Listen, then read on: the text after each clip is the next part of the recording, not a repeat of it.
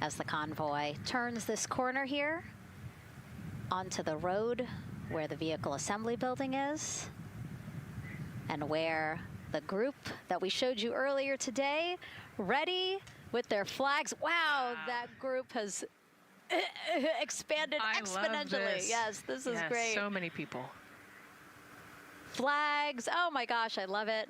Oh, this must feel so special to the crew to see all of these people here to wish them well. Yes, this is heartwarming. Look at how many people there are. Everyone is so excited about this mission. Signs, people have made signs. I feel like the Astrovan has slowed down a little bit, you know, to really take in the moment. Wow. That's amazing there. Again, crowds continue going as we are now passing the historic vehicle assembly building. This is where the Space Launch System rocket was assembled and stacked with Orion. Its history, of course, goes back to the Apollo days, but today it is home to the Artemis missions to the moon and beyond. Gosh, still people lining the route. Yep. I love that. I do too. It leaves me kind of speechless, you know, just to see all the support, all of the people who want to know that they're thinking of them, they're with them, and the fact that this crew specifically has always said we are going for all by all. This must be really special to them. Yes, and that's just here on Kennedy Space Center. Imagine the rest of Florida right now. Yep. Mission specialist Christina Koch, who holds the record for the most consecutive days in space by a woman. Let's take a look at what she has to say about this mission. I tell a story, which is one that my dad told me before the Apollo missions when he was just a very little boy. He was looking up at the moon with his mom, and his mom said to him, "Don't worry, Ronnie, we'll never get there." Fast forward maybe 70 years later, it's his daughter that's actually going there. And I think that long arc is something that we can all learn from. The idea that the seemingly impossible becomes possible if you just believe in it and are willing to work hard and come together to achieve it. My name is Christina Koch, and I'm a mission specialist for NASA's Artemis II mission around the moon. When I look back at my dreams as a kid, I definitely never thought I would actually get here. I was very pragmatic. Even though I'm a dreamer, I knew that the odds were way against me again. And so I might as well do something I'm loving in the meantime. I definitely loved science and math in school and, you know, did pretty well in those things, but I also loved being active. I was always outside. I loved things that made me feel small. I loved looking at the night sky, oftentimes between the pine tree branches, or I loved the ocean. North Carolina also has mountains, and when we would go there, I just loved the vastness of all of those things. I loved how they made me feel and what they made me think about, and the vastness of the universe and how much out there was to learn.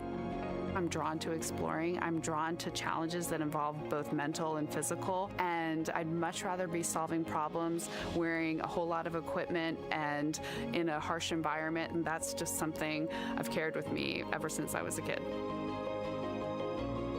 Thinking about the fears or challenges that I've had to overcome, there are just so many. I mean, basically, that has been the journey. I always say to people, do what scares you, and that means I have to follow my own advice. So doing what scares me meant getting on a plane and going to the Antarctic, getting on a plane and going to study abroad in Ghana, applying to become an astronaut, opening the EVA hatch in the airlock and going out of it into the darkness, strapping myself onto a rocket.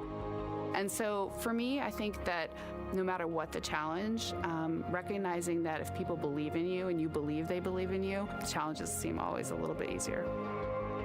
To me, the moon, it represents history. It is a witness plate. Everything that's ever happened to the moon is still written on the moon. Every single person has looked at the moon their entire lives. We see the same moon. That's something really special. It's just the epitome of a symbol of something that's in each of our hearts, but that's also represents exploration and reaching. And as we continue to watch the convoy, almost at the pad, mission specialist and first-time flyer, Canadian astronaut Jeremy Hansen.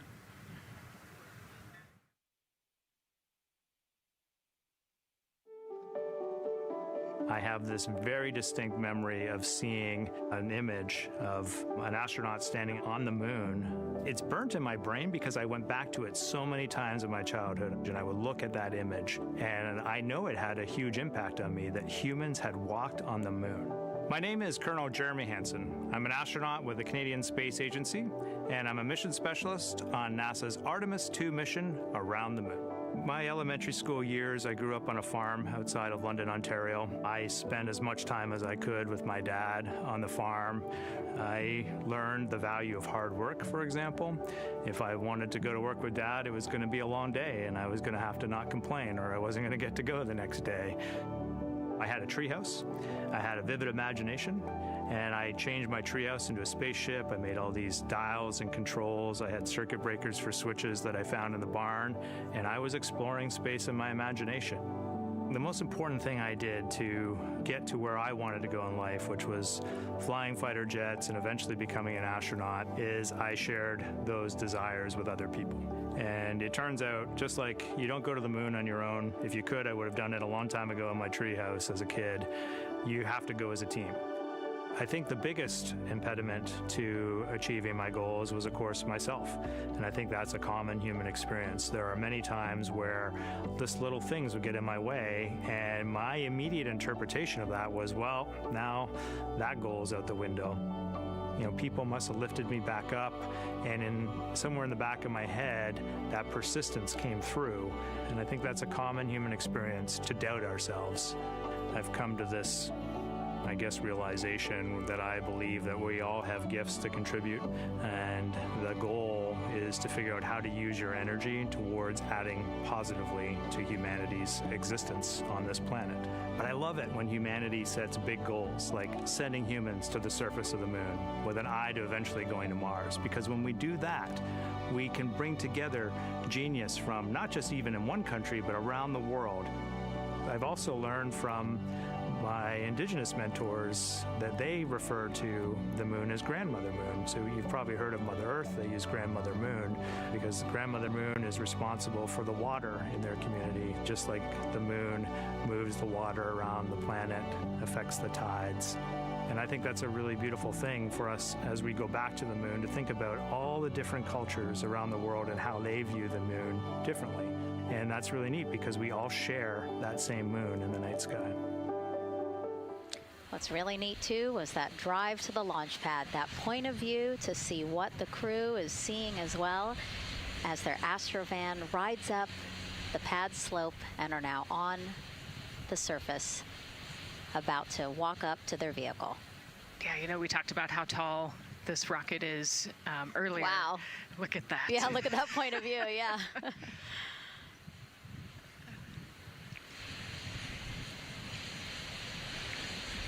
Pad 39B, another historic place here at Kennedy Space Center. Construction began in 1964, finished 3 years later.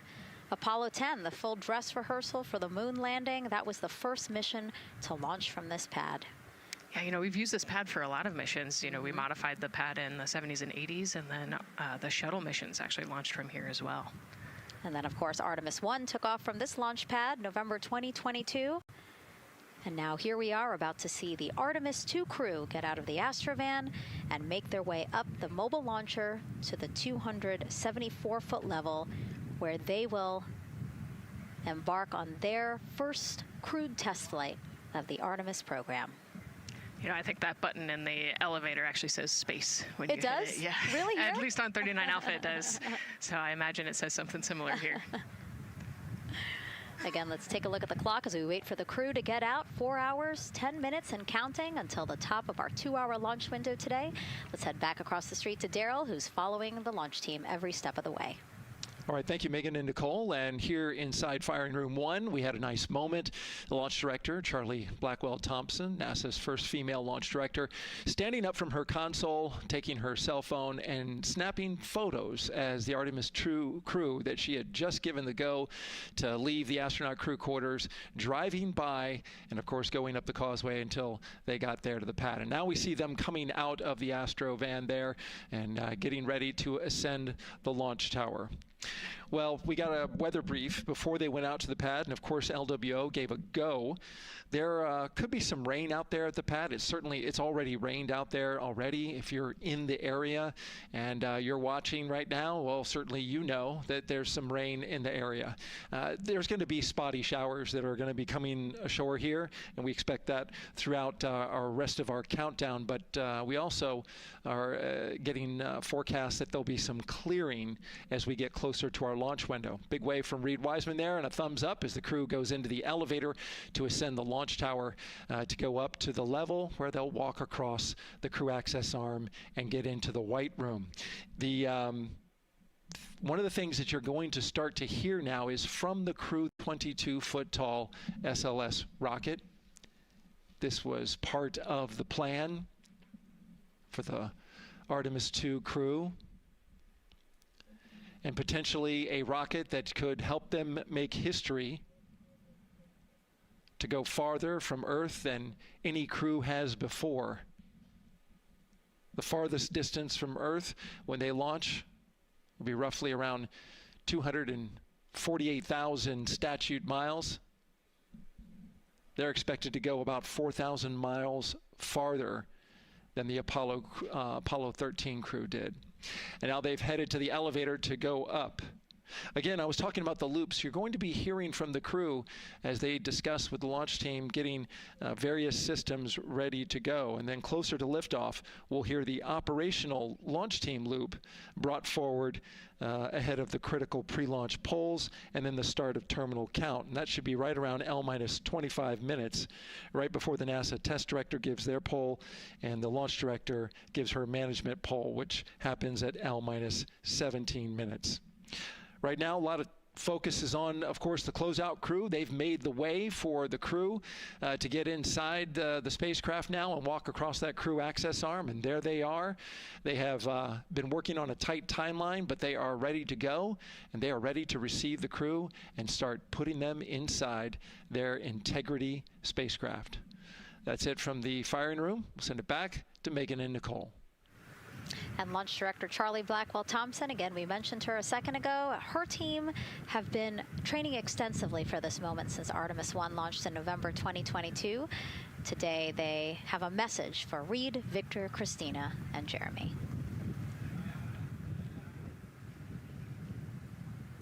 Today, you carry the work of thousands and the hopes of millions.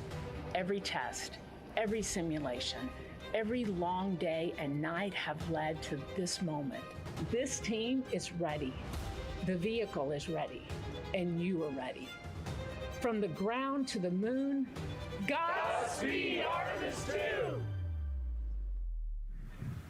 I love that. I just love seeing all of the people who have contributed to this mission and the fact that this is what they've been working for, and now it's culminating today. Yeah, thousands of people have worked on this mission, and we saw there from the launch team, but human spaceflight is like the ultimate team sport, is what I like to say, and that's just a great example of our team wishing our astronauts good luck.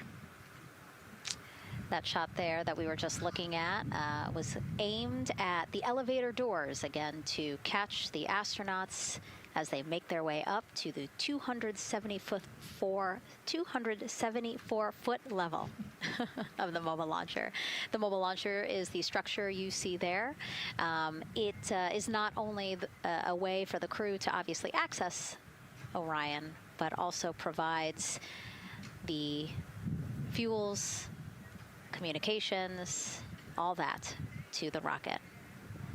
And now we're watching the crew walk across the crew access arm, getting a beautiful view of Kennedy Space Center. From 274 feet. Woo. Nicole laughs because Nicole is also, like Reid, does not like heights. I do not like how open that crew access arm is. But Reid made it across, so that's good news. It looks like they really enjoyed it. You know, they didn't just walk straight past. Christina and Victor, we definitely saw. Some thumbs up there, looking out, yep, that crew access arm. And then Reid, he knows where that camera is.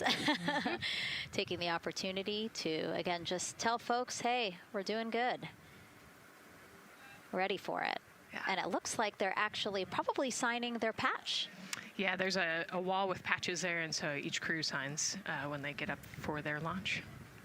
And so this is probably actually the first time a crew is doing this in the White Room of Launch Pad 39B. Don't quote me on that, but I think the signing started with the commercial crew program. So there's a lot of that in the White Room over at 39A. But again, this is 39B. Yep.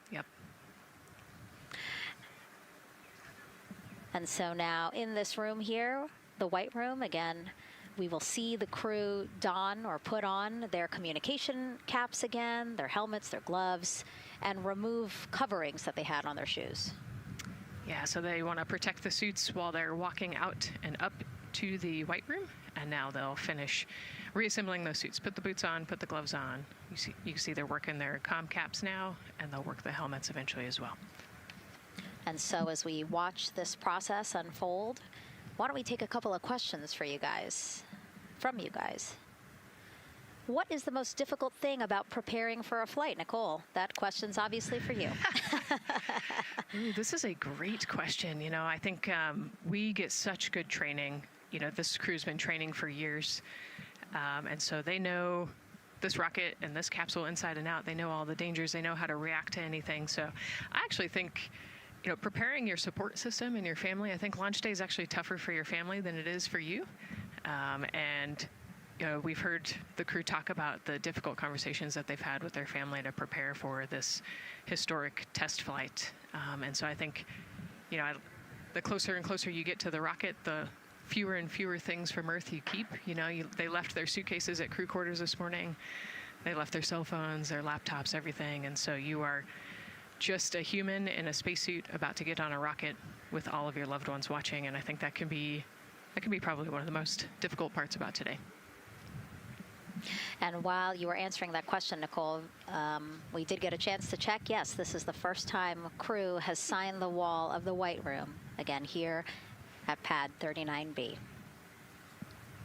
Let's take another social question now. All launch windows happen to be in the evening. How come? Obviously referring to the April opportunities specific to Artemis II. Right. You know, this is a complicated answer. I don't know that I would have the exact mechanics behind it, but it has a lot to do with orbital mechanics and where we are in terms of the Earth and the Moon relationship. And, you know, like we said, we're trying to get on that free return trajectory. And so it has a lot to do with when we can do the perigee and apogee raised burns and the translunar injection. So there's a lot of math that goes behind these launch windows and why they shift and move and why we just so happen to be in the evening for the April launch windows. Yep. You did answer it well. All right. And before we asked you guys a question, who would you take to the moon with you? Would that be a bestie, a pet, family member, or seasoned astronaut? Overwhelmingly seasoned astronaut. So, Nicole, you and I are going to the moon. Was that your answer as well? That was totally my answer. Again, like I thought my husband would not like that answer because he'd want to come along too. But I think if asked, he would also say seasoned astronaut. So that's fair. You know, like we said, there's a lot of training that goes behind it. These guys can react to anything that comes their way. And so, yeah, if you don't have all that training, maybe you do want someone that's a little bit more experienced. Yep. So correct answer, everyone. And now we have another question for you. What do you want to know about living in Orion? What the crew eats, how the crew sleeps, how to fly the vehicle, or how free time is spent? Another great question. Ooh, yes, I'm excited to see what they say. Yeah, so head to NASA's Instagram or Twitch accounts to vote, and we'll share the results as soon as possible.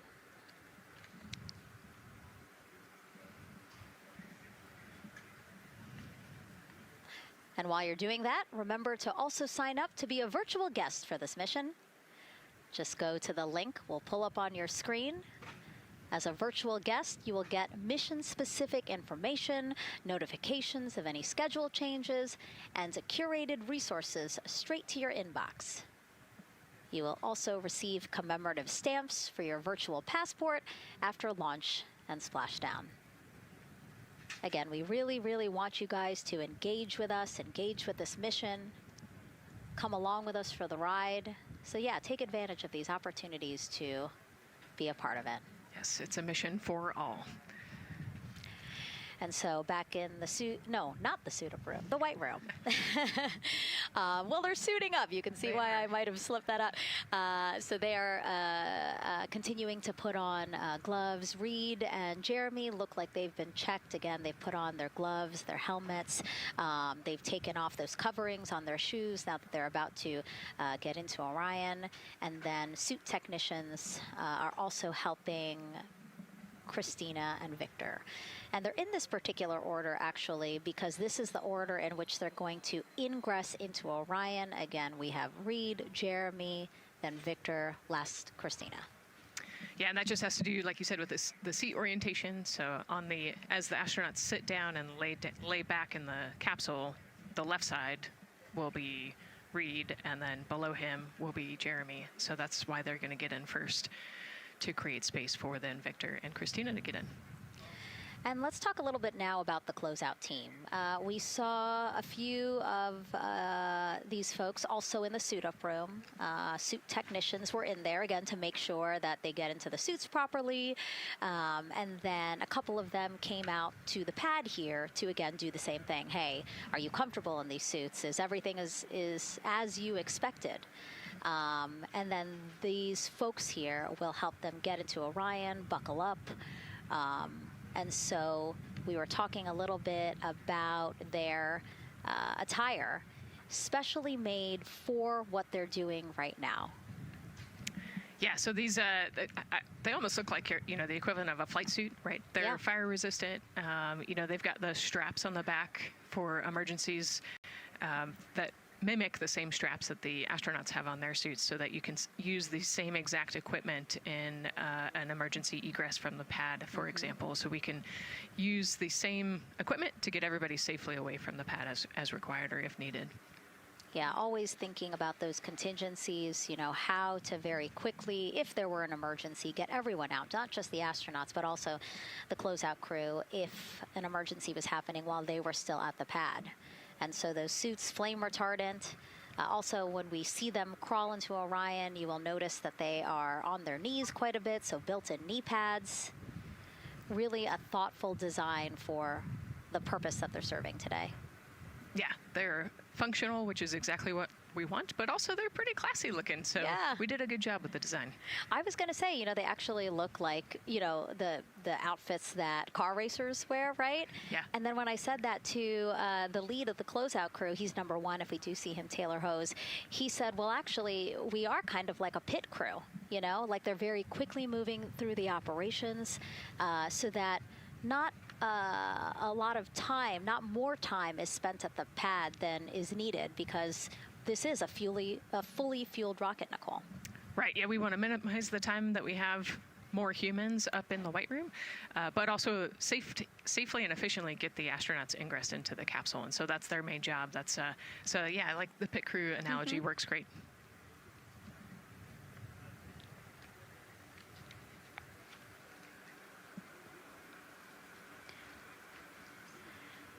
And so, Nicole, as we get ready to see them ingress, I know you'll be, again, an invaluable source as we talk through this part of the launch countdown, because you've been inside a mock-up of the Orion spacecraft. And I know that because you texted me a photo that you took, this selfie in the mock-up, and little did you know I was going to put it in this broadcast. Yeah, this was actually a really wonderful opportunity. Last week, our flight control team at Johnson Space Center hosted an open house of the Orion mock-up there in the space vehicle mock-up facility. And so I got to spend some time in the capsule with some of the flight controllers who are actually sitting on console right now and talk to them about everything inside the mock-up. So you can see I've got a bump cap on. It's like a small hard hat. There are a lot of metal corners and things, and we are still squishy humans at the end of the day. And so they want you to be careful while you're moving around in there. But I got to see, how the crew will ingress. I got to look at the umbilical and the seat straps, and I got to see, the emergency equipment and the stowage and the toilet. I got to see it all. Got to talk about everything. It was pretty cool. It was a really great time. Michael and Bruce were great with me. They They answered all of my questions.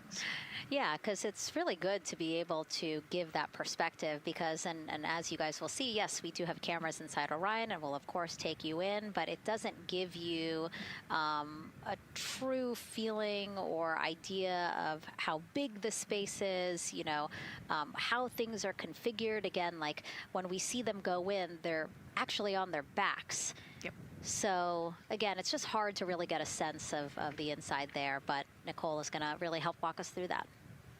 Yeah, you said they're on their backs and, you know, you have to somehow get there. And so they're actually going to almost barrel roll onto their shoulder to get onto their backs and their feet up on those leg rests. That actually, Andre's holding onto right there. You can see Andre number 2's inside getting everything ready for them. And actually, those leg rests for the pilot and commander seat will come off once they get into orbit to create some more space for them. And it looks like we're getting ready to ingress here. Yep, thumbs up from Reid. Everybody configured with their suits, and so in we go. They actually get inside by walking backwards. That's the easiest way to get in, right, Nicole? Yeah, so he will step down right over the flywheel or the exercise equipment that they've got in there. We'll talk to that in a second. And then you actually step down right on top of the toilet area backwards. You can see him going now. Oh, and he's already turned around and walking in. You can see Dre's protecting his helmet and his visor there from all that metal. Yeah. It's a tight squeeze. But they've done this a lot, so Reid's already all the way across the capsule. Yeah, that was fast. Impressive, Reid. Impressive. That's why you're the commander. Oh, a heart there from Jeremy again. Yep, Canada. Yeah. Canada is about to get into Orion. And so you mentioned Dre. Why don't we talk a little bit about him? So that was NASA astronaut Andre Douglas. And he is actually one of the backup crew members for the Artemis II mission. He trained alongside the primary crew and will step in and if any of the 3 astronauts are unable to fly. Yeah, Dre's actually a classmate of mine, so fellow fly. Oh, yeah, so we've worked very closely together. It's exciting to see him in this role. Yeah, Virginia native, selected as an astronaut candidate in December 2021. He completed his training in March 2024 and was subsequently named as the Artemis II backup crew member just months later in July. Before joining NASA, Andre worked at the Johns Hopkins University Applied Physics Laboratory, where he specialized in spacecraft systems engineering. His work focused on the systems that help spacecraft know where they are and how to get where they need to go. So obviously critical for missions to the moon. Yeah, he's a wicked smart guy. He's got like 15 degrees, I think, or something. Oh, my. So. And so now here we are back inside Orion, where the closeout crew, each one with either Reid or Jeremy. So it looks like Andre is with Reid. And this is a camera shot of behind Reid's head. So Reid, while Andre is buckling him in, that's a 5-point harness, Reid was configuring his control panel. Yeah, the displays. We're getting the displays ready so that they can monitor all of the systems and monitor the launch as they go. Christina there signing the wall.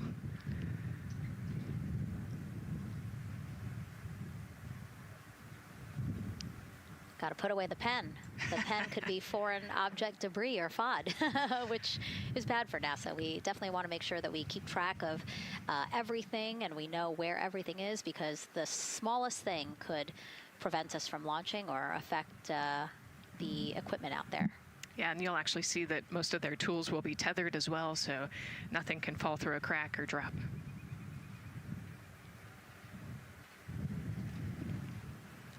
And so as soon as Jeremy and Reid are good to go in their seats and connected to their communication umbilicals, as Daryl had said before, we will start hearing the loops, the audio mission loops, specifically Orion to Earth 1, which is the communication loop that the crew communicate on to the different teams supporting launch today.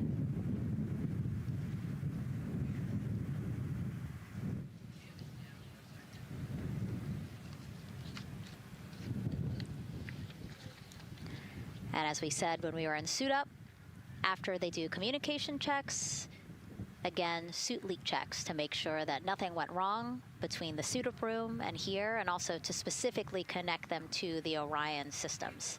Yes, this will be an integrated test with Orion and the suits to make sure the entire system is working and ready for flight. And so you'll notice Reid and when Victor sits down, Reid and Victor are the only ones with the display panels in front of them. Jeremy and Christina will actually share a personal computer device, and that will be on Jeremy's leg, and that's how they'll continue to follow along with telemetry and data. Yeah, it's actually pretty cool. This is one of the technology demos that we're doing, and so they're going to plug into the system, and it'll be a screen repeater on that that device for them, so that they can see what the pilot and commander are seeing. OTC ask, MS2 is online for contact. This is OTC. Repeat. MS2 ready for comm checks. The MS2 ready for comm checks. MS2, OTC Orion Earth 1, comm check. OTC, it's MS2. Have you loud and clear on 1. You're welcome, sir.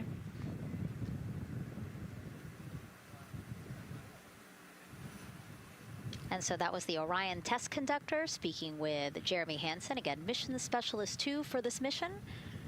So his communication check over, you heard him say 1, Orion to Earth 1, has been completed, a successful test.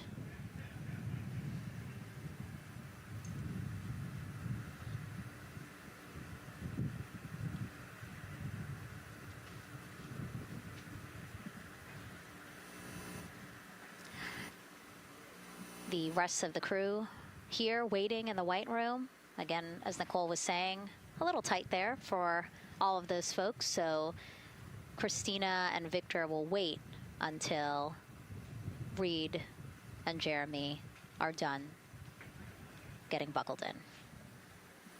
Yeah, I think 4 astronauts and 4 suit techs would be a tight fit in that capsule. Yeah, I mean, take a look at Bill. He's number 3 there, that the suit technician there. He is kneeling where Christina will be in order to get Jeremy situated.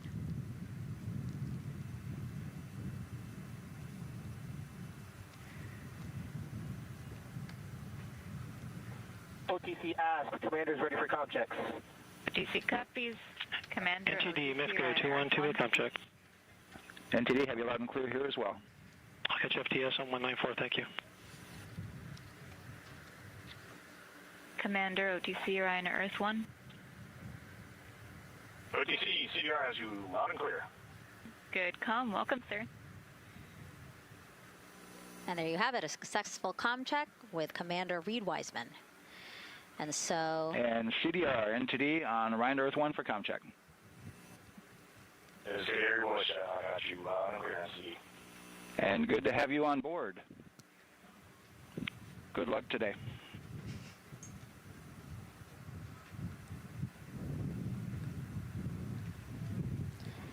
And so now these 2 closeout crew members will finish up what they're doing here. Again, Nicole, walk us through what is happening here. They're connecting umbilicals, is what we said. Yeah, they're strapping them in, so they're getting their restraints connected. It's a 5-point harness with a quick release, and then they're connecting the umbilical, which has 3 different, actually 4 different connections. So it's got the air in, air out, the water for cooling, and then the comm as well, the communication cable. So they're going to make sure that all of those connections are good to go, make sure the crew's receiving the cooling and the air, and then we heard the comm check as well. So they're just making sure the umbilical connection was good to go, getting them strapped in and ready, and then they will move on to Victor and Christina. And so while we wait for that to happen, why don't we get another check of the launch countdown milestones with Daryl and the launch team.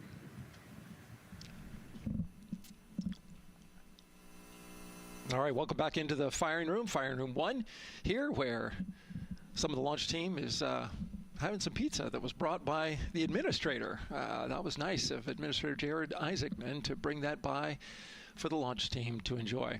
We're L-minus 3 hours and 44 minutes and counting as you can see the crew ingressing into the spacecraft. There are a number of things that are happening on the timeline. Of course, the closeout crew, they liken themselves to like an F1 pit crew, working quickly, methodically, carefully, as they go through their procedures to get the astronauts ingressed. Overall, there's a little bit of timeline pressure, right? There's only a certain amount of time, as you see the astronauts going into Orion, only a certain amount of time that they can spend on their backs. They will be there for a few hours, right? So we're sitting at 2:40 p.m. Eastern time, and the window opens at 6:24 p.m. Eastern time and runs until 8:24 p.m. Eastern time. So 4 or 5 hours or more on their backs, and then they'll hopefully lift off for a launch. So of course the crew is mindful at the time. They don't want to slip into the window if they don't have to, and so they're keeping a tight lock on the margin, the amount of time that they're working there. And there's a heart from Christina Koch. Great to see that as she gets ready to get into the Orion spacecraft, one that they named Integrity. It certainly fits this crew from what I've observed. Now, right now, the rocket's tanks, they're in what's called replenish mode. So another factor for this closeout crew is, and the crew themselves, this is a fully tanked, almost ready to go rocket. It's got all the propellant it needs to go to the moon. It's just a matter of getting the astronauts in, getting them configured, and getting all the systems, the high energy systems, bringing them all online in order to launch this rocket. As they sit there, there is propellant boil off that's happening. All tanks are at 100%, but the propellant, which is liquid oxygen and liquid hydrogen, those two propellants are minus 423 for hydrogen and minus 297 for the liquid oxygen. They are boiling right now. They've been boiling the entire time when they've been in the tank. And that is vented out, as you can see. When we look to a wider shot of the rocket, you can see the venting and the little wisp of clouds that are coming out from the top of the rocket in the middle part of the rocket. And that is because just like you boil water on your stove, those propellants are boiling. Of course, their boiling point is much lower than water, and so it doesn't take much for them to boil. But just as if you were to leave your pot of water on the stove and just leave it there, what would happen? Well, it would completely boil off, and all the water would be gone. Basically turned into water vapor inside your house. Well, it's the same case here. So we are continually replenishing the rocket with propellant, liquid hydrogen and oxygen, running from those propellant lines that you see there going into the rocket. So that continues to go well. Overall look from the launch team here, this has been a very smooth countdown so far. The cryo tanking went exceptionally well, and the launch team is really in a good mood right now. Cautiously optimistic, understanding that with a system this complex, you can have something unexpected happen. But to this point, the firing room is really encouraged by what they've seen so far, and are especially excited to see these astronauts getting inside the spacecraft. L-minus 3 hours and 40 minutes and counting until we open up that window for launch. For now, we'll send it back to Megan and Nicole. Thank you, Daryl. And, he mentioned that the crew decided to name Orion Integrity, and it was not something they came to easily. They really wanted to put in a lot of thought, and what they came down to is integrity is a value that NASA embodies, and also individually they felt like integrity is something that speaks powerfully to them. Yeah, and I think the other part of integrity, it just represents the humility and the professionalism behind the entire team that built this rocket and got us here today. And so it's a fitting name for this capsule. Yeah, like I said, I think the crew said it took them a little bit to decide on what they wanted, but I think they made the perfect choice. I agree. And so as the countdown to launch continues, we are reminded that this is an agency-wide effort to make today's launch attempt possible. We invited people across our NASA family to wish our crew a safe journey. Go Team Artemis! Go Team Artemis! 3, 2, 1, blast off! Have a great flight. Godspeed. We'll get you around the moon and home. If I had a message for the crew, be safe, to have fun, to remember that we're all down here rooting for them. I want to wish my friend and former student, Victor Glover, and the entire Artemis team best wishes and a successful flight. Have fun.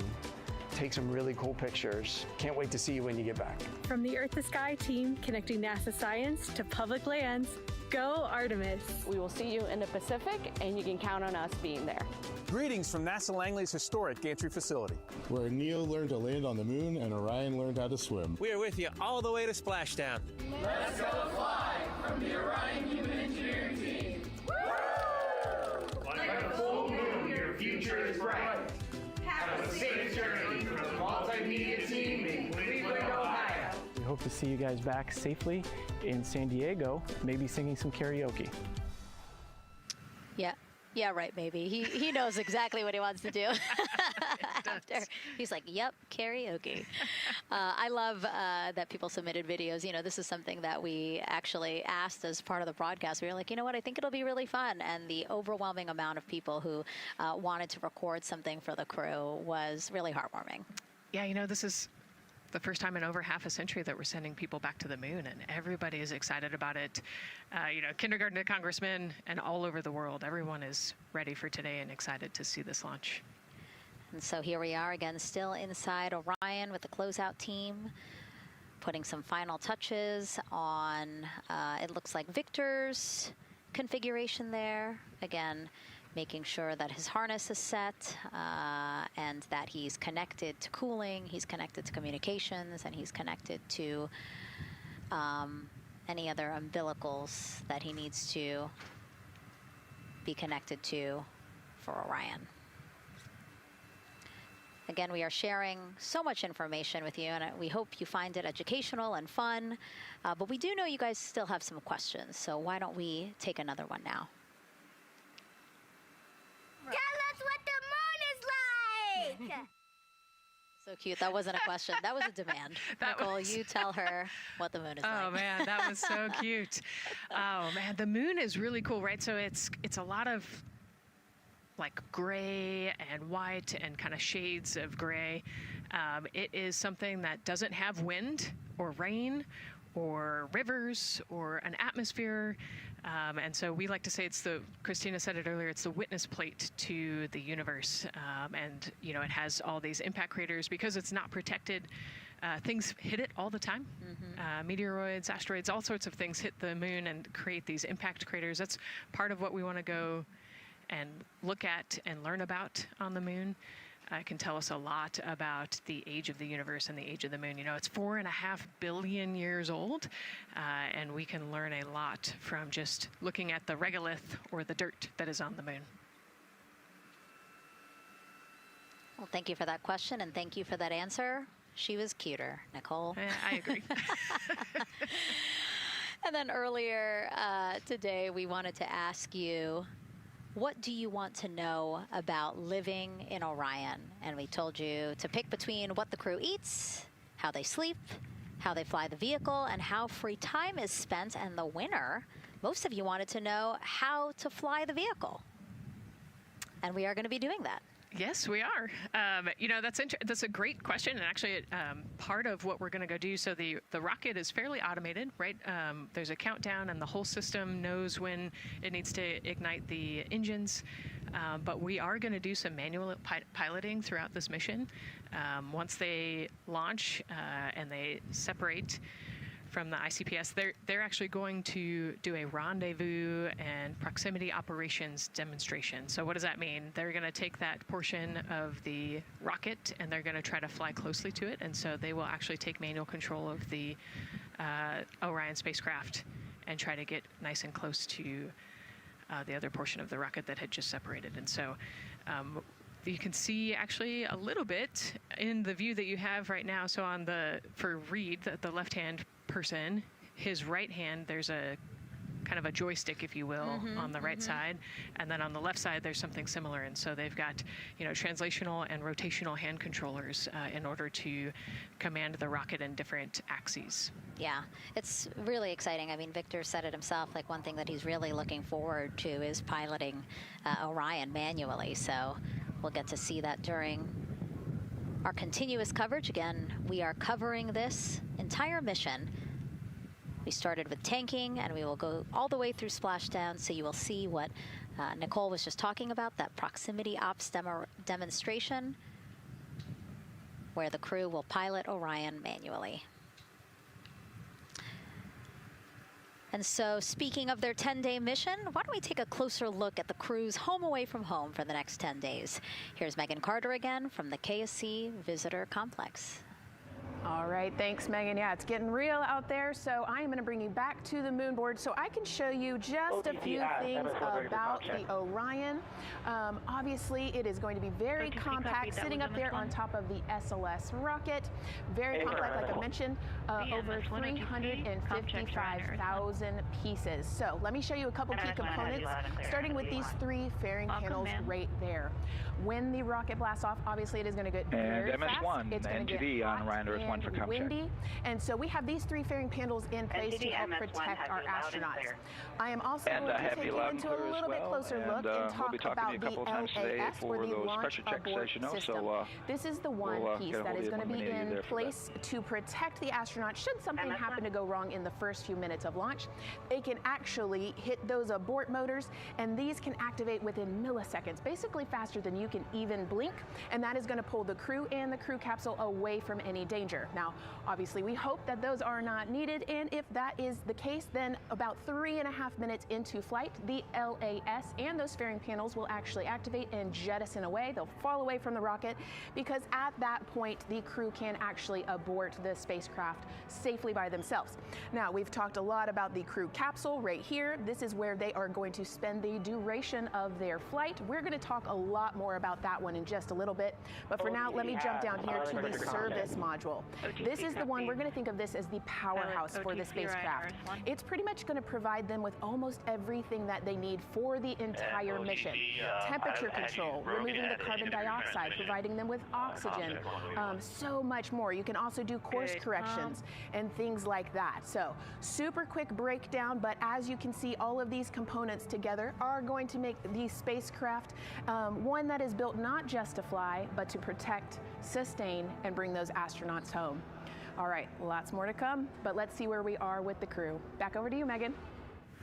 Hey, thanks so much, Megan. A lot of useful information there. And we did want to point out that you did hear over and PLT, NTD on Orion Earth 1 for ComCheck. NTD PLT, I have you loud and clear on OE1. And I have you the same. Welcome aboard. And so, again, we are now hearing mission audio loops, specifically the Orion to Earth 1 loop, the communication channel for the crew. Successful comm checks by both Victor and Christina. CDR, OTC Orion to Earth 1. CDR. Yes, sir. Configure ARS to shoot mode per EPROC 10.1.1. Crew ingress and vehicle pre-launch config, step 1. 10.1.1 crew ingress and vehicle pre-launch config, step 1. Going in work now. And so see, now we are privy to some of the countdown procedures that the team is asking for the crew to do. Yeah, so they're going to work through some of these procedures and finish the ingress portion, as you heard in that procedure. So this is where the crew is going to start building their nest, if you will, running some procedures, getting the capsule ready for humans to be on board. And now look at the clock, 3 hours, 30 minutes and counting until the opening of our 2-hour launch window, and we are pretty good on time. We are as we are expecting in terms of when ingress will be wrapping up soon.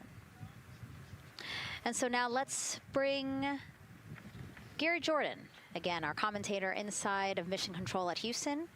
Gary, let's check in with you about mission preparations. Hey, Megan, thank you. Yes, we're following along here in Mission Control Houston. OTC copies. And we'll stand by for those comm checks.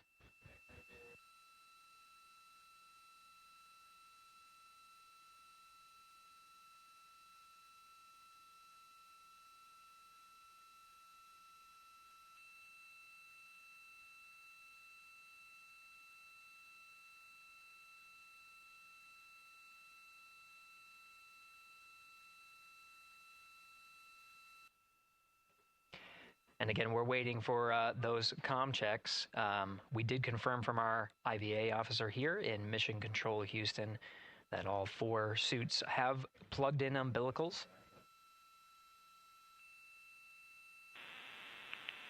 And CDR, NTD. Go ahead, NTD. Yeah, Reid, we're ready to proceed with the voice checks if you and everyone else is.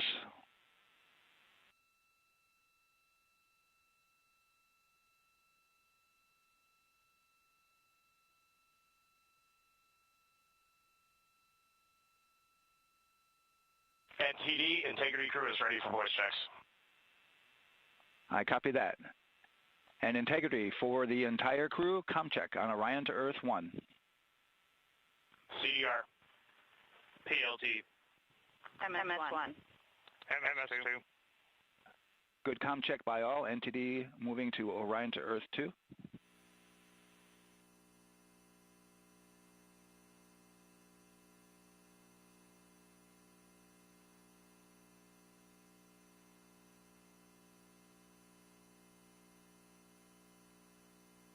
CDR. PLT. MS1. MS2.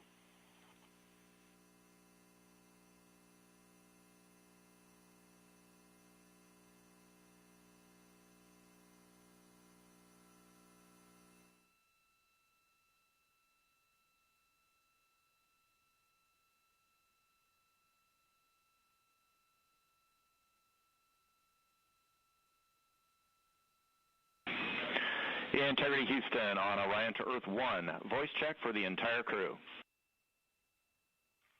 CDR. PLT. MS1. MS2.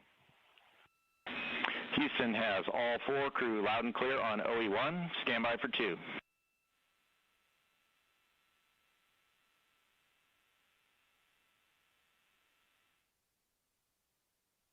Your initial word was broken.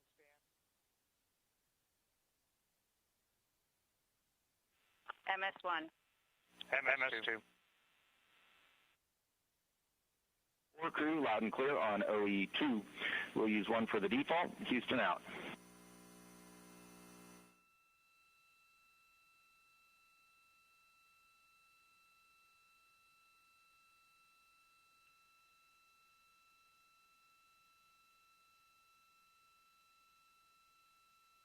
And CDR, NTD?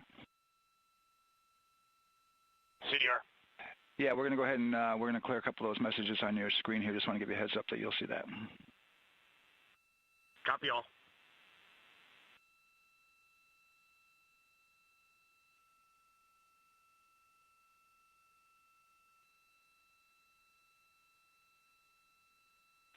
CDR, OTC, Orion to Earth 1. CDR. Yes, sir. Perform crew suit leak checks per 10.1.1. Crew ingress and vehicle pre-launch config steps 2 through 4. Annunciation of LCC O-ARS-001 will occur. 10.1.1 crew ingress and vehicle pre-launch config steps 2 through 4 going in work now.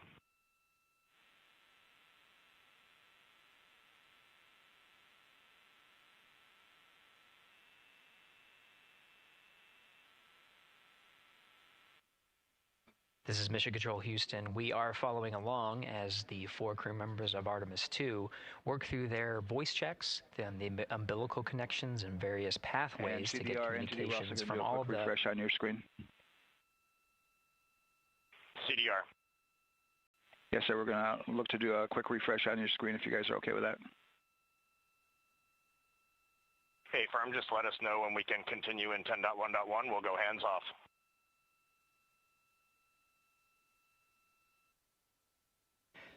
(10.1.1) referring to the procedures that they have through the various phases of ingress and some of the checkouts needed to prepare for today's launch.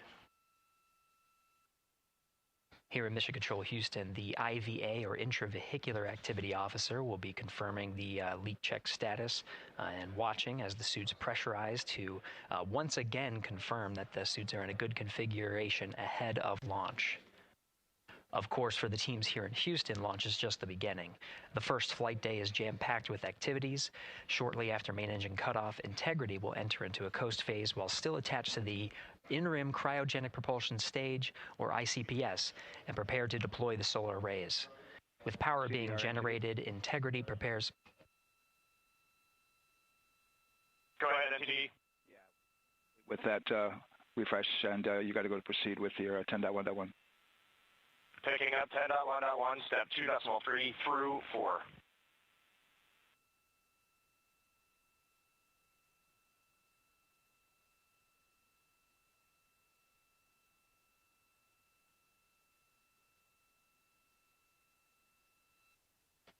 Picking up the procedures, the crew again working through the various steps to prepare for launch, standing by for seat.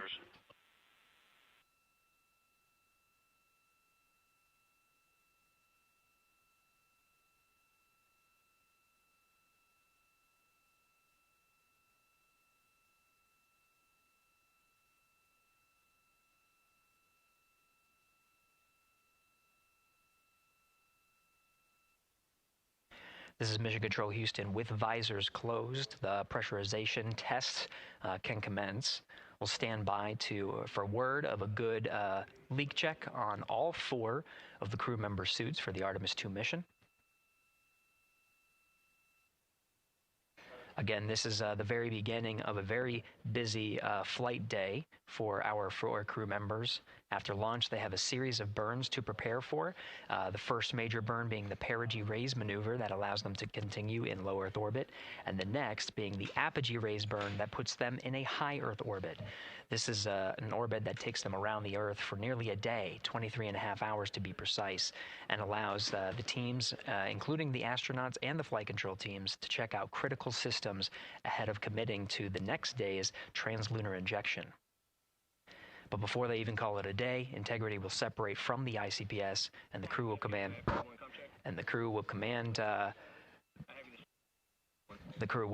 Command the Orion capsule to separate from the ICPS and turn around and approach the upper stage, but not dock. This is to test Orion's in-space maneuvering capabilities and provide further confidence in docking to another lunar space vehicle like the Human Landing System that will be part of the Artemis III mission ahead of future moon landings.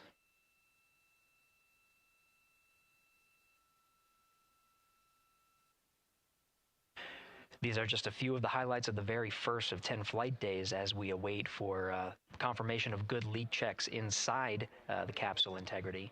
And there's a lot more to this mission. A reminder that this is, of course, a test flight. The purpose here is to demonstrate procedures, systems, and life inside Orion on a mission around the moon for the first time, and give further confidence in the capabilities that are charting a return to the lunar surface.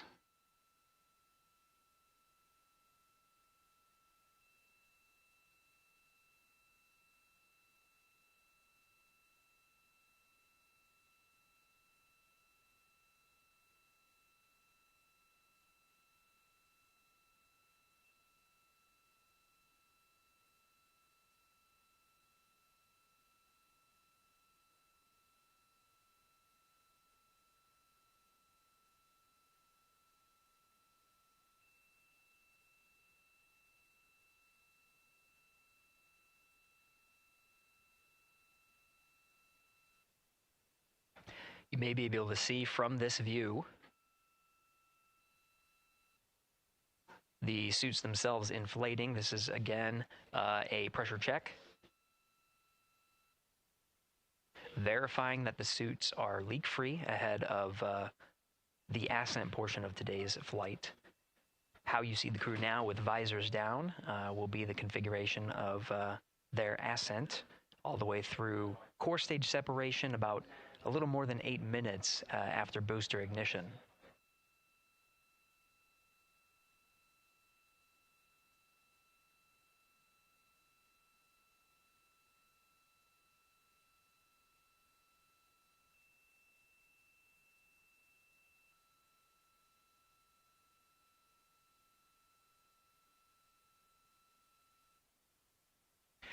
All right, here in Mission Control Houston, we are continuing to follow along, standing by for confirmation of good leak checks. In the meantime, there are no showstoppers here in Mission Control Houston, and we continue to monitor the countdown to launch. Megan, we'll send it back to you over at the Space Coast. Hey, Gary, thank you so much. Yeah, as we wait for confirmation of a successful leak check for all 4 astronauts, why don't we go back to Daryl, again, who has been following along with the launch countdown as we inch closer to the opening of our 2-hour launch window. All right, thank you, Megan. And yes, getting some good communication. It's great to hear from the crew inside, even though it is as simple as a comm check. It's really good to hear their voices as they move through those various comm checks and then get ready for their suit leak checks. Fantastic views inside Orion that you're looking at now. Give you an update on the weather outside. We're still 80% go for our 2-hour launch window, which starts at 6:24 p.m. Eastern Time and closes at 8:24 p.m. Eastern Time. That's the good news. The bad news is that we've got some rain showers that are starting to head in. Looks like it may miss the pad. Wouldn't matter if it rained on it or not, though. It's received some rain earlier today. Water isn't going to hurt anything out there at this point. But the rest of the area might be getting a little bit wet, which may include the hostess, so keep an eye out for that.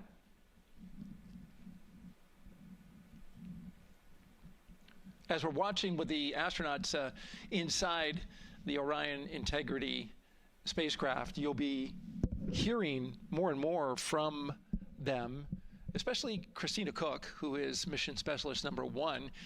She not only is going to be making history. All crew, visors open, suit loop leak check complete. OTC. Okay, there you heard the suit leak check complete. They check those suits for leaks in astronaut crew quarters. They check them again inside the spacecraft. As you can see, the closeout crew, our astronaut support person moving around, turned off the camera, and so now we're looking from outside the Orion spacecraft looking towards, oh no, let's see, get oriented here. Well, there we go. Back inside, we've got the view. But basically what I was saying about Christina Koch is that she will have the role of reading. CM is ready for closeout, performing video sweep using drag-on camera. OTC.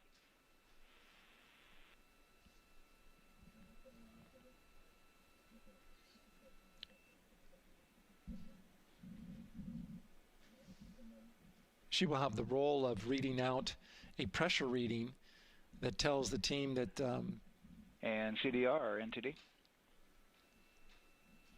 Go ahead, NTD. Yeah, we're going to do another cleanup on those suit leak check messages that we got from since we're done with that now. Integrity copies. Yeah.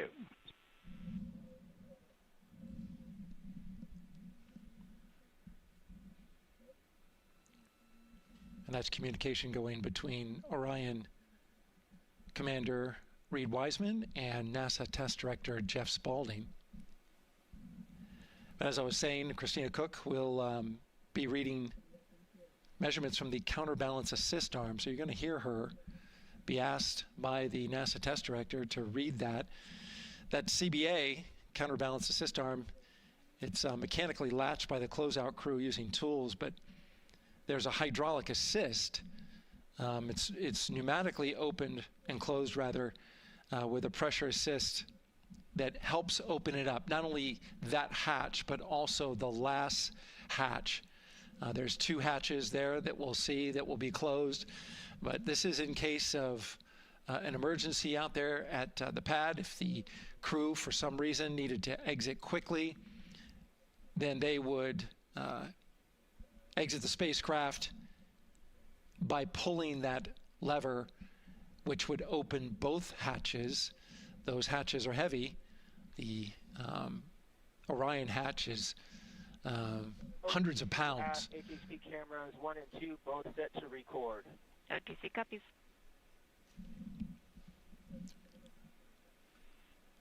And just an update on the launch countdown, continuing to monitor the team's communications here in Firing Room 1. Everything going really smoothly so far. We don't have any significant open constraints to launch at this time, so we continue counting down. And for now, we'll send it back to the host desk with Megan and Nicole. Thank you so much, Daryl. And so we heard some of the communications over Orion to Earth 1, and it sounds like we are now moving into the hatch prep and closure phase. We will now start to see the closeout crew getting out of Orion soon so that they can start getting ready to, again, close up Orion, close the 2 hatches, and then get out of the pad.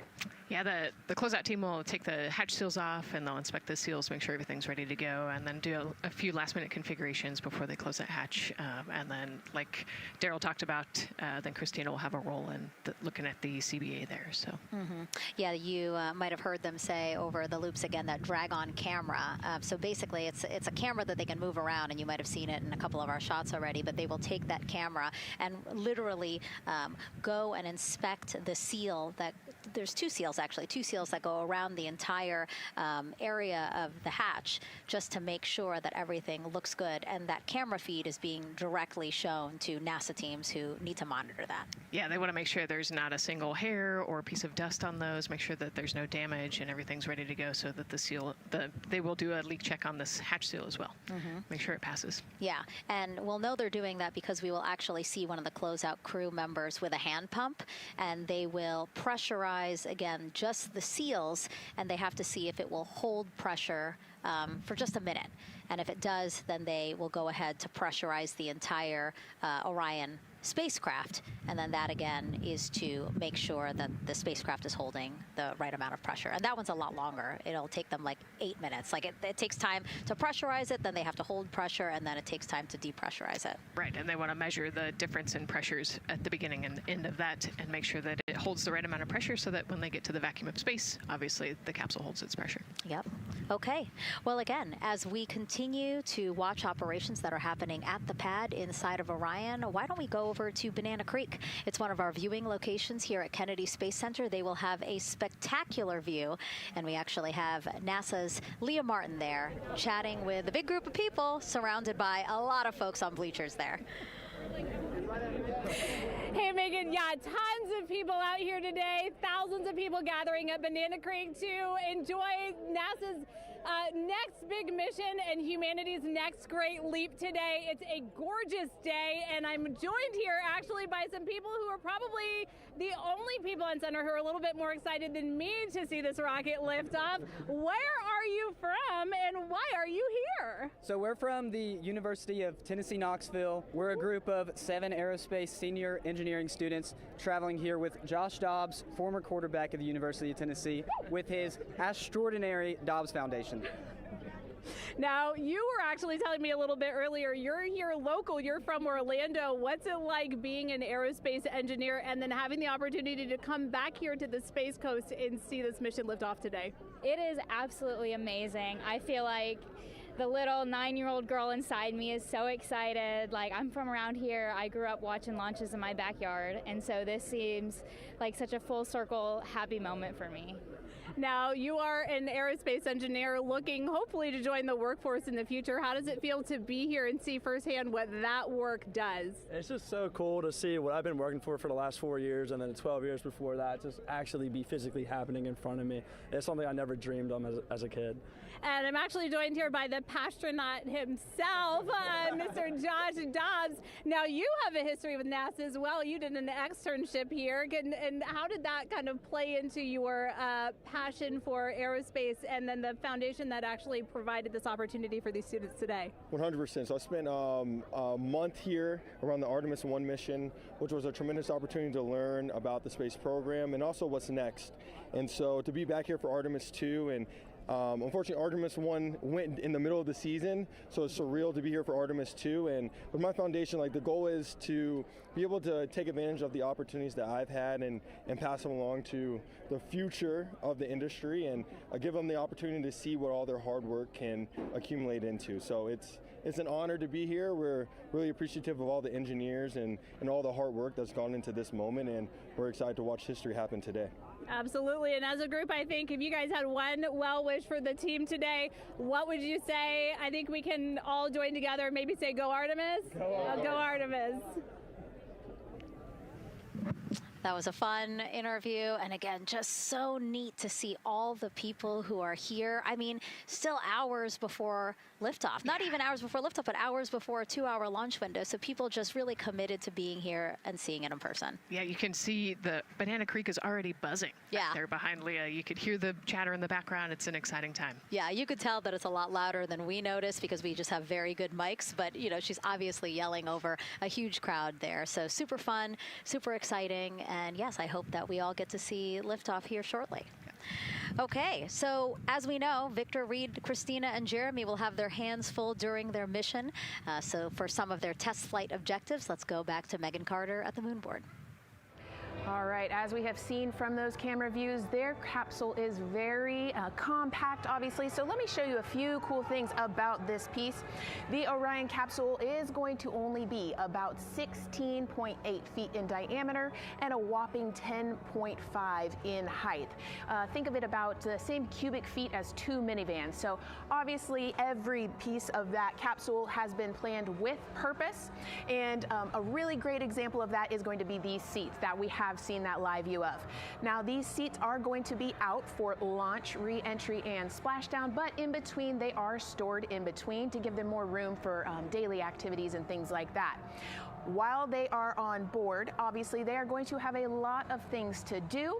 One of those is going to be to manually fly Orion, as we've discussed, but they also have several other objectives as well. And they are going to be doing lots of system checkouts, checking out the service module, making sure everything is working correctly.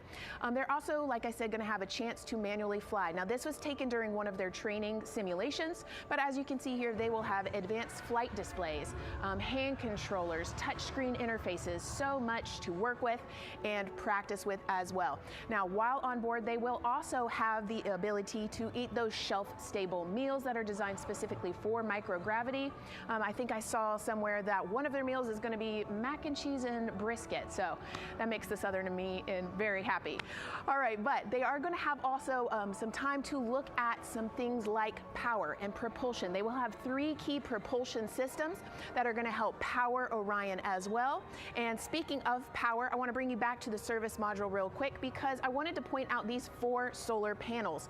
These are going to take about 18 minutes to unfold like giant wings, and they're going to stretch 62 feet from end to end, and these are going to help power the service module and in turn provide what the crew needs for their journey.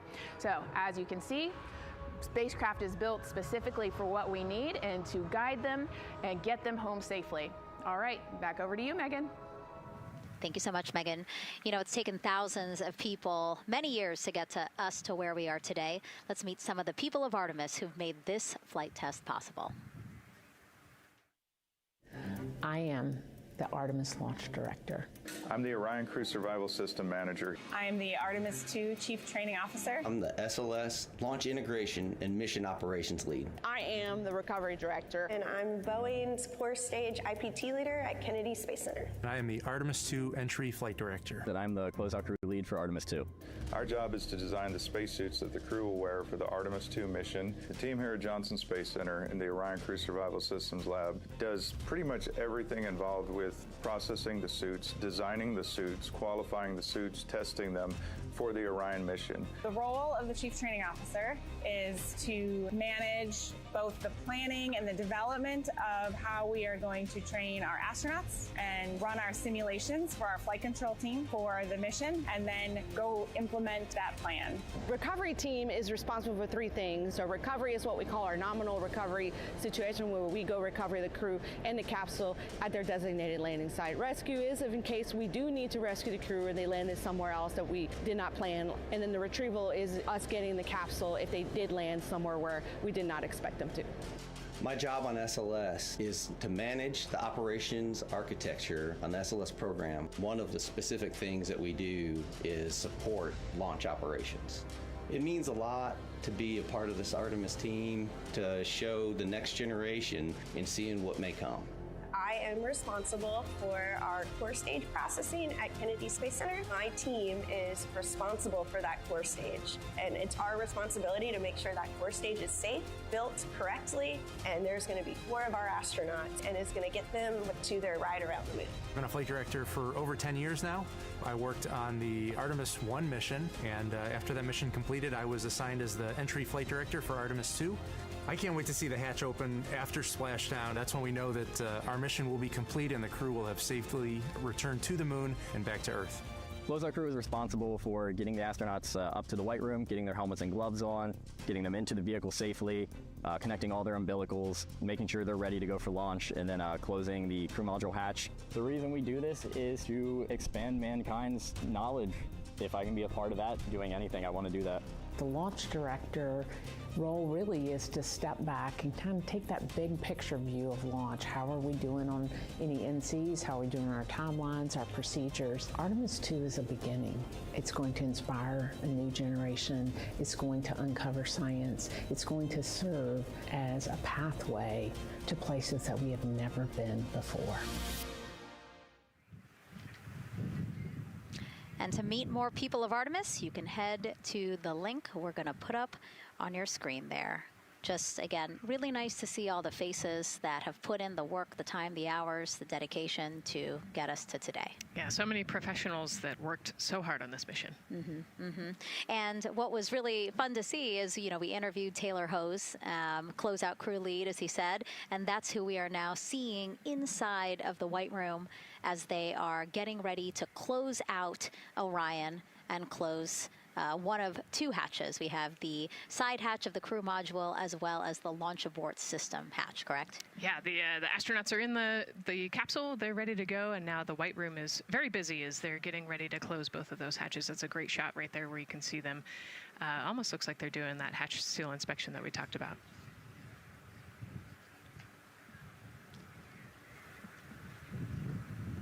And so, Nicole, as we continue to see them get ready to close that smaller hatch, again, the crew module side hatch, let's take some questions now. Sounds good. A lot has changed since Apollo, and I have a few questions about what's next. What part of the moon are we exploring through Artemis, and what are some of the key points that NASA needs to consider when planning missions like this? Were you expecting to see Scarlett Johansson? I think that took you. Yeah, I mean, took you aback. We've talked about this, but everybody has an interest in this mission. You know, it's humanity trying to explore and go back to the moon. And I love this question. You know, what part of the moon are we going to? You know, eventually we want to get to the polar regions, the South Pole specifically. We think that there are volatiles there, so water ice, something that can be harnessed as a resource as we create the permanent base on the moon and then try to get onto Mars. But getting to the moon is a tricky mission. You know, we're going further than we have in a long time, and you know, on the International Space Station we're 250 miles from the Earth, and so we're pretty close. We resupply that spacecraft pretty often with cargo missions, but the further and further you get away from Earth, the more you have to think about the lack of cargo, the comm delay. You know, there's a communication delay the further away you get, and so there are different and unique problems as we continue to explore further and further out into the solar system. And there is so much to learn about the moon, so it's no surprise that yes, even though our goal is to to have a moon base at the lunar South Pole. The lunar South Pole is not the main focus of this lunar flyby. So instead, the crew is going to be focused on observing the far side of the moon. So this is actually an animation of what teams expect the moon to look like if the crew launches today. So this is, of course, the side that faces the moon, and this is the far side of the moon, which when, again, the crew does their lunar flyby on flight day 6, we are expecting this will be their view. What an amazing view and an opportunity. Yeah, you know, there's so much to learn from this particular mission, because obviously we're not landing with this mission. And so they actually potentially could see the South Pole and kind of scope out what our landing regions look like in the context of the entire moon. But also they're going to see parts of the lunar surface that have never been seen before by the human eye. And so they're going to take these detailed notes. They're going to record themselves talking about what they see. You know, we do a ton of geology training as astronauts, especially this Artemis II crew. They did a ton of geology training working with scientists to learn how to pick out the unique portions that we want to go study. You know, what is the context of the moon? What parts of the moon look interesting and look different? You know, the impact craters that we talked about earlier. So really trying to take all the pictures, take all the observations, write down, talk about their observations, and record as much data as we possibly can for the researchers back here on Earth. Yeah, it's so important to, yes, we're all talking about what they hope to do during this 10-day mission, but you really do have to think about all the training that goes into this. I mean, you have 4 crew members who won't, you know, have the support the way that they've been having this. I mean, they'll be talking through communications, but you know what I mean? It's just them and the moon, right? So they need to be fully aware and equipped with everything that they'll need to do to be able to accomplish the objectives that we hope to accomplish during this mission. Right, and their specific flyby around the moon, you know, the lighting will be different and the path will be different depending on when we launch. If we launch today, it would be different from tomorrow. And so, you know, they actually had to learn the geography of the moon so that they can orient themselves when they're on the backside of the moon, because they're not going to have communication. You know, they're going to have a, I think, 45+ minute comm blackout while they're, while they're on the far side of the moon. And so they themselves have to know what things look like on the moon, how to orient themselves, and how to get the data that we're looking for. Yeah, really ambitious mission. Excited to be here at the start of it. All right, so another check of the clock, 2 hours, 57 minutes and counting to the opening of our 2-hour launch window for Artemis II. This pivotal test flight comes 250 years after America began its journey as a nation.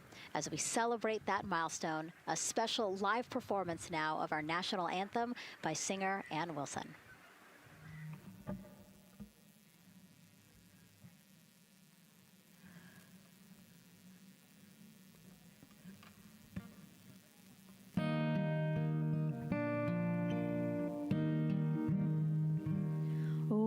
Say, can you see by the dawn's early light what so proudly we held at the twilight's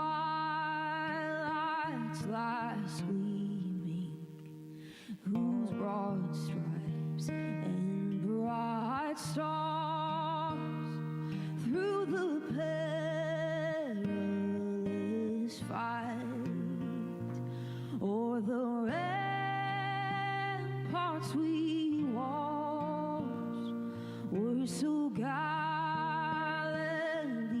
streaming, and the rocket's red glare, the bombs bursting in air, gave proof through the night that our flag was still there.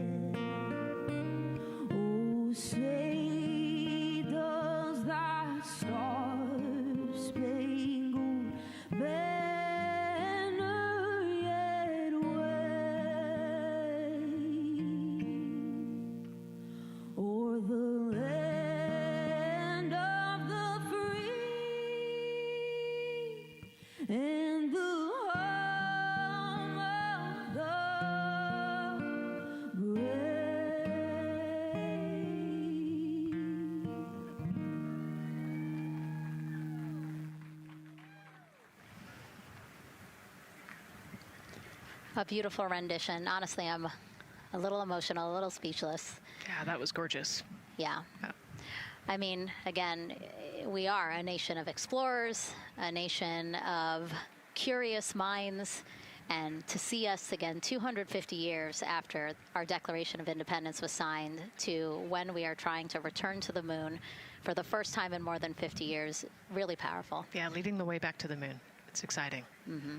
And that's so important to us. You know, we do want to be the leaders in exploration, but we definitely know we can't do that alone. You know, we often hear NASA leadership say that, you know, this is not something one nation can do. This is something that is a collaboration of nations, and that's why we have European countries. We also have Canada, again, joining us on this ambitious test flight. Yeah, of course, you know, it goes back to the old proverb, if you want to go fast, you go alone. If you want to go far, you go together. And we want to go far. We want to get onto Mars eventually, and so we're going to get to the moon first, and you can't do that alone. So thank you again, singer Ann Wilson, for that beautiful rendition, again reminding us of what it is we are trying to accomplish for all, by all. We are now back inside the White Room with the closeout crew. Again, backup astronaut Andre Douglas, number 2 there, just outside in the White Room, which is right outside Orion there, with the crew seated comfortably inside. As you can see, they've dimmed the lights a little bit. The crew has the opportunity to set the ambiance, if you will. They were given the opportunity to adjust the lighting as they see fit, again, just so that they can get comfortable. It's kind of like when we are on a plane and you get the opportunity to... Sure, yeah, you don't want the bright lights in your eyes. Also, you want to be able to see the screens well, or see the, you know, the tablet on Jeremy's knee well, so they're going to adjust the lighting to what makes sense for the mission. And we saw in that very quick shot there, our best camera view of the 2 hatches is actually that drag-on camera, like we were saying, that kind of moves around. So sometimes it's hard to show that. So there you have it. You can see that the closeout crew has closed the side hatch. And so right now, that's a panel that they have to close out in order to then close the next hatch, which is the launch abort system hatch. And so, Nicole, can you just quickly, again, talk to people about the 2 hatches, again, crew module first, and then the launch abort system hatch? Yeah, so the crew module hatch is the one they're working on right now. They just got closed. You can see he's torquing those bolts down. And that is the hatch that completes the Orion capsule. And then you have the launch abort system, which actually is kind of almost a shell that goes around the capsule and holds onto the capsule during launch. And it has its own separate engines that can pull the capsule away from the rocket safely in the case of an off-nominal data point. So it's actually looking at roll rates and attitude and thrust and all sorts of different data in order to make sure the launch is safe. And if it's not, then the launch abort system will pull the crew module away and get them into a splashdown zone safely.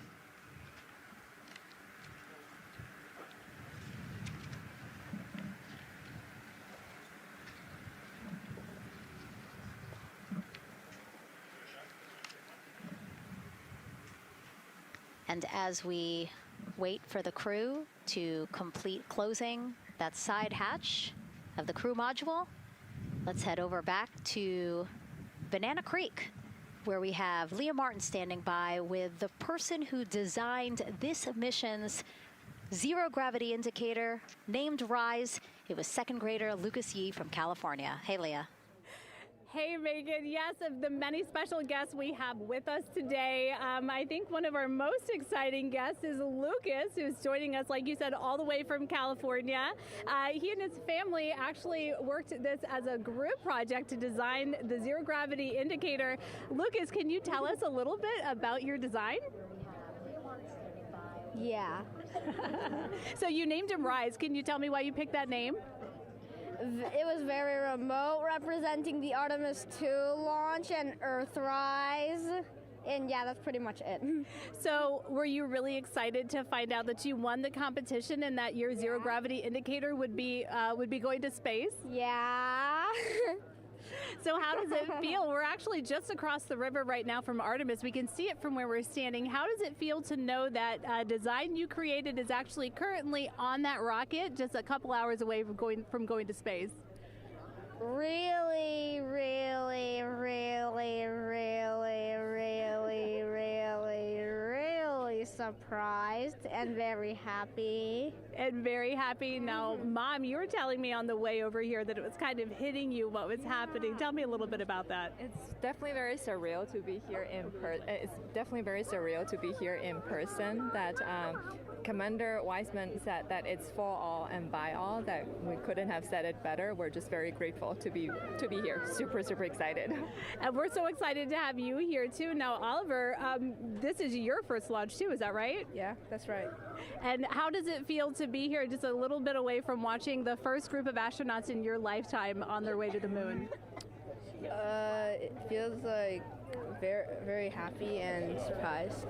So if you had one word of encouragement or something to say to the crew who's sitting on that rocket right now, what would you say?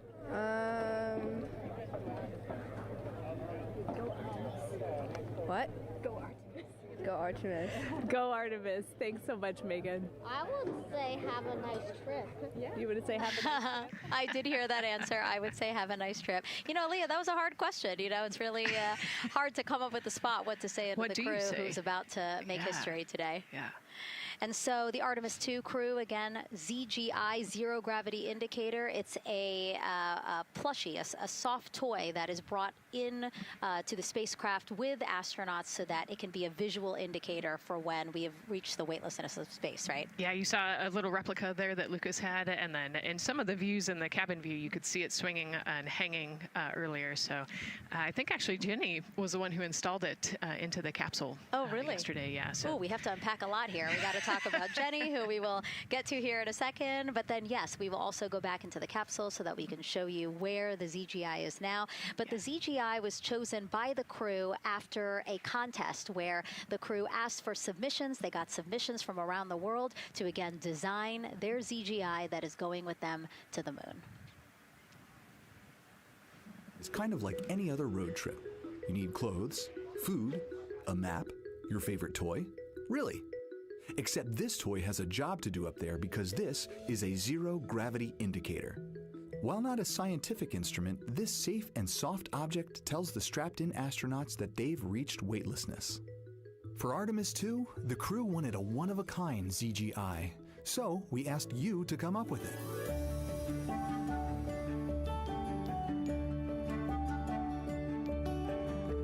Thanks everyone for sending in your entries from around the world. Over 2,600 of you submitted.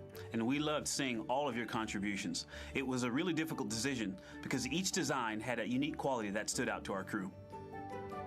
In the end, we were able to narrow it down to a top 5 from Finland, Canada, Peru, and 2 from the United States, Kansas and California. In the end, we went with one called Rise. It was a design inspired by the Earthrise photo taken on Apollo 8, which is very special to our crew.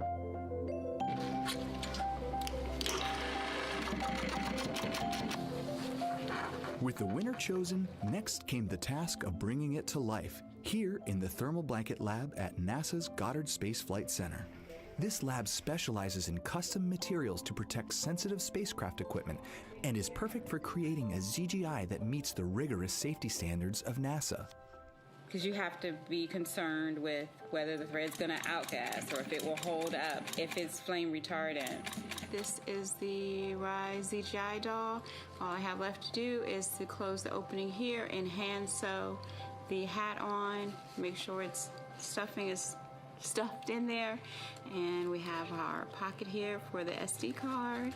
And on that tiny SD card will be millions of names submitted to virtually join the crew aboard Orion. Got Rise. Not the real one, obviously, but this is a replica. I mean, so clever for Lucas and his family to design. Yeah, I love that he replicated the famous picture that we all love of Earthrise, and then I love that the bill represents the space in between the moon and Earth. It's just such a cute and wonderful way to represent this mission. Yeah, and again, Earthrise, very important to this crew. It harkens back to the picture that was taken by the Apollo 8 crew where they saw Earthrise, and so very appropriate since, again, now here we are going to see Earthrise again with this mission. Yep. So yeah, so this is little Rise here. And then you heard in that video that there is an SD card that is zipped inside with the real ZGI with the crew. So get this, more than 5 million people submitted their names as part of NASA's Send Your Name to Space campaign. And actually, Christina said that her niece and nephew's names are inside that SD card. How cool is that? Her nieces and nephews are going to go with her. Yeah. Love this. Love that people are engaging in such a cool way. And actually, if we take a look back inside of Orion, we can actually see the actual ZGI inside with the crew. As we said, the purpose of a zero gravity indicator is to show when we've reached the weightlessness of space. Now, I know that it's probably dark in there because, as we said, the crew decided to just dim it a little bit for them. But here again, as we see Reid on your left, Victor on your right. Below Victor, or next to Victor, again, because they're on their back, it's a little weird. It's a little hard to explain their orientation. But between basically Victor and Christina is where Jenny Gibbons has placed the zero gravity indicator. And Jenny, who, again, Nicole just brought up, Jenny is one of the backup crew members. So we mentioned how Andre is the backup crew member for the NASA astronauts. Jenny is the backup crew member for Jeremy. Yeah, Jenny's one of our Canadian astronauts, and yeah, so she's been also helping with preparations for today and helping get the White Room ready, get the capsule ready, and she's actually going to be a Capcom for Artemis II as well. Yeah, she's from Calgary, Alberta, completed astronaut training in 2020, mechanical engineer, combustion scientist, and actually before becoming an astronaut, she was an assistant professor. So again, another very well-accomplished person on the team. And I know the Artemis II crew has really enjoyed working alongside both Andre and Jenny. Yeah, actually, Jenny was our EBQ mentor when I went through our AskCanner initial training, so she helped us with all of our spacewalk training, which was kind of cool as well. Okay, and there we have Andre again, number 2, with the rest of the closeout crew team there. Why don't we get another check with Daryl and see how the launch countdown is going.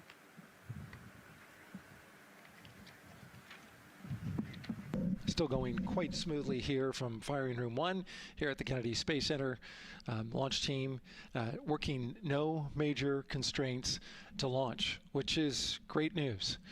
We did get an update on a weather balloon that the launch weather officer and his team released. This is an important weather balloon released at right around the 3-hour mark. And what it told us is that winds are around 10 to 11 knots in the upper parts of the atmosphere. That's important information for the launch abort system.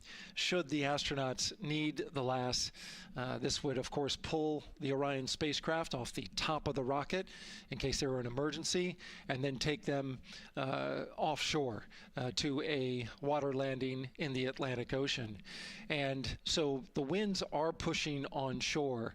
And because they're pushing onshore, the launch weather officer is keeping a close eye on the strength of those winds, because if the Orion were to come off the top, and it's powered by 3 rocket motors which can propel it or pull it especially fast off the top of the rocket, it would go up into the air thousands of feet and then splash down in the water. And if you've got wind pushing against it, you don't want that spacecraft to come back and land on land. So they're watching that very closely because of the onshore flow. That onshore flow is also what's giving us a little weather action down to the south of us along what's called the beach line, 528. We got a whole lot of people out there getting ready to watch the Artemis II historic launch. Well, they just got a good soaking. Line of rain showers, I should say, passed through that area and soaked the place. Certainly rain is a possibility, spotty showers from time to time, but overall the launch weather officer tells us that we are trending towards getting that stuff to all push to the west the closer we get to our launch window. A reminder, that window is from 6:24 p.m. to 8:24 p.m. Eastern Time. We don't have a specific T0 at this moment. There's a lot that needs to be calculated before we get there. We also need to get through the rest of the countdown on time. As of right now, we are right on time. The launch countdown is going exactly as planned. That's not something that we saw certainly in Artemis I. There was a lot of flexing in the timeline during those 3 launch attempts back in 2022. But so far today, on our first launch attempt, we're really enjoying some really solid countdown work, some solid operations by the launch team so far. And to quote our friend Lucas, who created Earthrise, we all really like that. We'll send it back to the host desk. Thanks so much, Daryl. Yes, we really like that, and we really like Rise and Lucas. So thank you for that. That was really cute. Okay, so again, here we are in the big box here. We have our full view of the rocket, looking glorious on there with, again, some clouds, but still weather is good for launch today. And then we have the closeout team continuing to do work in the White Room.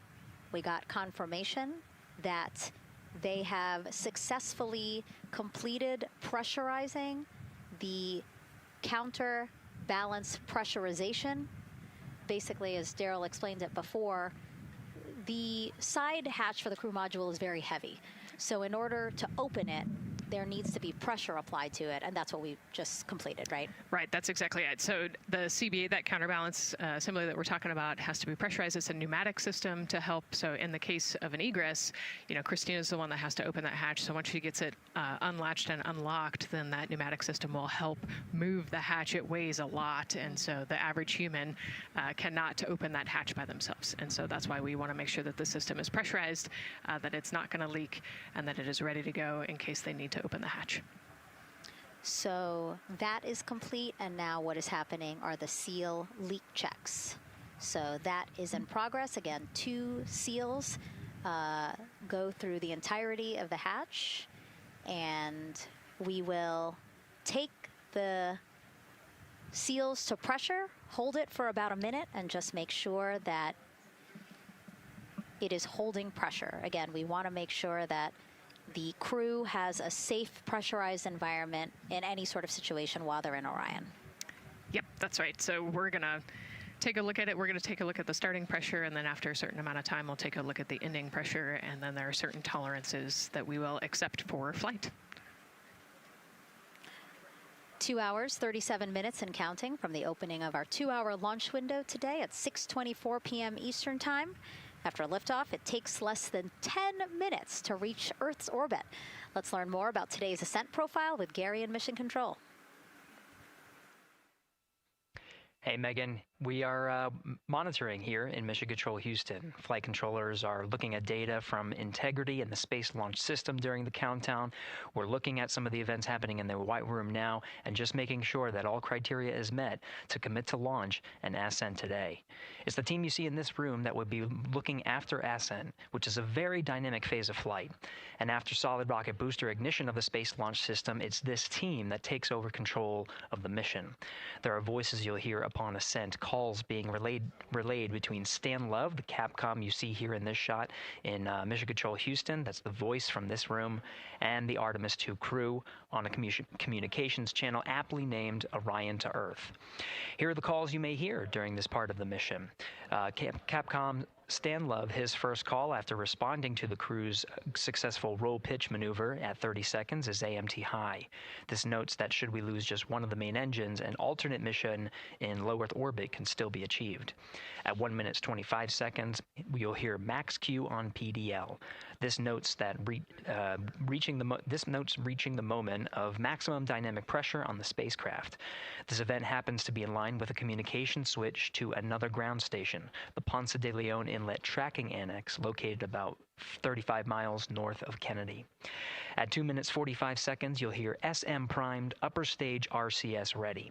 This means that the European Service Module propulsion system that's prepared for the next phase of aborts after the launch abort system jettisons, and the reaction control thrusters on the inner rim cryogenic propulsion stage that enable pointing and maneuvering are ready.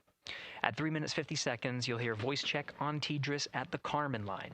At this point, the launch abort system has jettisoned and revealed the Orion capsule underneath. This check verifies that the now exposed Orion antennas have a good signal over the tracking and data relay annex, tracking and data relay satellites rather, which is part of a geosynchronous satellite network and the same assets that are used aboard the International Space Station.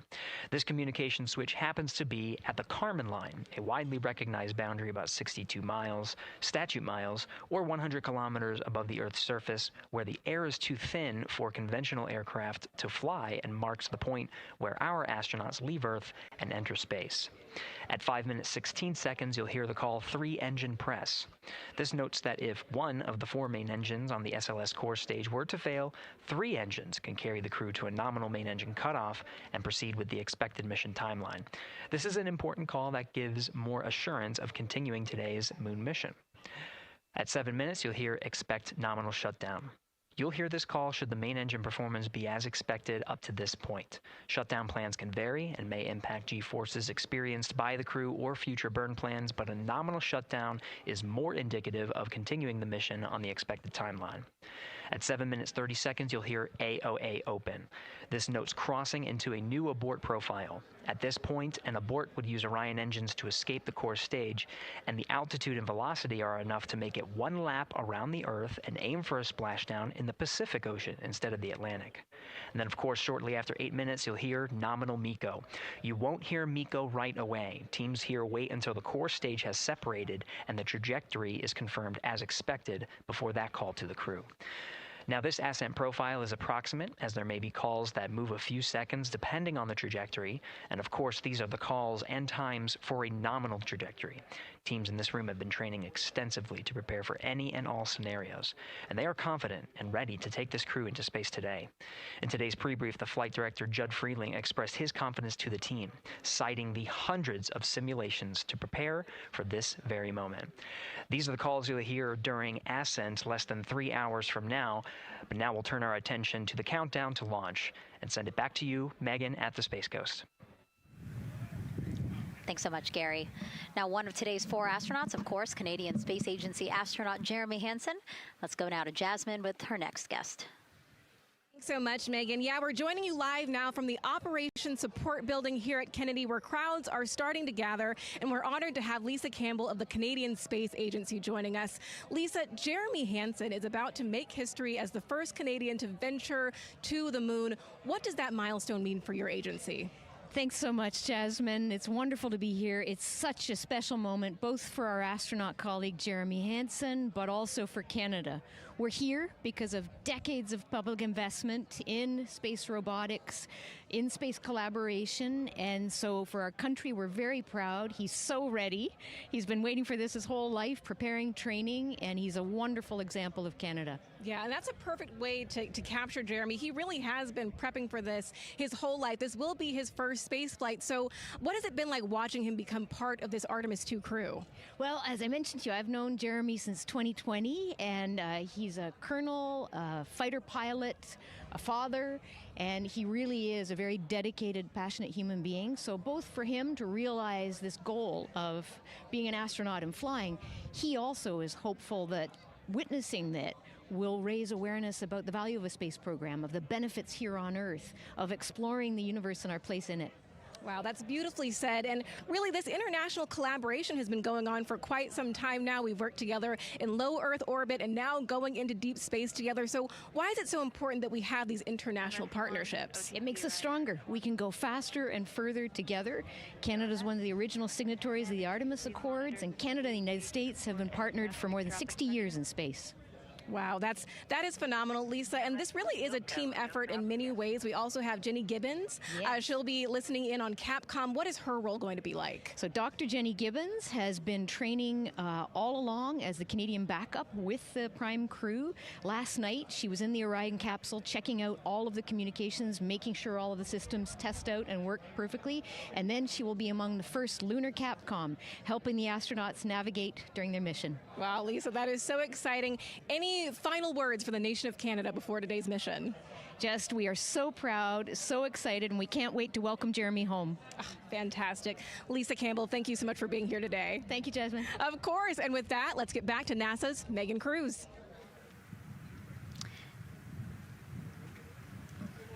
And right now, Orion Earth 1. Go ahead. Ma'am, CBA press has been completed. Did you see any drop in pressure? And MS1, we saw just a little bit. It is just over 2,600 now. Copy. Thank you, ma'am. again, a call out to mission specialist Christina Koch. Again, it was her responsibility to monitor the pressure on the counterbalance system that will help open the side hatch. And she did report a drop in pressure, but it seems like it's within nominal limits. Right. They might have had a small drop, but we have a starting pressure and an ending pressure, and as long as the difference isn't too high, then we will take that. And the engineers know exactly what they're looking for in terms of that delta pressure. And so again, that milestone on the checklist of things that have to happen before they launch today, that is complete. The crew, again, still inside comfortably as the closeout crew team work to close the side hatch. Again, a separate seal leak check, followed by a full cabin leak check, and then they will close the last abort system hatch. Lots to do still in the White Room and marching down the countdown timeline well. And so Bill, again, number 3 there, he is holding a silver flex hose. That hose is what will be connected to Orion in order to do that cabin leak check. So again, it does seem like we continue to march down through the milestones in this countdown.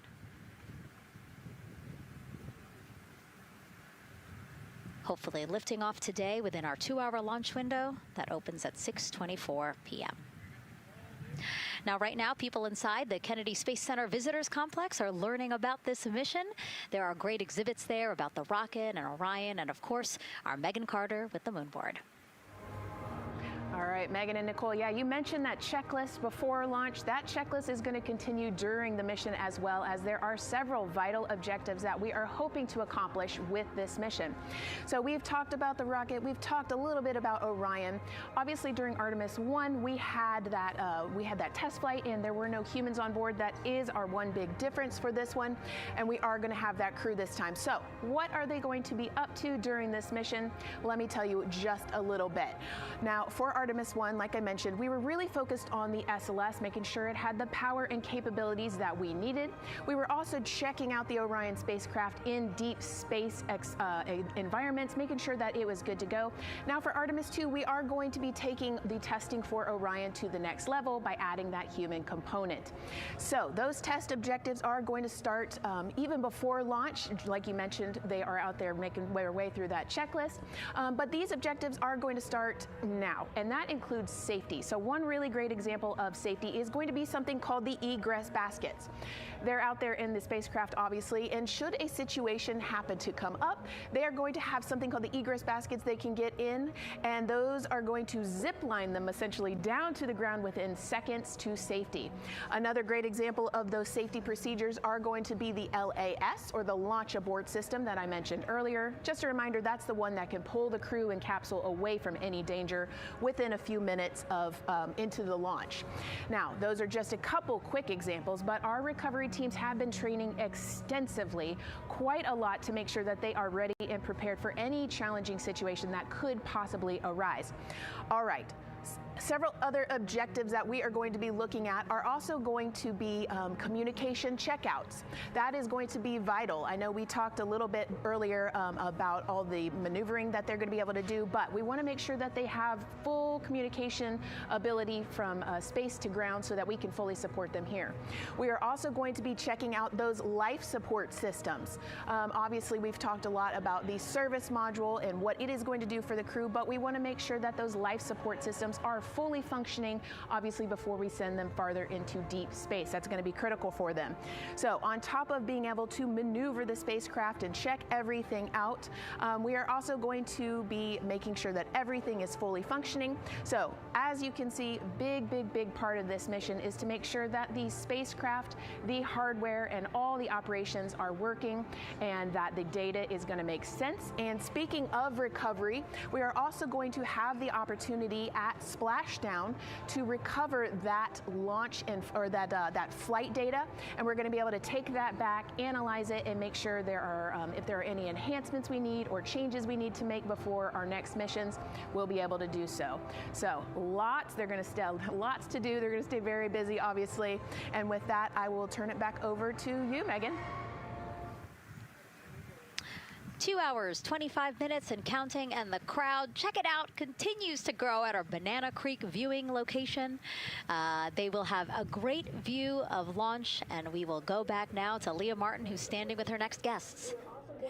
Hey, Megan. Yeah, we're surrounded by thousands of people, some here local from the Space Coast, but we actually have quite a few people who have traveled a pretty far distance to be with us today. I'm actually joined here by a group from the International Space Station Ambassadors Program who have come from all over the globe. Saku, you're here from Japan. You've come, Val, from Mexico, and then we have brother and sister Cosma and Jesko here who are visiting from Germany. You actually told me that you participated in the NASA Rover Challenge in Huntsville. How was that experience, and how is it kind of participating there in Alabama and then being here today? So it is an amazing experience because you meet so many young people with visions, with dreams, with ideas, which inspire you and motivate you. And it's even better to be here now to see the SLS launch because we are going back to the moon, and that's what we're working for.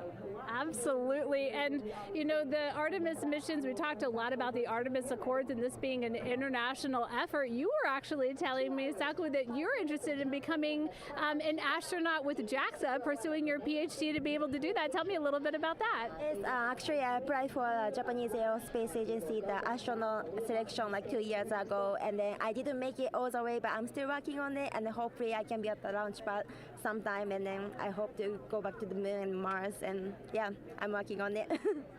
Absolutely incredible. And Val, you're from Mexico. We were talking a little bit about women in space. This is a team who, you know, is predominantly made up of women. What is it like knowing that Christina is on that rocket right now, about to be the first woman to travel around the moon? I think that's such an amazing news. It's just so inspiring that we are taking the first black person and also the first woman to the moon. It's just the first step in humanity and a big step in equality as well. Megan, a lot of excitement here, not just in Florida, but from around the globe, and we're keeping our eye on that rocket, and we're ready to see it lift off. Thanks, Leah. Yeah, a lot of excitement, but also a lot of inspiration. Again, this is part of, or a big part of the reason why. 130.6. Good readback. Aux 1 voltage, 131.3. I copy 131.3. Again, those numbers you hear, they're referring to specific steps in the launch countdown that the crew have to step through in order to get us to launch today. And so we were saying, yes, inspiration, a big part of why NASA does what it does. We want to go together, and we want to explore together to learn more about ourselves and here on Earth. Yeah, humans, I think, naturally want to explore, and so going together, like Lisa said earlier, we're going to go farther and faster than we possibly can alone. And, you know, what a way to celebrate that today. Yeah. Going back to the moon in the first time in over half a century. And we have that great shot there in our small box of the rocket on the pad. And at the very top there, our Artemis II crew. Right now, we know that the crew has begun the closeout crew has begun doing that cabin leak check. So they are currently pressurizing the cabin, and it sounded like it would take about 6 to 8 minutes for them to get to pressure, and then they have to hold that pressure for 5 minutes, right? Yes, that's correct. Yeah, so there's quite a bit of volume. You know, we talked about it being a 6-person tent. I think it's 330 cubic feet. Don't quote me on that number, but you know, they have to, like we talked about, take that initial pressure, wait 5 minutes, and take the second pressure. Yeah, and then it takes about 6 to 8 minutes again to depressurize the cabin. So this process will take a few minutes. Ascent switch configuration complete. OTC copies. Thank you. And then after the cabin leak checks, then they will finally close the last abort system hatch. So again, chugging along in the countdown, really excited to, again, continue to hear the crew's voice inside Orion, stepping through all the procedures. Yes, it's exciting to hear them making progress, right? It's all good news hearing the crew talk to the ground and working together to get to the launch. And what I think is really cool is that this is the first time NASA is going to have astronauts in low Earth orbit, but also in deep space at the moon. So here's a message from some of the crew aboard the International Space Station right now. Hello, Megan, and a big hello to everyone around the world counting down together to the launch of this historic flight test. If we weren't in microgravity, we would also be on the edge of our seats. Here on the International Space Station, all of us are honored to have the chance to wish our fellow explorers Godspeed. Throughout human history, the moon has sparked our imagination, curiosity, and wonder. With our return to the moon, we're not only going to be learning about its history, the history of our solar system and of our planet, but also about our place in the cosmos. We are so proud of the Artemis team and so excited for what you will see and learn on behalf of all of humanity during your trip around the moon. As we push the boundaries of exploration and expand our knowledge with scientific discovery, we advance our collective civilization together as one. Test flights are crucial to the mission of exploration. We all learn in test flight schools that the more challenging the missions are, the more incremental the tests should be. This Artemis II mission is one more increment on the way to further exploration. Thank you to the crew, our friends, for your dedication. And from the entire Expedition 74 crew, thank you to all of the teams that had a hand in getting the Artemis II mission to where it is today. Back to you, Megan, as the countdown continues. Oh, I love that so much. I just love seeing them there. And again, you have to remember the International Space Station is an orbiting lab. We learn so much there, and we're going to learn so much more from Artemis II, because this isn't just a test flight. It's an opportunity to learn more about the moon, deep space, and how humans can live and work so far from home. So here are some of the science objectives that NASA hopes to accomplish with Artemis II. Artemis II is our return of humans to the moon, flying around the moon on board Orion. But along with that, we're doing a lot of great science. One of the exciting things about the Artemis missions to the moon is that science is actually a fundamental pillar of why we explore, why we're going, what we're doing in Artemis. I think it's incredibly exciting that not only are we testing the vehicle, but we're testing science on board. Science where the astronauts are conducting experiments, science riding along with the astronauts. We have astronauts looking outside the window and really observing the lunar surface. It will help us understand the deep space environment. It will help us understand how that environment affects our astronauts, our systems, and life in general. So deep space is a challenge for us because you have to leave Earth's protective magnetic field. Here in low Earth orbit, the crew members are protected from some of the harmful radiation. Going to the moon, they'll no longer be protected, so they'll have a higher radiation exposure. Much like Artemis I, we have so many radiation sensors and detectors that are inside the capsule so that we can fully understand and appreciate the radiation environment for protecting our astronauts. In my hand here, I'm holding a tissue chip model. This is the exact design that's going to be flying alongside the astronauts. We'll be collecting samples from each of the crew members, and we can make these organ chips out of the astronauts themselves. So every crew member will have their own avatar on board, and then upon return, we can evaluate that deep space radiation environment and what that compares to the astronaut themselves. Not only are they going to help change the course of medicine for the astronauts, but revolutionizing that on Earth as well. We're looking at sleep, we're looking at team dynamics, we're looking at how you interact with the environment. We're also looking at the immune system, so what are the biomarkers? We're using saliva as a method to study hormones and different things in your body that may change during a mission like this. And then finally, how do we function after microgravity, being close to the moon, then returning to Earth? Which will ultimately help us achieve our goal of getting humans to Mars. And then on top of that, we have an opportunity to look at the moon from deep space on the far side for the first time in over 50 years. Having human eyeballs and brains back around the moon is going to unlock a new generation of lunar science discovery. The human eyeball is capable of taking in so much data in just a split second. They'll be able to tackle impact history, volcanic history. They'll be able to look at how the albedo, or kind of the shade and hue of the moon and the color of the moon, can tell us something about how that terrain evolved over time. We're integrating science in ways that have never been integrated into human exploration before. We have a front room mission control flight controller position called the Science Officer. We have a brand new science back room where it's basically our brain trust of lunar scientists and geologists supporting the crews of the future. And Artemis II will allow us to really test how this works so that future missions are really set up for success. We'll also be deploying some CubeSats. They're small shoebox-sized spacecraft of their own. They're each provided by another country, one of our partners. As they conduct their research, they'll complement what we are doing at the moon with Orion. It is so incredibly exciting to be a part of this mission. And it has been, really one of the privileges of a lifetime. I can see the work I'm doing benefit crew members right now and benefit the crew members in the future. So it's incredibly exciting and it's very rewarding. As this rocket launches humanity off of the Earth, we'll be setting the stage through our science to prepare humanity to leave Earth and explore the solar system. And what we learn during this and future Artemis missions to the moon will eventually get us to Mars. Here's Jasmine Hopkins again, now with Nikki Fox, Associate Administrator of NASA's Science Mission Directorate.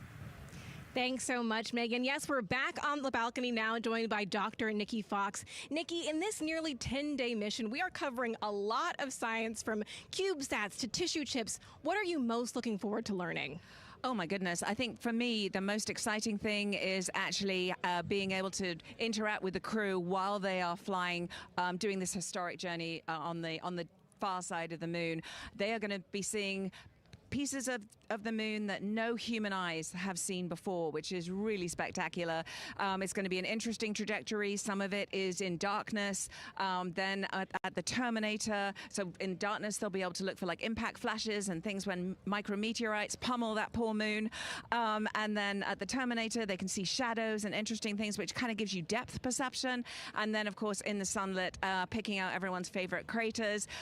Also, if we launch today or tomorrow, they will see a total solar eclipse from the Orion capsule. How cool is that? That is very cool. We are thrilled for this Artemis II crew to be able to see the moon in a way that we've never seen before. What is so unique about that far side? Why are we going there? I mean, honestly, it's just, it is unique. It's very different to the near side of the moon. The actual sort of terrain, the morphology, it's very, very different. And so it will be very exciting to see that as we're going past that. Absolutely. And Nikki, we are performing a lot of science at the moon this year, actually, not just Artemis II.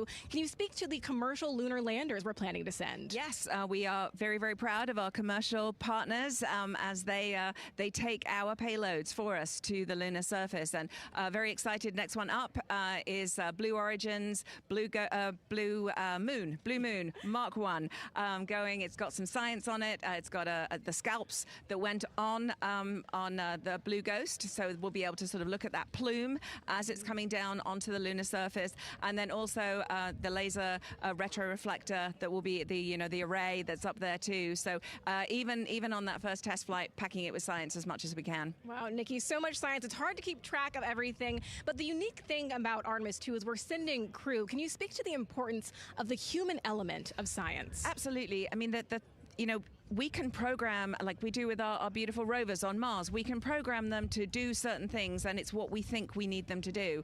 When you have an astronaut up there, they can make that sort of like really unique split-second decision. The thing I'm most looking forward to is when they think they're going to be looking here, is hearing one of them say, "Oh my goodness, look over there."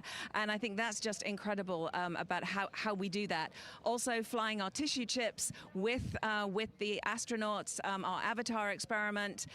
Here we go, Avatar. Oh, wow, look at that. And that's got the tissue chips samples that matched to the crew, so we'll be able to monitor the effects of microgravity and radiation on that human tissue as we prepare for more and more missions to the moon for longer and longer durations, and then off to Mars. Wow, Nikki, so much science ahead of us, but first we have to launch. Thank you so much for being here today. Thank you so much. Go Artemis. Oh, of course, go Artemis. And with that, let's turn it back over to the countdown with NASA's Megan Cruz. Nikki is so fun. She has so much energy and so much passion about the science. And again, yeah, it's just so important to remember that so much science is happening with this mission. It's not just to test out the hardware and the life support systems. Yeah, you saw the science video, and then we talked to Nikki.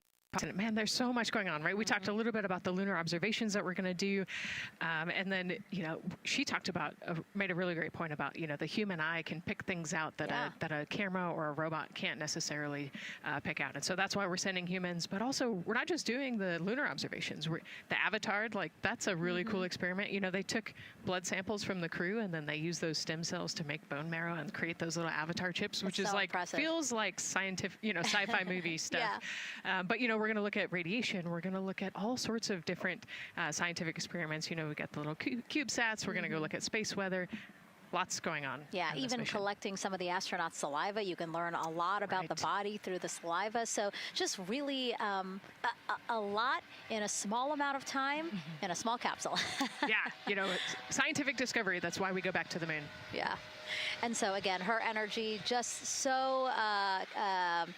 oh my God, I can't find the word. So wonderful. Awesome. Yeah.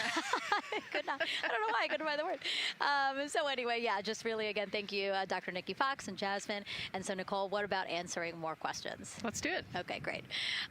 First one, what was the word I was trying to get at? No, I'm kidding. Let's have the first question up on the screen now.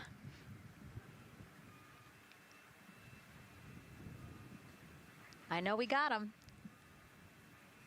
I see him being asked. And CDR OTC Orion Earth 1. Go. For your awareness, scrubber cycling is about to be restarted. Integrity copies.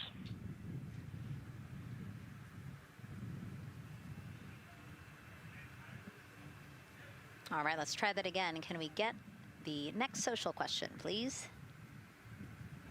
What are the G-forces experienced by the Artemis astronauts during launch and reentry? Ooh, these are actually pretty similar to, a Dragon launch or a shuttle launch. We have to accelerate to get out of the Earth's atmosphere, and then, we talked about the secondary burns that they will do to get away from Earth. But, for me personally, it kind of felt like we got slingshotted off the Earth is how I like to describe it. So, you get set back in your seat and the G forces are into your chest. CDR OTC Orion Earth 1. Go ahead. Moon leak check complete. The cabin is going to be vented to flight pressure momentarily. Integrity copies. That's fantastic news. Yeah. Again, so the spacecraft is holding pressure as expected, and so now they will depressurize it, which will take about 6 to 8 minutes. Exciting. Yes. Yeah. Go ahead, Nicole. Like we sorry. talked about, continuing to march towards the launch. So the G-forces are into your chest, and it's kind of a slow build, and you can get all the way up to 4.5 Gs into the chest during the launch. And often they have to back off on the thrust a little bit so that you don't get too high in the G-forces, and especially as we go through kind of max Q or that max aerodynamic force, so as they get through the thicker parts of the atmosphere. And then very similar G-forces on the way home, so slow, steady build up to about 4.5 Gs as the rocket actually decelerates. You heard in one of the packages, when they come back, they're going to be going 7 miles a second. Gosh, that's and incredible. So you have to slow down somehow, and to do that, you have to actually, when you brake in a car, you feel those G-forces, and so for the astronauts, it'll just be, again, into the chest based on the orientation. Great. Thank you so much for that answer, Nicole, and for that question. We're going to continue to try to take as many as possible. Again, you know how to send them to us at NASA Artemis. But now we again have another question for you, for our audience. We want to know, what part of Artemis II are you most excited for? Liftoff, Earth views from Orion, lunar flyby, or splashdown?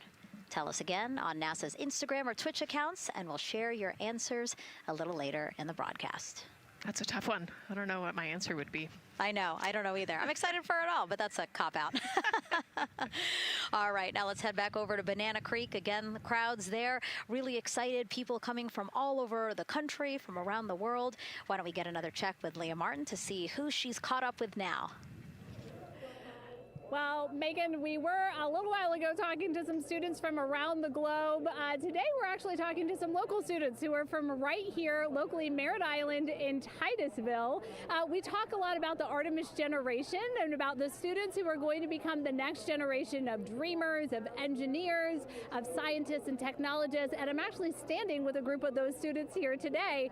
Our local high school has actually implemented a really neat new program in the spirit of being able to create these pipelines for employment and engagement. Can you tell me a little bit about what Merritt Island High School is doing? Sure. Well, this is a new program, first of its kind here at Florida, and basically what we're studying is astronautics and aviation, kind of blended the two together. We have flight simulators in our lab, but students are also learning about engineering, aerospace engineering, and we're trying to make all kinds of pathways available for them, trying to give them opportunities to see which pathway they might want to be interested in.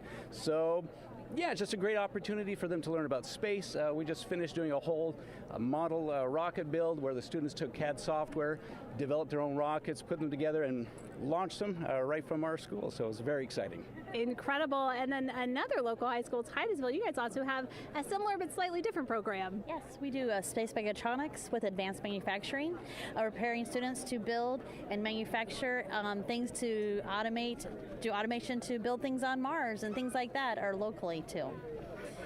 Now, you told me that you're actually trying to figure out a little bit what you want to do when you're done your freshman in high school. What things are you learning in your class here that are really kind of tweaking your interest in the aeronautics field? So we're building a lot of things with like metal and how we're supposed to do it on the rockets. We're also doing computer programming, which would help with NASA and like programming and coding. Absolutely. And you were actually telling me that I think were telling me that you're interested in becoming a pilot. We talked a little bit about the pilot who is on board the rocket right now. How is this program preparing you for your future? I mean, it's teaching me everything that I know about aviation, and it's really inspiring that I get to learn it in a classroom, like locally as well. It's amazing. I love it. And then you were also telling me you're taking this class. What's the most interesting thing you've learned? I really like the whole design part of it, like actually like engineering, like because I want to be an engineer. Engineering the products we use when we build stuff. That's definitely my favorite part, learning how to use those kind of softwares.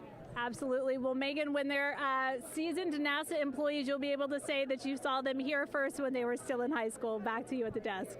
I can also say that they have fans. Nicole Ayers here. As soon as that girl said that she wants to be a pilot, Nicole went,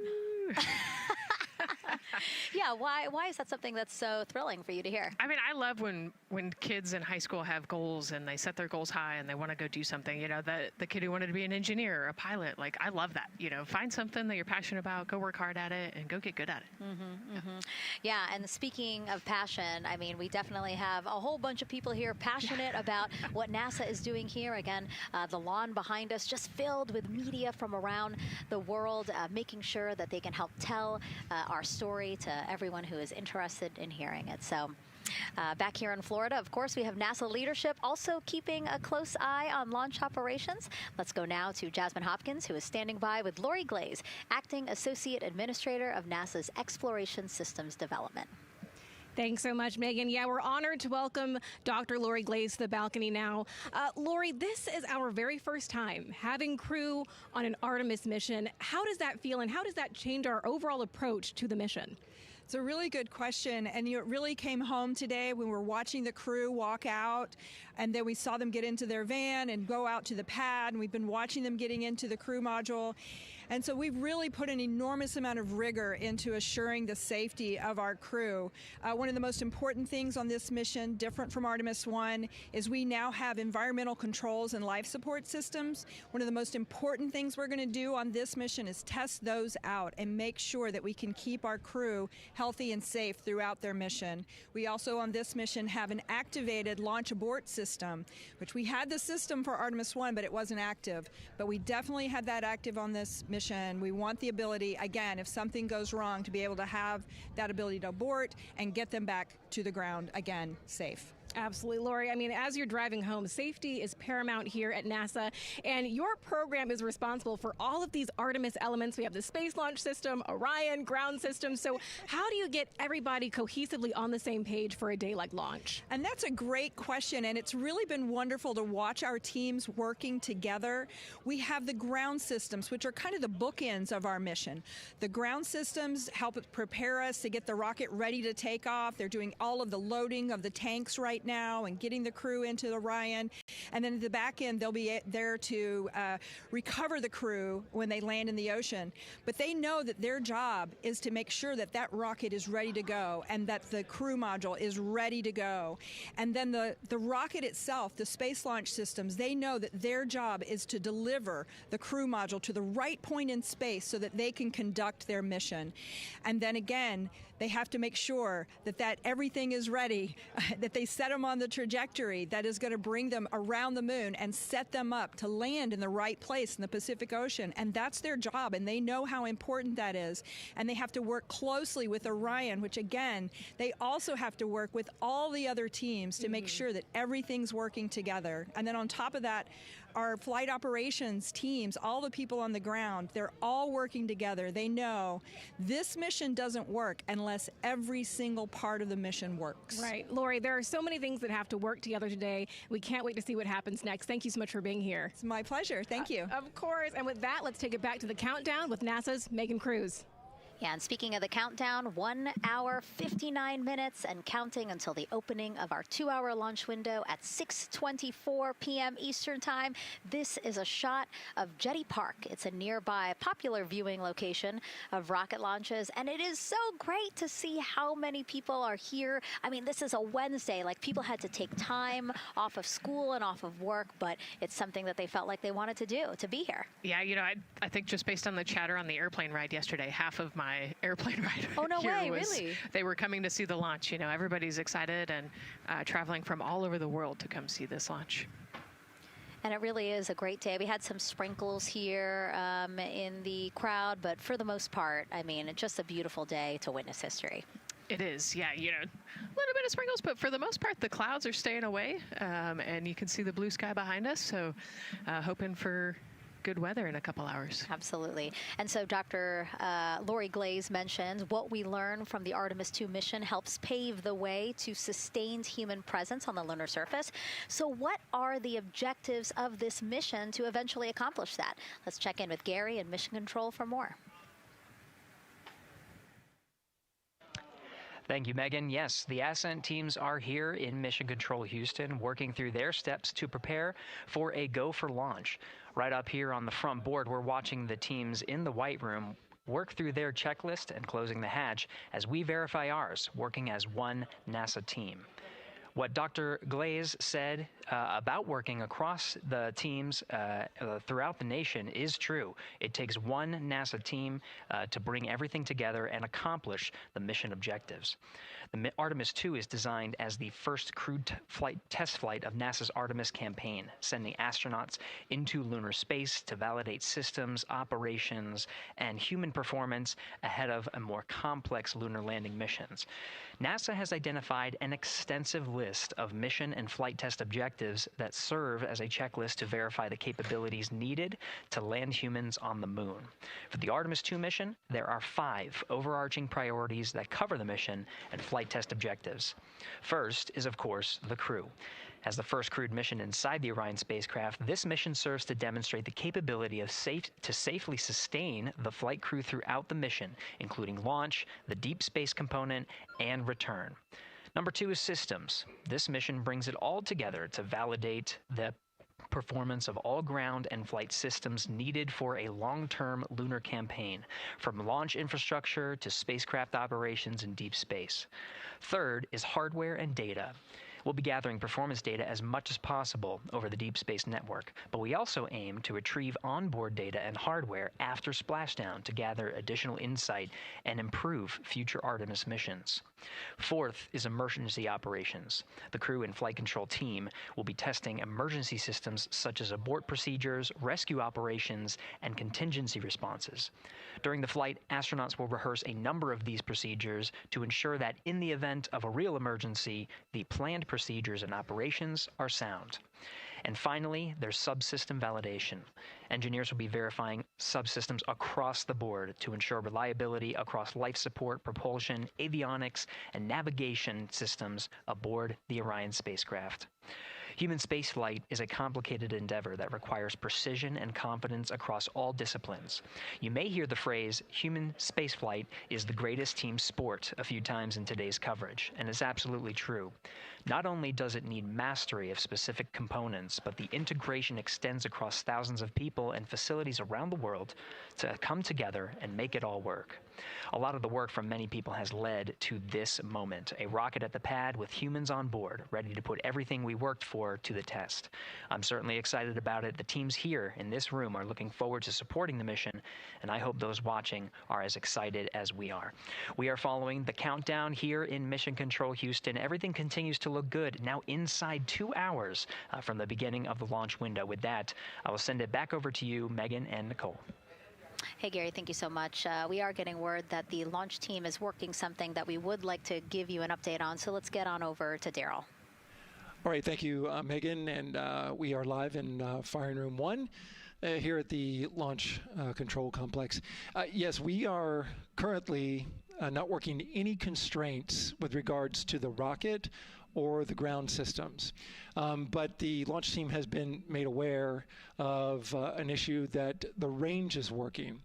And currently they're monitoring that work that is going on over at the range. We understand that that issue is related to the flight termination system. Now, the flight termination system, just to give you a quick explainer, every rocket has a flight termination system. It's the system that the Eastern Range here uses in order to send a destruct signal to a rocket in case it veers off path. So it's a very critical, important safety component in terms of how the range keeps the public safe here. We understand that the flight termination system, they're working an issue. And so as they continue to work that issue, they've asked for some assistance from the launch team to help verify some of the work that they're doing on their FTS system. And this is where it gets a pretty unique situation here. The assistance they've asked for is to verify what's going on with their system. They want to check it to see that the work they're doing is okay. And in order to do that, the FTS console operator inside the firing room has been asked to help them verify it. And the way that they're going to do that, and the solution that he proposed to check and verify the system with the launch director, and she gave the approval, is to go get a piece of heritage equipment from inside the VAB that was used during the space shuttle program. And this equipment is able to receive commands by the range through the flight termination system. And so with this piece of equipment, this console operator who works FTS was granted permission to go over to the VAB next door and get this equipment that he's very much aware of and used during the space shuttle era. And so that is in work right now. The bottom line of all this is, at this moment, the range is no-go. But that is not stopping us from moving forward in the countdown. We can continue to process and work the countdown. The closeout crew will continue to do their work, and the launch team will continue to do their work as well. But we'll keep you updated on what happens in regards to as far as my understanding goes, a pretty unique situation here with trying to bring resolution and kind of help out the situation that we're seeing at the range right now. And that's the latest here from the firing room. I'll send it back to Megan and Nicole out at the host desk. Thank you, Daryl. Yes, very unique, but I think it speaks to the ingenuity of this team, right? To say, hey, we have this equipment at the VAB. Why don't we leverage it to try to solve this issue and work it? Yeah, what a great example of human creativity, right? We know this thing exists. Let's go solve this problem. We have time, you know, like Daryl said, we're going to continue to march down the countdown. So we'll continue to get the rocket and the crew ready, but we still have that 2-hour window. So in the meantime, let's try to figure out what's happening with the range. And speaking of the range, what is the range for people who might not watch rocket launches with us often? Sure, yeah. So anytime that you launch a rocket, you have to clear the airspace, right, in the launch corridor. So where the rocket's flight path is going to go, you have to make sure that that whole airspace is clear. And so we actually have assets, you know, the Space Force helps us out with this one, but, you know, we want to make sure that there aren't airplanes in the way and there aren't other, you know, maritime assets in the way or things like that. So that there's a whole group of people. We talked to, actually, Gary said it great, right? It's a huge team sport, and so there's a whole group here on the ground that is monitoring that launch corridor to make sure it's clear and ready to go.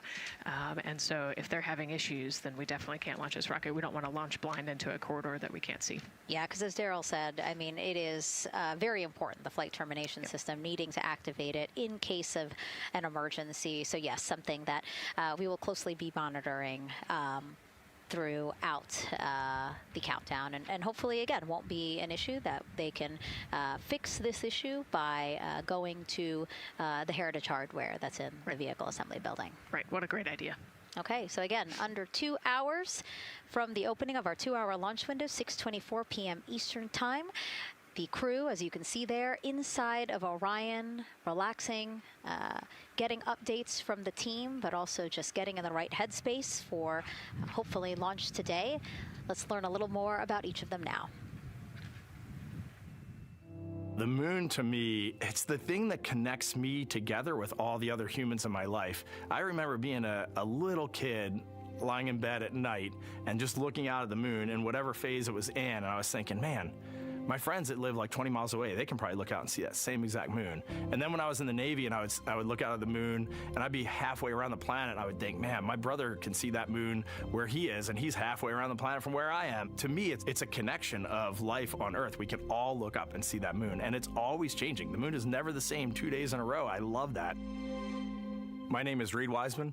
I'm the commander of NASA's Artemis II mission around the moon. I grew up in a little town just north of Baltimore, Maryland, about 20 miles north of the city. There was a National Guard base nearby my house, and there were A-10 aircraft that would fly over every now and then. I just would look up at them and be like, man, I want to be up there. I want to go do that.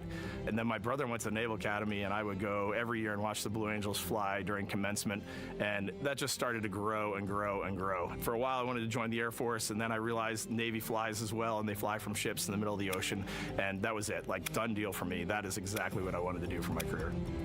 Flying is freedom to me, especially when you're in a jet aircraft coming off of an aircraft carrier in the middle of the Pacific Ocean.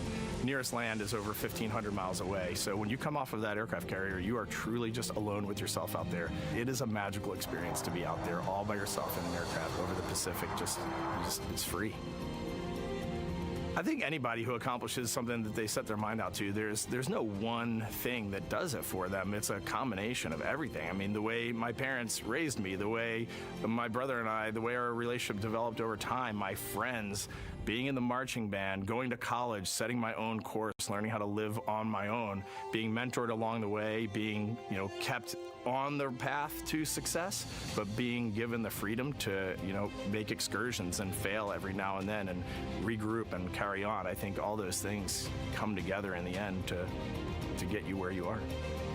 I've had to overcome, I'm a human being. I've had to overcome a lot of fears. I'm pretty scared of heights. I joked about that on the International Space Station, but it turns out I'm only scared like at the edge of a building. When you're up on the International Space Station, even though you're 250 miles up, I never had that feeling of falling or that I was, at risk up there. I just kind of loved the feeling of floating and looking down at Earth. There have been challenges all throughout my life. By far, the biggest challenge was losing my wife in 2020 to cancer and now raising 2 daughters who are grown up now, but that's been the biggest challenge by far I've ever had to face. It is not easy. Being an only parent, trying to work a full-time job, and raising 2 kids is something that I think about every single day. I'm very proud of the work I've done. I haven't always done it well, but I've always shown up and tried as hard as I possibly can. I do wonder what it's going to be like when we are really far from Earth and can see it. The sensation of being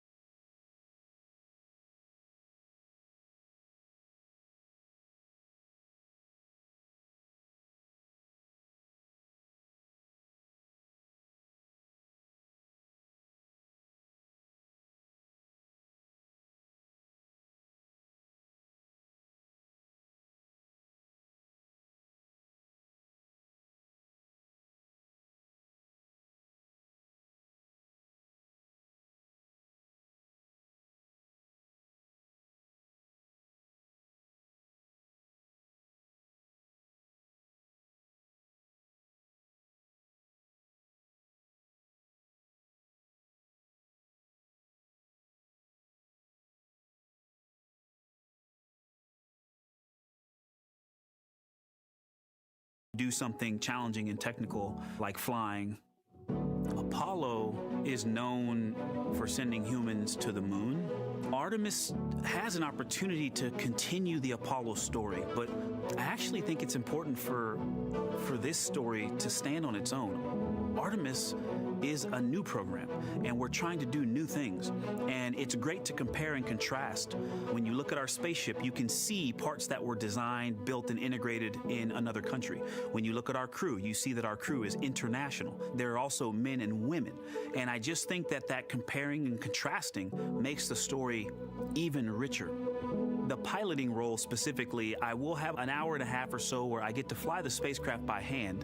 We haven't flown that many spaceships. And so the ability to fly one actually in space on a test mission is just a really unique opportunity. I can't tell you how I'm going to feel when we fly by the moon and see the moon up close and the Earth from 250,000 miles away, but I don't use the word excited because I'm focused.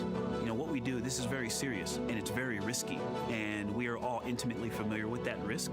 And so if we go out there and we're successful and we can pass that baton on to Artemis III, that's something to really be excited about. I tell a story, which is one that my dad told me before the Apollo missions when he was just a very little boy. He was looking up at the moon with his mom, and his mom said to him, "Don't worry, Ronnie, we'll never get there." Fast forward maybe 70 years later, it's his daughter that's actually going there. And I think that long arc is something that we can all learn from. The idea that the seemingly impossible becomes possible if you just believe in it and are willing to work hard and come together to achieve it.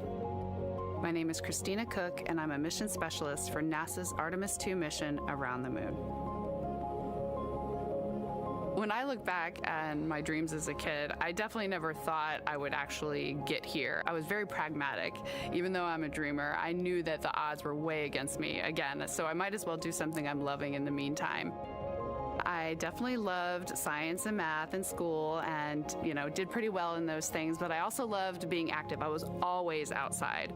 I loved things that made me feel small. I loved looking at the night sky, oftentimes between the pine tree branches, or I loved the ocean.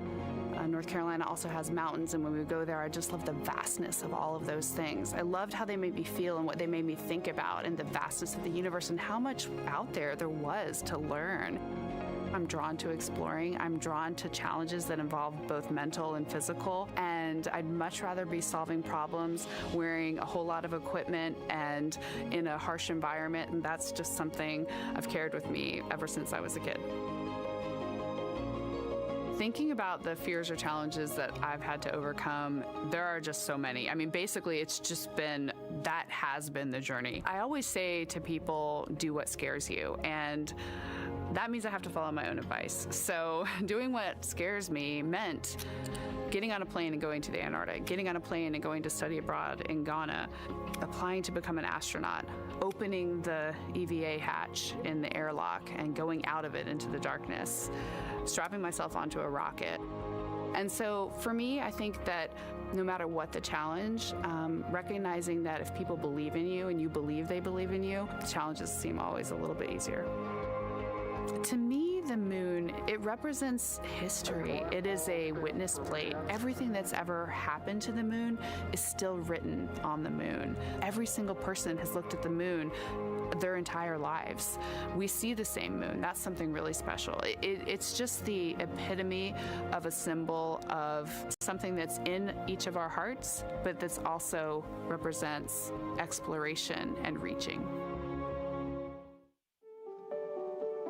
I have this very distinct memory of seeing an image of an astronaut standing on the moon. It's burnt in my brain because I went back to it so many times in my childhood, and I would look at that image, and I know it had a huge impact on me that humans had walked on the moon.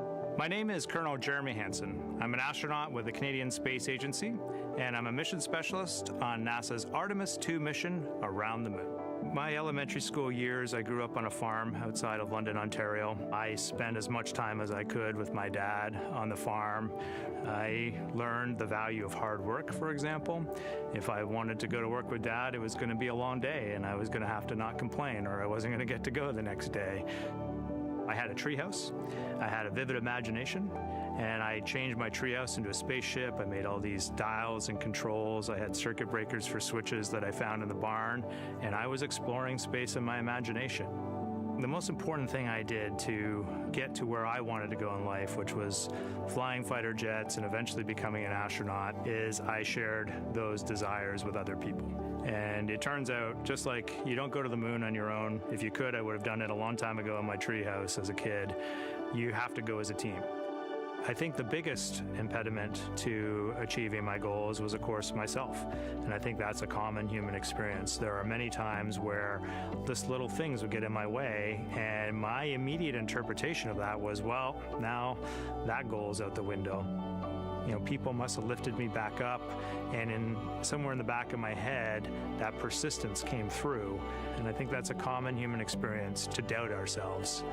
I've come to this, I guess, realization that I believe that we all have gifts to contribute, and the goal is to figure out how to use your energy towards adding positively to humanity's existence on this planet. But I love it when humanity sets big goals, like sending humans to the surface of the moon with an eye to eventually going to Mars, because when we do that, we can bring together genius from not just even in one country, but around the world. I've also learned from my indigenous mentors that they refer to the moon as Grandmother Moon. So you've probably heard of Mother Earth. They use Grandmother Moon because Grandmother Moon is responsible for the water in their community, just like the moon moves the water around the planet, affects the tides. And I think that's a really beautiful thing for us as we go back to the moon, to think about all the different cultures around the world and how they view the moon differently. And that's really neat because we all share that same moon in the night sky.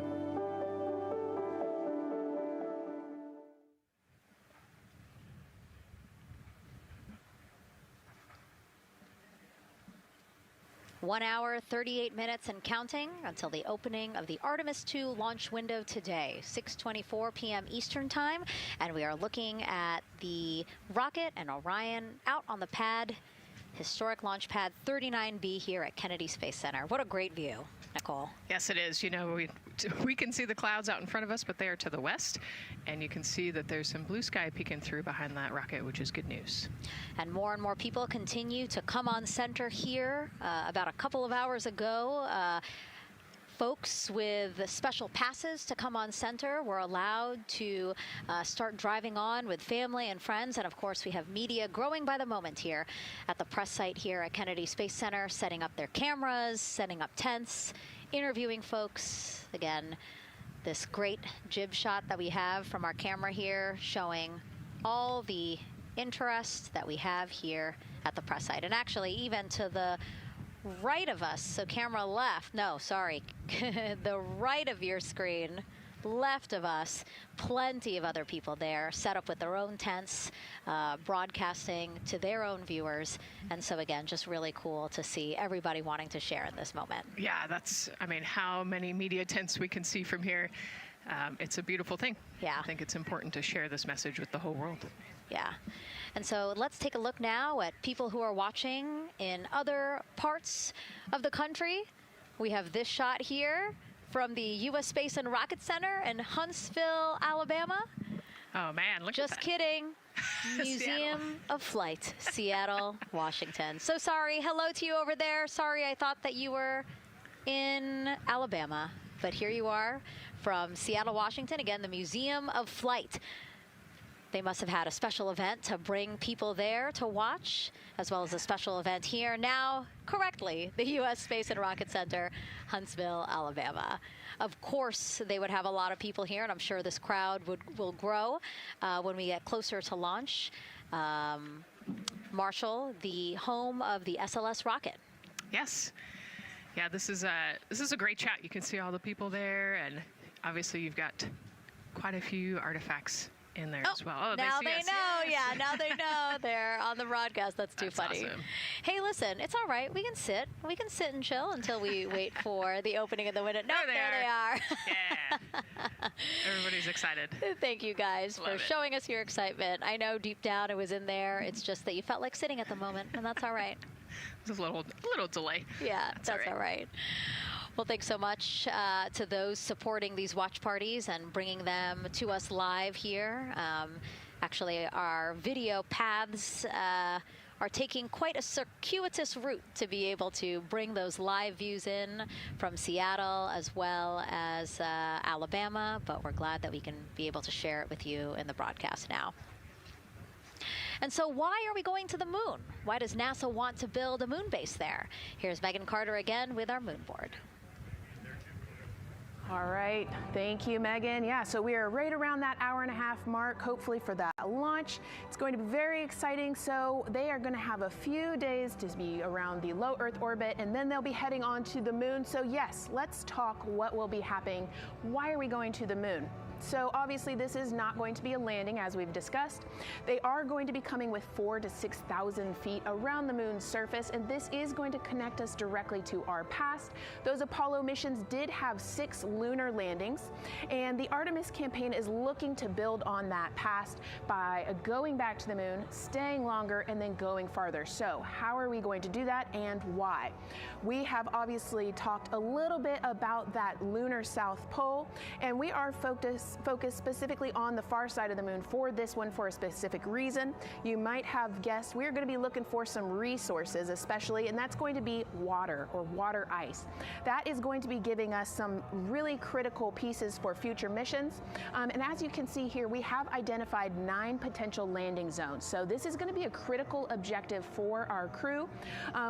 Depending on when they launch, it will determine what is going to be visible, but we do have these 9 landing zones right here around the Shackleton crater. And as you can see here, a lot of that area is deep and dark, and that is where we are going to be looking for that water ice, because that is obviously going to give us not just water to drink, but as we know, that can actually be converted into our propellant potentially, that hydrogen and oxygen. So that is going to make the moon a critical place for that moon base, because we want to think of it essentially as a backpacking trip. If you have your tent and your hiking boots and your camping stove and all your gear, you don't want to take that out and be on the trail for the first day and then try everything out you're going to test things out a little bit closer to home before you go out on that adventure. And that kind of goes for us as well. So the moon is going to be critical for us in the future steps towards our lunar landings, and then also for going farther on to Mars in the future. It's going to set us up for that deep space exploration, and we can't wait to see what they see once they get to that flyby. But for now, we are, like I said, getting closer. So I'm going to turn it back over to you, Megan. Exciting stuff. Again, the idea of accomplishing a moon base, like as we've been saying, sometimes things just seem like science fiction, and it's amazing that we're making it science fact. Yes, yeah, we're going back. We're going to scout it out, and then on the future Artemis missions, we're going to put boots back on the moon for the first time in over half a century. But we're going to stay, and we're going to learn from the moon, and we're going to, you know, as Megan talked about, the water ice, and harness that resource, and, you know, not only learn from the moon about Earth and about the solar system, but also figure out how we get to Mars from the moon. And so what we're seeing now back inside the White Room with the closeout team, they are removing basically fixtures that protected the crew module hatch while they did work around it, right, Nicole? Yep. Yeah, so anytime that you're moving around and working, there are some sensitive sensors and parts of the crew module that we don't want to kick or bump into, and so it's easier to just put a guard up while you're working in there and then take it down later. And so this is a visual cue for us that the team is getting ready to close the last hatch, again, the launch abort system hatch. Can you tell us about what the last is? Yeah, so launch abort system, this is, you know, we have the crew module, and then what sits out basically on top of the crew module is the launch abort system, and it has its own motors, so that we'll arm it about 5 minutes prior to launch, and then it stays with the crew module until about the Kármán line, so that 100-kilometer point in space. Once the crew could safely get to orbit, it will actually be jettisoned, and the crew module will then be exposed. So this is just a safety mechanism that stays on the outside of the crew module, and then as they monitor the attitude and the thrust and all sorts of the roll, all sorts of different data points to make sure the crew is safely getting to orbit. And once they are safely to orbit, then we will get rid of that launch abort system. And it looks like they're putting all these parts that they're removing from around the crew module hatch into a bag, because they have to take this out with them once they leave the pad, right? Yes, yeah, we don't want anything left up there in the White Room, and especially because that crew access arm will move away from the capsule and the rocket, and so we want an empty White Room, no FOD like we talked about, so that we can have a safe launch. And this orange tube that you see on the right side of your screen, that had been inside the crew module providing breathable air to the crew. And now again, with the crew module closed and them getting ready to close the second hatch that has been removed and is out of the way. So again, the closeout crew can continue to do their work. Yeah, that's just a duct to provide some cooling air and some breathing air to the crew and the closeout crew while they're in there. That's actually a good point, yeah. And so as we continue to watch the crew prepare to close the launch abort system hatch, why don't we take a look at the crew's mission patch? Now, crews have designed their official mission patches since the Gemini 5 launch in 1965. Reid, Victor, Christina, and Jeremy, they really wanted to play on the abbreviation of Artemis II to all, signifying not only the second major flight of the Artemis program, but also a mission to explore for all, by all. The crew chose the iconic Earthrise photo for a reason. It was taken by the Apollo 8 crew in 1968, the first crew to ever fly around the moon. The mission was to prove teams then were ready to land on the moon the same way Artemis II hopes to fly around the moon ahead of a lunar landing with Artemis IV. This time, as we've been saying throughout the broadcast, to stay on the moon and pave the way to Mars. Yeah, we talk about incremental steps, right? And so Artemis II is very similar to Apollo 8 in terms of that increment. They're going to fly around the moon and set up the rest of the Artemis program for landing on the moon, but also with a nod towards the fact that we do this for all humanity. And I love the thoughtfulness and how much importance they put on their patch design. Another camera angle of inside the Orion spacecraft. was going to say, we might be able to see Rise, but I think it's right behind Reid's foot there. And so to orient people again, so basically we have Christina in your upper right hand, Christina in your upper left hand corner. Then you have Jeremy below her. And then the feet you're seeing, those are Reid's feet. And then next to him, the upper right hand corner, that is Victor, who's unfortunately hidden by Reid's feet. But again, that is the orientation of the crew inside Orion right now. Now, earlier this week, the crew got to stick their patch on a wall just outside the suit-up room. You can play that video there now. You can see that crews have been doing this as part of a pre-flight tradition again. Wow, Reid just making sure that thing won't come off. It's flat. And so now Victor is signing there, followed by Christina, and then Jeremy. That's a fun tradition, and your patch is up there too. It is. Yeah, ours is on the left-hand side there. Yeah, it's a fun tradition. This is a really fun day too. You know, they did this a couple days ago, but it's just another step that makes it a little bit more real that you're going to be launching soon.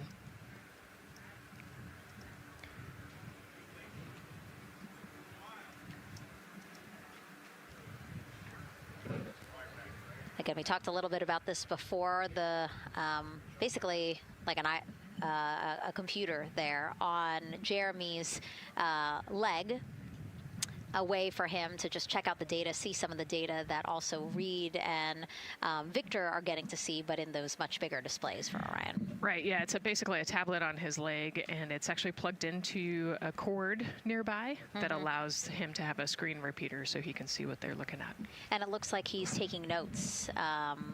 Can you talk a little bit about what that is? It's part of, all of them have like a little procedural book, right? Right, yeah, so they have what we call a knee board, and they'll have blank pages to take notes on. They might have a cue card or procedures, or they can be kind of custom built to what each crew member wants for their knee board.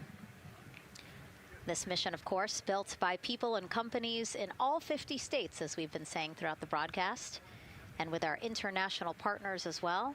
Let's take a look at some of the people playing such a big role in today's test flight.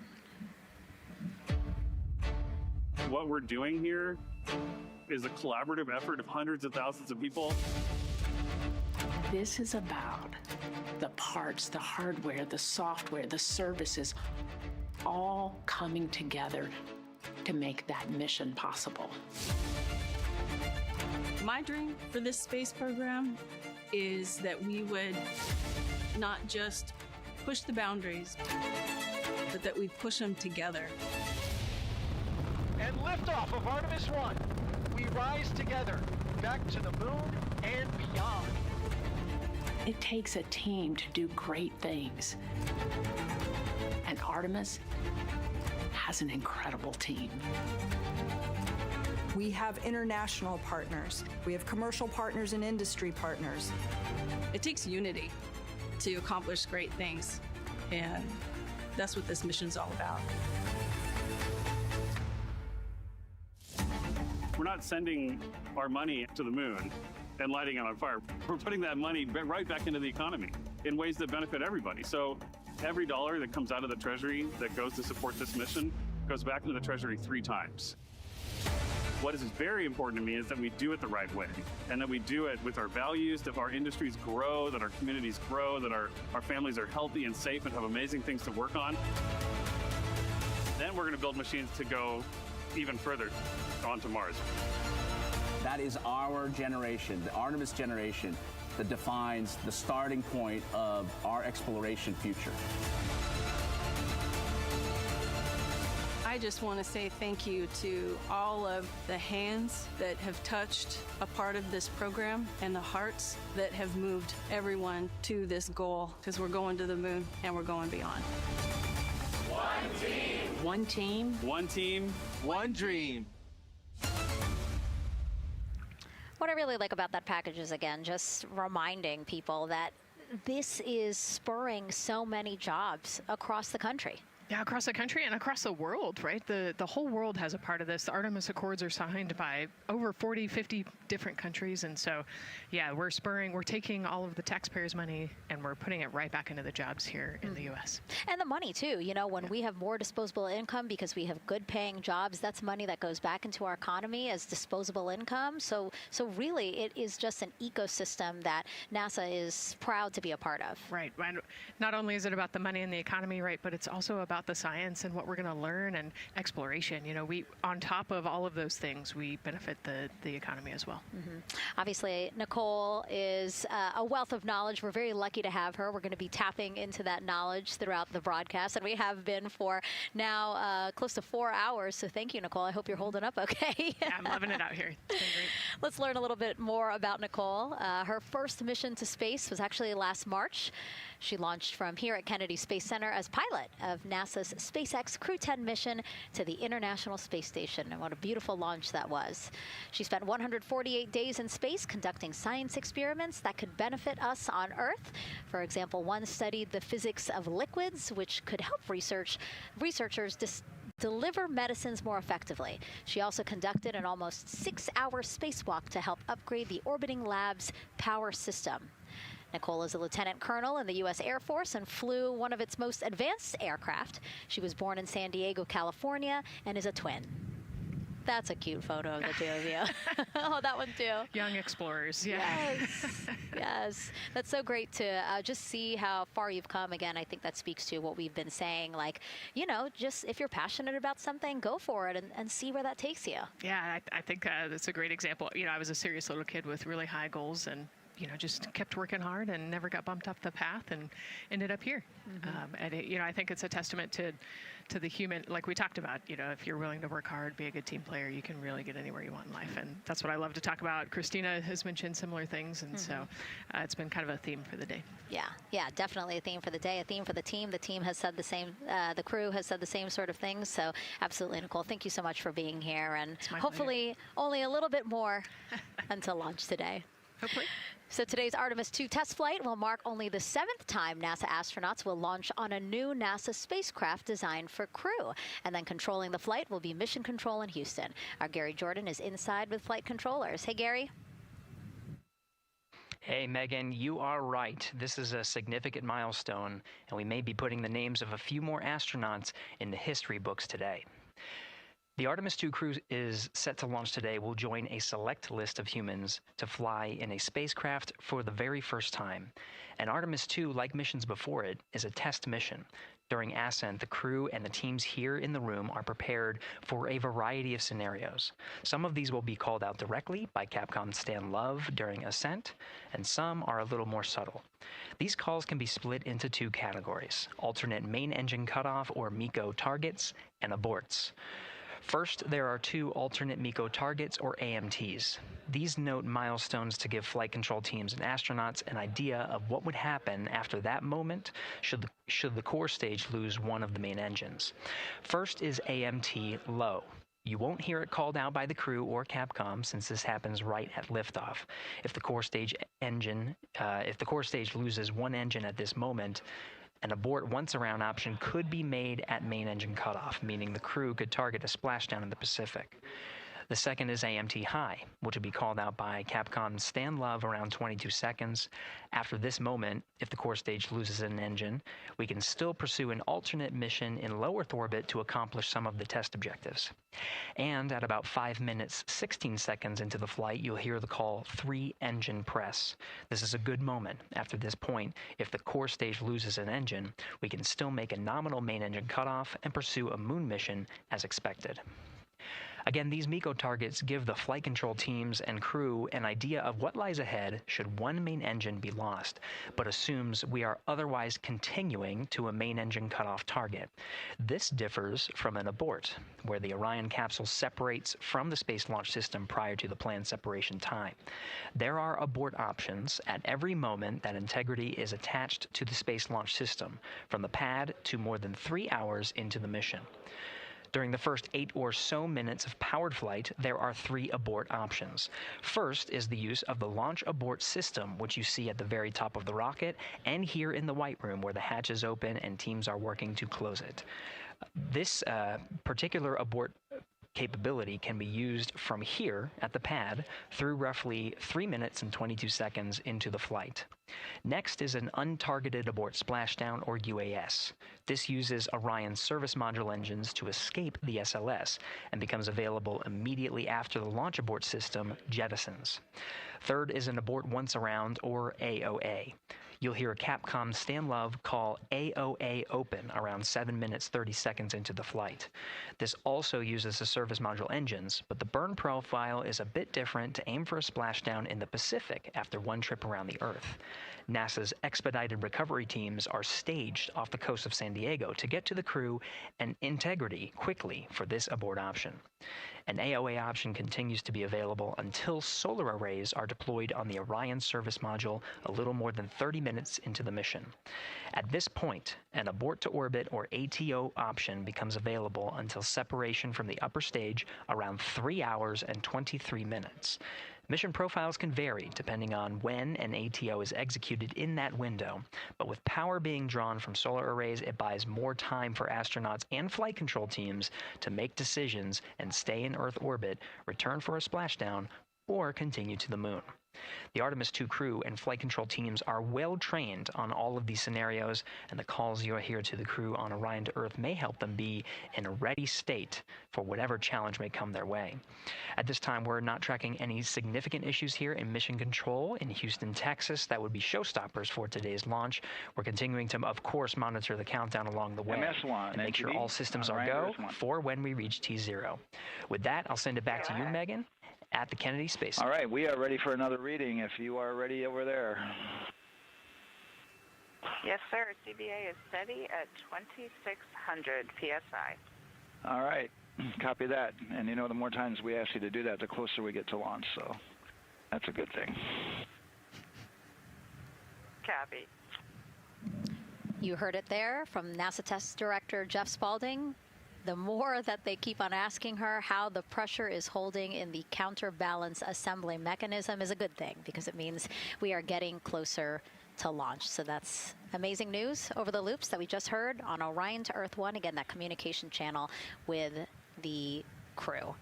But now I want to get back over to Daryl with the launch team. He has an update now on the flight termination system that the team was tracking. All right. Thank you very much, Megan. And we're getting an update now from the launch team as we speak.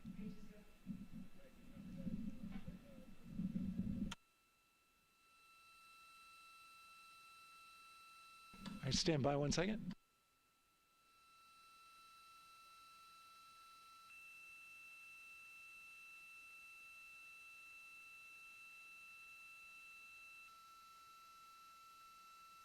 Okay. Sorry about that. We're just getting an update, in fact, about what I was about to report out on the range. And the good news is the range is go. So we reported that they were working to verify their equipment regarding the FTS system. And they asked for a little of that verification work to be done by one of the FTS engineers here in the firing room. He went out to the VAB to get some legacy hardware to help out with it. But in the end, this is a fix that the range had come up with to get clearance, to clear the range rather, and to as well work the FTS system. And so now they are go. Again, the range is go. That is no longer a constraint.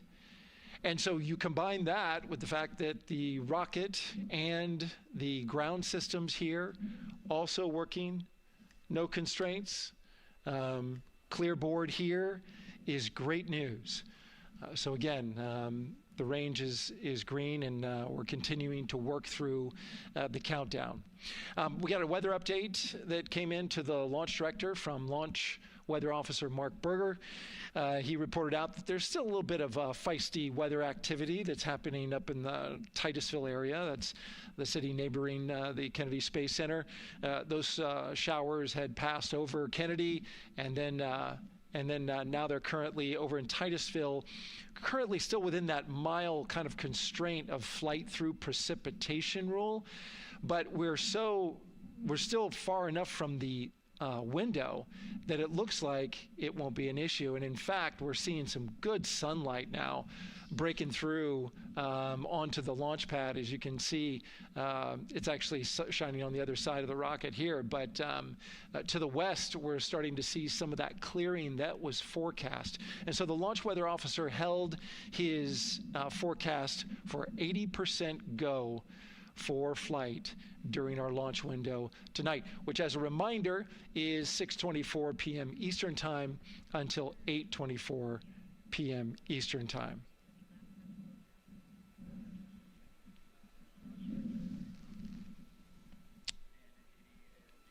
And we're also hearing that the last hatch closure, as you can see in the bottom corner of your screen, they're starting to work on that. That's the launch abort system hatch. There are two hatches, the crew hatch and the launch abort system hatch, and the closeout crew that you see right there, right on time with their work as they go to shut. And you can see it in motion right now, that launch abort system hatch. That's the latest from the firing room. We'll send it back to the host desk. Thank you so much, Daryl. Great news all around. And yes, we did just see them close the last hatch. And now we are looking at a live view of Banana Creek. Lots of people there, I'm sure, relieved to hear that that issue with the flight termination system has been resolved. And we are go for launch. Go for launch from the range, go for weather, and go from all of them, I would imagine. Yes, it's got to be exciting. The crowd is building. And as Daryl said, you can start to see the sun poking out here, and we can see all the clouds are moving north and moving away from us. So it's all good news. And so as we know, we have our Leah Martin down there at the Banana Creek viewing location, and she's standing by with some other guests. Hey, Megan, I don't know if you heard that huge cheer just now. If you heard a big rumble, as soon as Daryl said that the range was clear for launch, everybody clapped. It was super excited as we get to do some final countdowns. Standing next to me, I have Hudson and Maddox, the son of brothers here. And I asked you a little bit earlier, how excited are you to be here for launch? What did you say? I'm very excited. It's our mom's birthday, and, you know, not a better way to celebrate right now. I asked you on a scale of 1 to 10, how excited are you? Would you say? 11. Yeah, 11. I'm very excited. Super excited. Yeah. So, Megan, we've been watching the launch broadcast here and hearing some of the questions that you and Nicole have been asking and answering. And I actually wanted to ask these two kids, if you could take a 10-day trip around the moon and take 3 people with you, who'd you take with you? Well, I'd take my dad and my mom.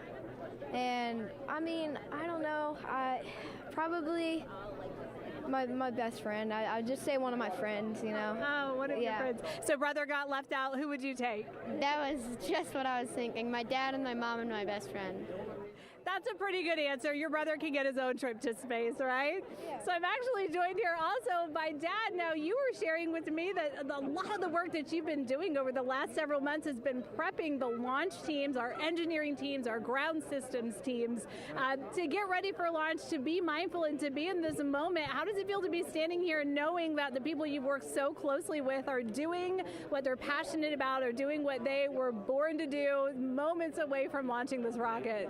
I mean, this is an exceptionally happy moment for us and all of us and the people that are, you know, about to take off on this historic trip here. And I'm grateful to know that we've helped in some way, shape, or form to help them stay steady and calm, you know, in such an exciting time within the agency. And so to just be here and witness it and know that, you know, they've got some tools to help them stay calm and steady is everything to us. So.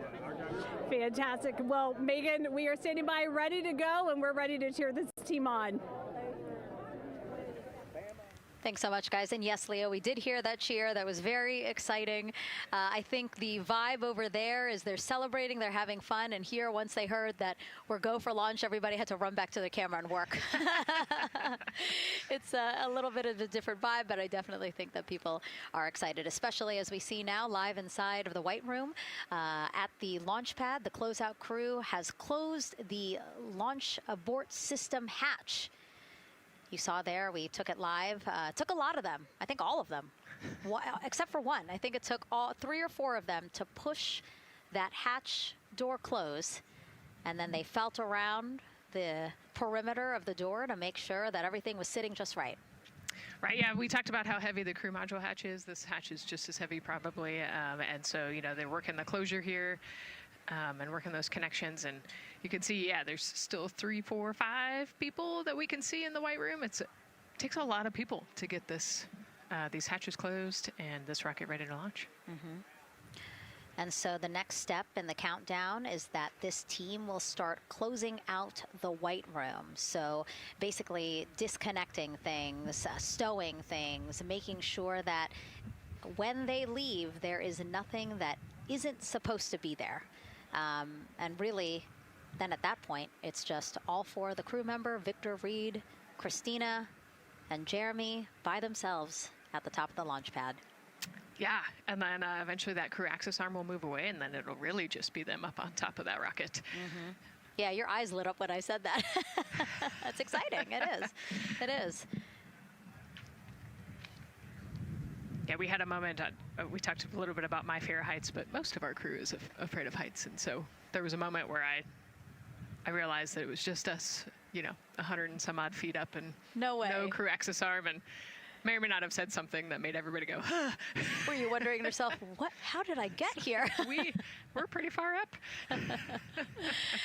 That crew, again, bringing that drag-on camera. That camera is a handheld camera that is a live look for teams who are remotely watching these operations closely. Again, verifying that things are as they should be before the crew starts, the closeout crew starts leaving the White Room. You see them checking their procedures. You can see they're covering the ends of those hoses. That's to protect those hoses from FOD. So we don't want any dirt or anything to get into those while we transport them and stow them. So you can see Andre there working to close out the hoses as well while they're cleaning up the White Room. And so they'll tape that close. You just saw number 5. Number 5 holding some tools. Again, we'll stow those away. You have to account for everything. Obviously, you know, they did have tools out. They did have procedures, paper, notes out. Like, all of that has to go. Yes, and you can even see on number 3's hat, he's got a string that's connected to his suit there. Mm-hmm. That's, again, just to make sure that we don't lose anything. If, you know, gust of wind or you get knocked or something, you don't want to lose a single thing in the White Room. So everything is tethered, everything is accounted for, and everything is protected. The crew now, another live view of them inside Orion. Jeremy, Christina, and Reid and Victor on the right side of your screen. What do you think they're thinking right now, Nicole? Oh man, just over an hour to launch. You know, there's probably a little bit of a lull right now, monitoring some systems, but you can see Reid's got his feet crossed. So I think just trying to relax and, you know, pass the time by maybe thinking through the items that they're going to monitor through the launch, you know, the different jobs that each of them have throughout the launch. And once they get to orbit, you know, this first day on orbit is actually really busy for them. Mm-hmm. They've got, you know, 2 burns that they have to monitor. They've got to get the system set up, and they've got to get the cabin set up. So there's a lot going on in the next 24 hours for this crew. I think they've got a couple sections where they get to take a nap, but I don't think they get a full night's rest for quite some time. So, yeah, you know, going through what's next. And so as we say that, I mean, imagine what it would be like to live in a spacecraft for 10 days. Let's take a look at what life will be like in Orion. Artemis II is our first crewed mission back to the moon since the Apollo program. A lot of the focus of Artemis II is really checking out systems to be sure that we're ready and well positioned for continued human exploration. My name is Susan Baggerman, and I'm the Chief Health and Performance Officer for the Orion program and the Artemis II mission. And this is 10 Days in Orion.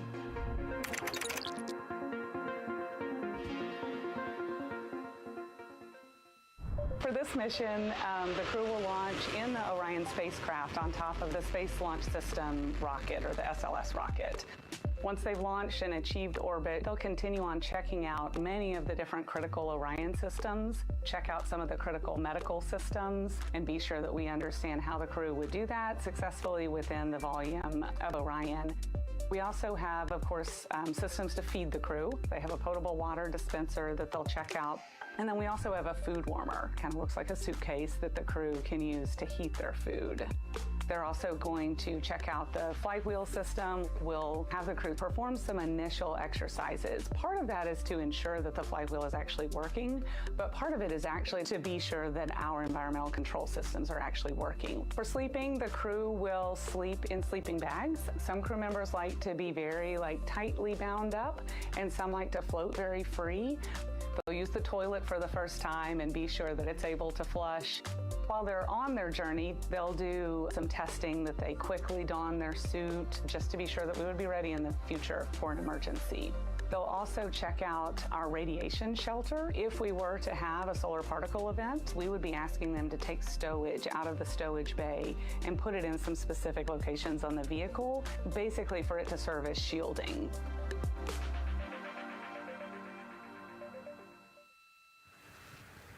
And so I want to talk a little bit more about what we just heard in that package. I am interested in the space food. So Reid, Victor, Christina, and Jeremy have a pretty big menu to choose from, so that's really cool. We're actually going to pull up a graphic now that kind of shows you some of the food that they're going to have with them on their 10-day journey around the moon. We know of more than 10 types of beverages. There's coffee, a mango peach smoothie, apple cider, lemonade. So those all sound delicious. And now I've just remembered I haven't eaten lunch. They're actually not too bad. I actually have a mango peach smoothie with me today. No way. Yeah. So you can see they come in these little packets here, but it's just kind of a dried powder that you add water to. So this would actually, you'd add 175 milliliters of water and let it sit for 2 to 5 minutes, and then you can stick a straw in it. You saw in that package they put a straw on the top septum portion there, and then you can drink it. And so this is the packaging. This is food that you brought up with you, or that you had while you were at the ISS. Yes. Yeah. Actually, this is all food that we have available to us on the standard, what we call the standard menu on the space station. And so, actually, the graphic there showed quite a bit of the standard menu that they're going to take with them. So, let's pull space it back food up, is space food. Yeah, we can use the food that we have been using. You know, our food lab at Johnson Space Center actually creates that food, and then they stabilize it and they package it for us and everything. So they do a really wonderful job out there. We've got different types of food. You know, you can see I've got this is a soup, tomato basil soup, so thermal stabilized. It's already hydrated, so you just throw it in that food warmer that we talked about, and then you can eat it. But then we also I have some shrimp cocktail here that's, you know, irradiated, so it's in a package that protects it. I'll show you. I've got a brownie too. That's probably my favorite one. But are we eating it? We might, if you're. Yes. Look, see, they want us to eat. I don't know what happened, but it worked out. Yeah. With what we were saying here. So it's in an outer package to help protect it against, you know, radiation, and then it's in this inner package. And so this cosmic brownie, actually, the trick, Ann McLean, my crewmate, taught me. The trick is you got to put this in the food warmer and get it nice and warm, and then you can get it. But so what we do is we just take scissors and you open it up, and then it comes right out. So these brownies are nice because they don't have a ton of crumbs, and so you can actually just eat it pretty easily in space. You know, if you imagine, that would not happen in space. It would not fall. But yeah, so we've got all sorts of things that you can actually eat. The menu's pretty good and pretty diverse on the space station, and then as you saw, pretty diverse for Orion. Nice. Yeah, that's amazing. And again, here's a look at the crowd that's starting to continue to grow here as we get closer and closer to launch. We are now under an hour from the opening of our 2-hour launch window at 6:24 p.m. Eastern Time. And so let's take some questions from social media. We haven't taken some of those for a while. You put that brownie away, Nicole, or I'm going to steal it. Nicole, we have another celebrity who submitted a question. Let's take a look. Okay. A quick question for the Artemis crew. What food from Earth would you bring with you into space? And why would it be lasagna? Because that's the greatest food. Again, not really a question. Yeah. Because he was like, it's lasagna. It's got to be lasagna. You know, there is lasagna on Space Station, and it wasn't too bad. Probably not my favorite food of all, but yeah, lasagna's not a bad option. It's a high-calorie meal. If you're trying to, carb load for a spacewalk or something, it's a great option. Yeah, I remember Christina saying that her favorite food on the menu, and actually, she was saying that she was getting in trouble because people kept on saying, you can't eat mac and cheese every day, Christina. We mentioned the mac and cheese and brisket earlier. Man, I would put those two on a tortilla. That would be great. That sounds delicious, delicious. Well, thank you so much, everyone, for sending in those questions. For everyone from a 5-year-old that we got a question from to all the way to Roy Woods Jr. there, a comedian. So thank you so much. And if you're just joining us, welcome to the Space Coast of Florida, where we are counting down to liftoff of Artemis II. You see a beautiful aerial shot there of our rocket on the pad. For the first time in more than 50 years, we are sending humans to fly around the moon and back, and we're taking you all of you with us on this next chapter of human spaceflight. I'm NASA's Megan Cruz, and this is NASA astronaut Nicole Ayers. Great to have you here, Nicole. Yes, this has been a beautiful day. Excited. We're continuing to march towards this launch. Yeah, and if all goes as planned, this crew could travel farther from Earth than any other humans before them and see parts of the moon no one has ever laid eyes on. How exciting. Yes. Exciting is an understatement, I think. That's true. We're going to see the far side of the moon for the first time by humans in a long time. It's important. And as the crowd again builds behind us, more activity that you're seeing here at the Kennedy Space Center press site. We also have a ton of people gathering around the world to watch this history-making moment. So let's take a look at those watch parties now. Oh. That crowd has grown. We checked them probably like 30 minutes ago, and it was half that. But again, as we get closer and closer to launch, we are seeing more and more people gather together, wanting to experience this together and not just in a vacuum at home, Yes, this is so exciting. Look at all of those people. Man. And now here we are back in Seattle, the Museum of Flight. Again, people gathered there to show their kid.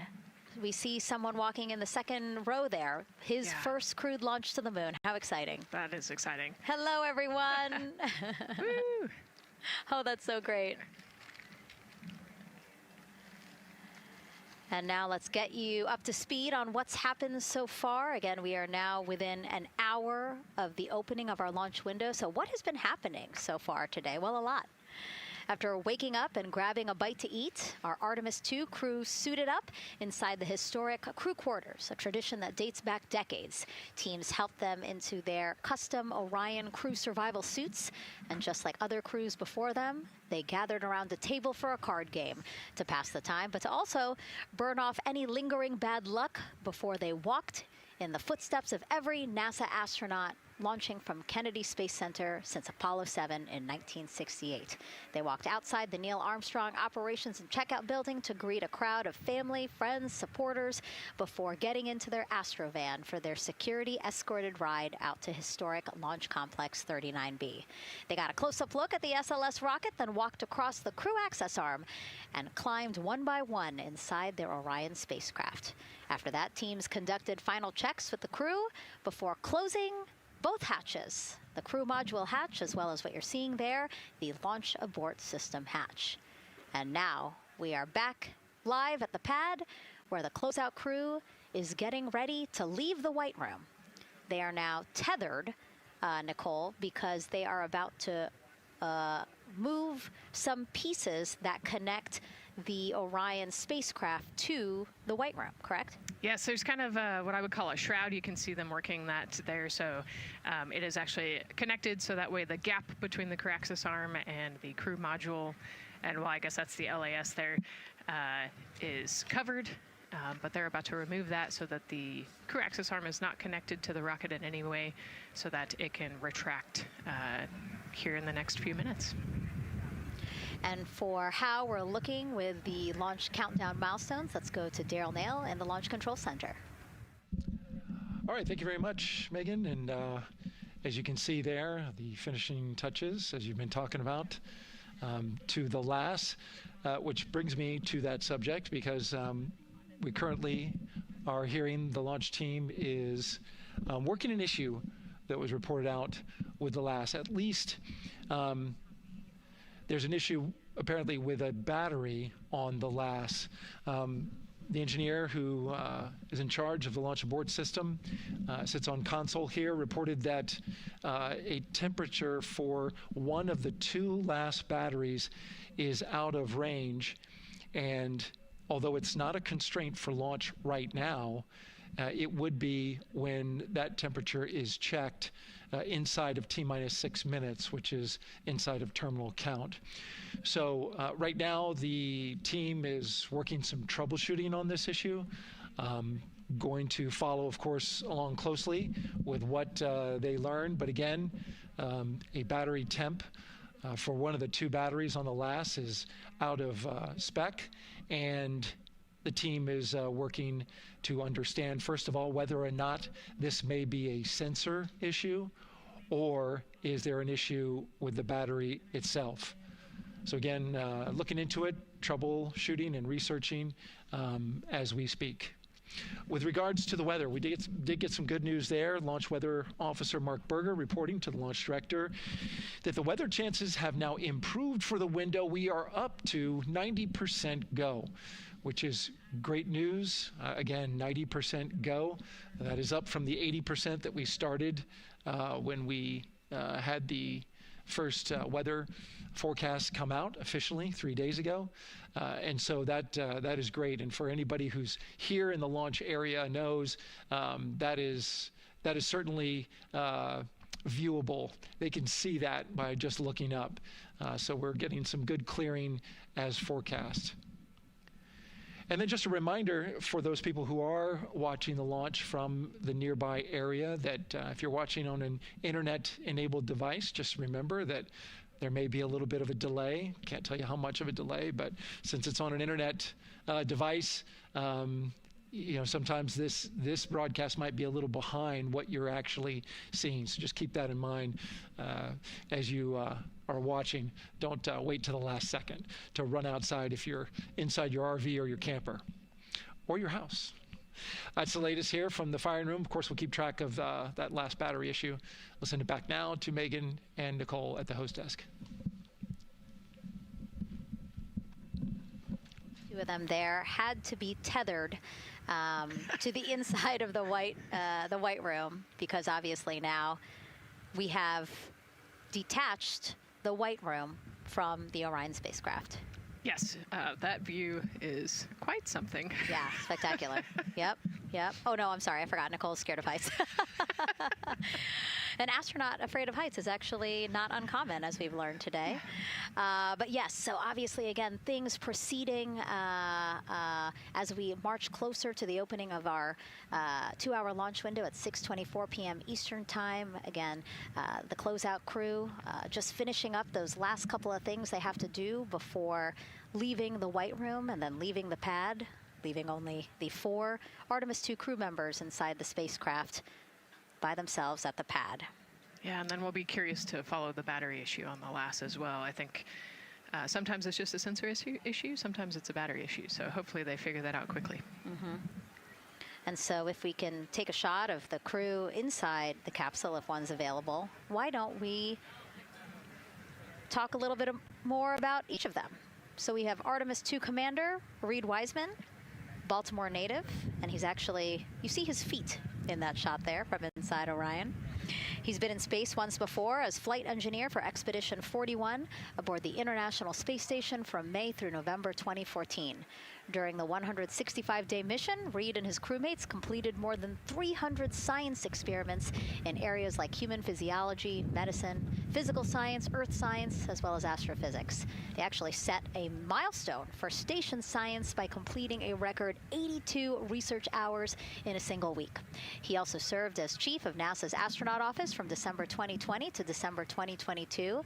His two daughters were out to wave goodbye to him as he made his way to the launch pad. And again, there's Reid's feet. Reid is the one sitting in the seat to the right, closest to our camera there. So looks like he's relaxed by the body language of his feet. Yeah, I think they're kind of in a holding pattern, if you will, or a waiting period. So it makes sense that he's a little bit relaxed. He's also kind of just a relaxed person in general. He's wicked smart, but has a demeanor that keeps everybody calm. And so I think we're seeing that here today. And so in this shot, Reid is the one sitting on the left, and to his right, Artemis II pilot Victor Glover. NASA selected the California native as an astronaut in 2013, and at the time he was actually serving as a legislative fellow in the United States Senate. His first trip to space, November 2020, pilot of NASA's SpaceX Crew 1 mission. That was the first operational mission of NASA's Commercial Crew program, which resumed launching American rockets from American soil to the International Space Station since the end of the shuttle program. Victor is a U.S. Navy captain and naval aviator who served as a test pilot, racking up more than 3,500 flight hours in more than 40 different aircraft. So again, he probably feels pretty at home in the pilot seat of Artemis II. Yeah, I think he does. He got to say goodbye to his wife and 4 kids.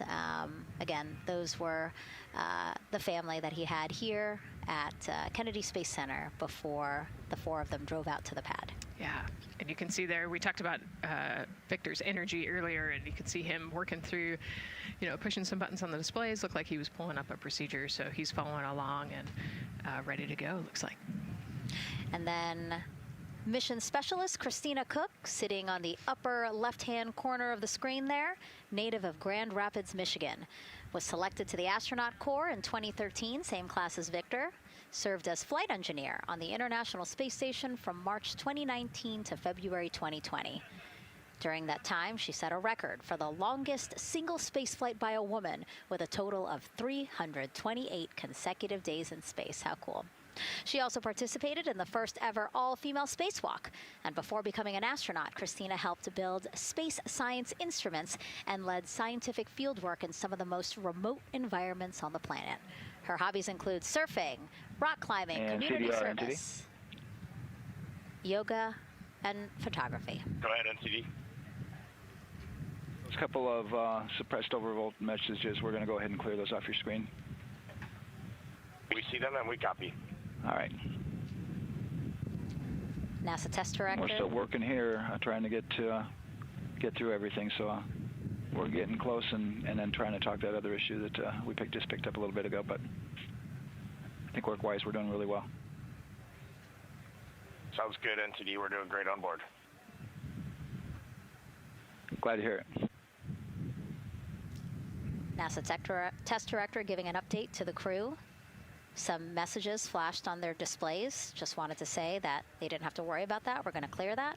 And that also just reassuring the crew, again, that they are tracking and working the issue with the launch abort system battery.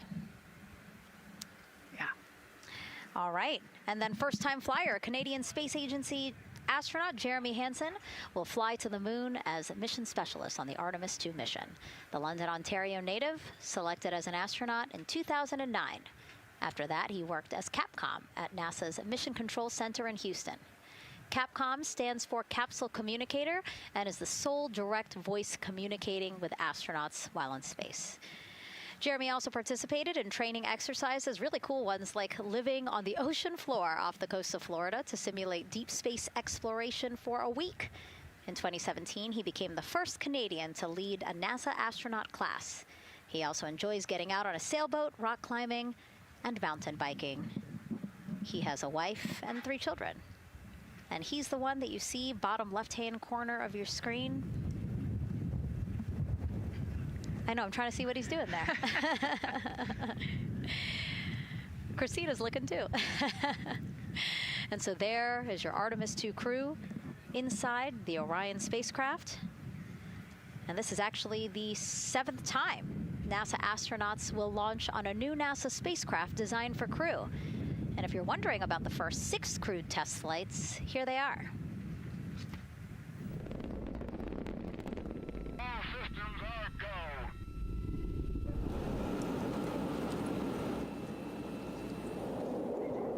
Gemini 3, Gus Grissom, John Young, March 23, 1965. Apollo 7, Wally Schirra, Don Isley, Walt Cunningham, October 11, 1968. Space Transportation System, or STS-1, John Young, Robert Crippen, April 12, 1981.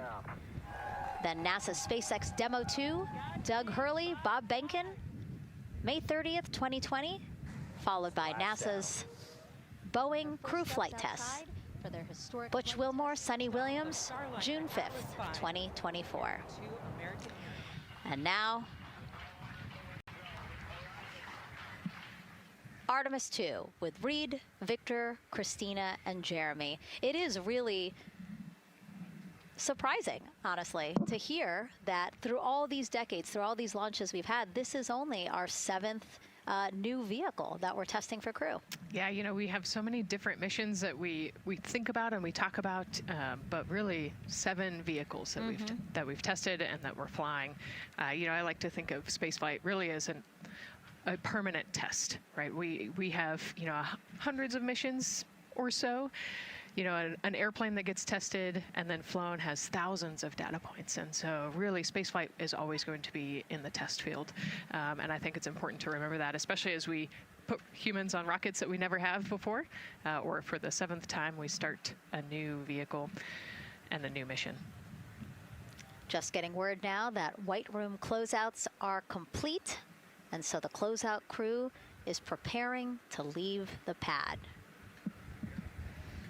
It's exciting stuff. We are making good time, and the closeout crew is doing really well. 41 minutes, 43 seconds and counting until the opening of our window. And Artemis II is a 10-day mission that will send the 4-person crew on a journey around the moon and back to Earth. It will be a critical step towards future lunar and Mars missions.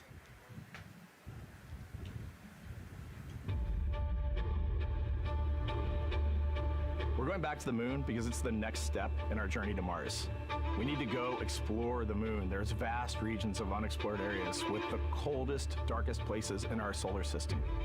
This is a test mission, and when we get off the planet, we might come right back home. We might spend 3 or 4 days around Earth. We might go to the moon. That's where we want to go, but it is a test mission, and we are ready for every scenario as we ride this amazing space launch system in the Orion spacecraft. But another reason we're going back to the moon is to fulfill NASA's mission, which is to explore the unknown in air and space, to innovate for the benefit of humanity, and to inspire the world through discovery. And when we succeed and when we accomplish the things that we set out to accomplish, that inspiration not only can set up new things to happen, but it also is a reminder in tough times that we're capable of doing great things when we work together.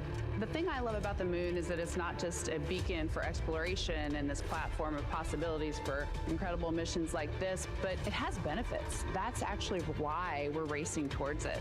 Those benefits are really wide in nature. You have everything from innovation, technology development, not only for future missions going deeper into the solar system, but technologies that come back to Earth. You have inspiration, a whole generation of people starting this pipeline of STEM workers and manufacturers and operators that are excited to see what you can do when you work hard and you come together as a team. When I think about the 4 of us flying around the far side of the moon, seeing that Earth rise, taking images and video and sending them back to you. The feeling that I have inside is hope.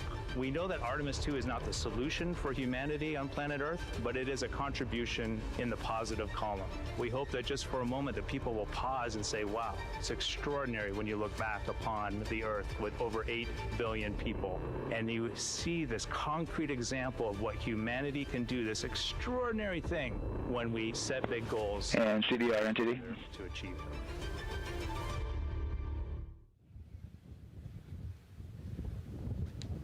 And so Mission Control Houston will control the flight of Orion after a liftoff here at Kennedy Space Center.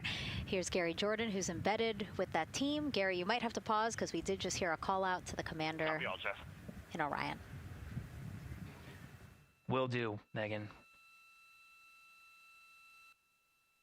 I think that was Commander Reid Wiseman responding to prepare for some of the next steps. We are now holding at the T-minus 10-minute hold. Expected a 30-minute hold. So we are well on the countdown. We are well on the timeline to meet this L- time and launch towards the beginning of the window, but continuing to track progress along the way. Again, I'm here with the Artemis II flight control teams in Mission Control Houston. The team in the room behind me has been monitoring the countdown and verifying their own mission-specific launch criteria of the Space Launch System, the Orion spacecraft integrity, and its crew. During the final poll before launch, if all looks good from each of the flight controllers in this room, Flight Director Judd Freeling will report a go for launch from Houston Flight. Upon liftoff, teams here take control of the mission and communicate with the crew while they fly on the Space Launch System. This phase of flight is highly dynamic, and each console position has a dedicated and important role of looking after critical systems. You'll hear calls from Capcom and NASA astronaut Stan Love in this room to the Artemis II crew as milestones are reached during the more than 8 minutes of powered flight on the core stage. Liftoff and ascent are just the beginning. This room will be staffed around the clock over the next 10 days to oversee every moment of the mission through splashdown. Here from the Johnson Space Center, we'll be streaming the mission live 24/7 so anyone can follow the crew's journey, take peeks inside the spacecraft, and share the experience of a lunar flyby with astronauts looking down at the moon's surface. Teams here have been rehearsing tirelessly in simulations to throw every conceivable and inconceivable scenario their way. We are ready and eager to begin the Artemis II mission. Still milestones to come as we continue the countdown, but we'll be right back with you during the ascent phase of today's flight. With that, Megan, I will send it back over to you at the Space Coast. Thanks so much, Gary. Under 37 minutes until the opening of our 2-hour launch window, 6:24 p.m. Eastern. I've never been more excited for a time.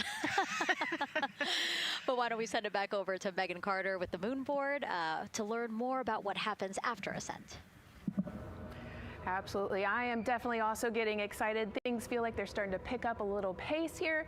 A lot is about to happen within the first 10 minutes of launch, but what happens after those first 10 minutes? Let me take you over here to my mission map so we can kind of jump ahead and let me explain a few things. So, our main engine cutoff is going to stand for MECO, and that is essentially where the rocket's job is done, and it is then going to turn the propulsion duties over to our ICPS. That stands for Interim Cryogenic Propulsion Stage. Don't try and say that too many times fast, but the ICPS is going to be right here, and that's our in-space propulsion. About 50 minutes into, after about 50 minutes into launch, it is going to conduct that first burn, and that's going to be the perigee raise maneuver. Essentially what that is going to do is going to raise the spacecraft from a lowest point of Earth just a little bit higher into space, and then they are going to conduct that nice path that's going to set them on that nice circular path around the Earth. That's when they're going to start to be able to really check out the spacecraft. The Orion spacecraft is going to be able to, like we've talked about, be maneuvered by the crew. They're going to check out those life support systems, and communication checkout's going to be vital at that point as well, obviously. Then they will be conducting that another burn, and that's going to raise them just a little bit higher again. And then they will, it'll be about time for the ICPS to separate, and they will start another lap around the Earth as well. Now, the ICPS, but even after it separates, its job will not be done because they will have the opportunity to conduct something called the Proximity Operations Demonstration. And this is going to be really important for our future lunar missions missions because the ICPS actually has a target on it, and the crew is going to have the opportunity to manually maneuver these spacecraft like we've mentioned and practice those docking maneuvers. Now obviously they will not be docking for this mission, but that is again going to be critical for those lunar missions in the future. Now, all right, after that ICPS has separated and they've done that second lap, they're going to conduct 2 more burns. And what these burns are going to do is set them up to the high enough orbit and a fast enough speed in order to conduct the translunar injection. This is going to be that critical moment and that critical milestone where they are going to produce about 6,000 pounds of thrust. And this is that point that is going to take them out of low Earth orbit into deep space, and it's going to set them on that nice path towards that lunar flyby. And I know we have talked a little bit about why this could be a record-breaking flyby and journey to the moon. And with that, I'm going to turn it back over to Megan so she can tell us just why. Yeah, she's talking about the distance record set by the Apollo 13 astronauts in 1970. They were 248,655 miles away from Earth, and this Artemis II crew might surpass that on flight day 6 when they fly around the moon by more than 4,000 miles. Yeah, it's a long ways. It's tough to fathom 250,000 miles from Earth, right? I mean, space, the space station is only 250 miles, and so we're going, I don't want to do the public math, but we're going much further than that. But it's important, right? Because we want to get back to the moon. We want to see the surface. We want to see the far side of the moon. And the way we do that is by breaking distance records. Yeah, and the exact distance record depends on exactly when they launched, like the time, the day. So we'll learn more as we go into this 10-day mission with the Artemis II crew. But here we are, 32 minutes, 50 seconds and counting from the opening of our launch window. Feels really, really surreal here as more and more people come to gather on the press site lawn here at Kennedy Space Center. Why don't we take a look at this video that we have here? Some familiar faces who wanted to wish our Artemis II crew a safe journey. Reid, Victor, Christina, and Jeremy, you are the real deal. You're flying to the moon for all of us, and we are in awe. You're the true heroes. You are not just astronauts. You are pioneers, venturing deeper into the unknown. But you are not alone. We will be all cheering you on from planet Earth. Hey, I'm Victor Wembanyama, and I play basketball in the NBA. But I'm not only interested in shooting hoops. I'm also interested in shooting stars, dark matter, and all other types of astronomical phenomenon. And to the Artemis II astronauts who are shooting for the moon, I wish them good luck and Godspeed. Hi everybody, I'm Ryan Gosling, and I play a biologist who goes to space to save the planet in the film Project Hail Mary. But the Artemis II astronauts are going to space for real, and they will travel farther from Earth than any humans in history. Sending all our best wishes to the Artemis II crew. I just want to say how proud I am of each of you and how inspired you make me. But it's not just about me. Your mission is going to inspire future generations of scientists, engineers, athletes, and dreamers to do something that they never thought possible. Hey, it's Roy Wood Jr., and I want to wish the Artemis II crew a happy and safe journey to the moon, well, around the moon. To go around. I know what you're doing. You got to look for a parking space. This is to go around the moon, make sure it's somewhere to park, and then you park journey. Good luck. It's actually a really good way to explain what how this mission builds. Again, we are hoping to land astronauts on the surface of the moon in maybe 2 years. So yes, we are looking around the moon on this lunar flyby mission to see where we might park. Thank you, Roy Wood Jr. Okay, and as we look at this live view of the rocket on the pad, there is a spectacular place here at Kennedy Space Center to watch launch from, and that's the Banana Creek viewing area. Why don't we go back there where the crowd is excited, and Leah has the best assignment ever, talking to people who are super excited about being here for Artemis II. Oh my gosh, Megan, you talk about the excitement being palpable. I'm telling you, everybody here on pins and needles as we get just about half an hour away from launch. I've been walking around talking to people, and I'm just struck again and again by how many people are here from across the agency. I want to introduce you to just a small portion of the people across NASA who have been supporting this mission. Patty Ortiz, NASA Armstrong Flight Research Center, Orion program. Orion. Kathy Graves, Glenn Research Center, Office of STEM Engagement. Here we go. David Alexander, NASA Glenn Research Center, Office of STEM Engagement. Jennifer Becerra, Johnson Space Center of the Office of STEM Engagement. Here we go. Right back here. Where are you from? I'm from NASA Glenn Research Center, Joseph Pinakitis. Joseph, here we go. Wes Furman from APL. Maria Arredondo from Headquarters, Next Gen STEM. Mark Robinson, Stennis Space Center, Commercial Space. Amira Flores, Armstrong, Office of the STEM Engagement. Molly Kearns, NASA Glenn, Space Communications and Navigation. Matthew Pierce, Goddard Institute for Space Studies in New York City. Here we go, and right over here. Lauren Ring, Ames Research Center, Data Integration. So we're coming together. We're one big NASA team, one big NASA family, and we have one major message before we launch tonight. Okay, guys, what are we going to say? 1, 2, 3. Go Army!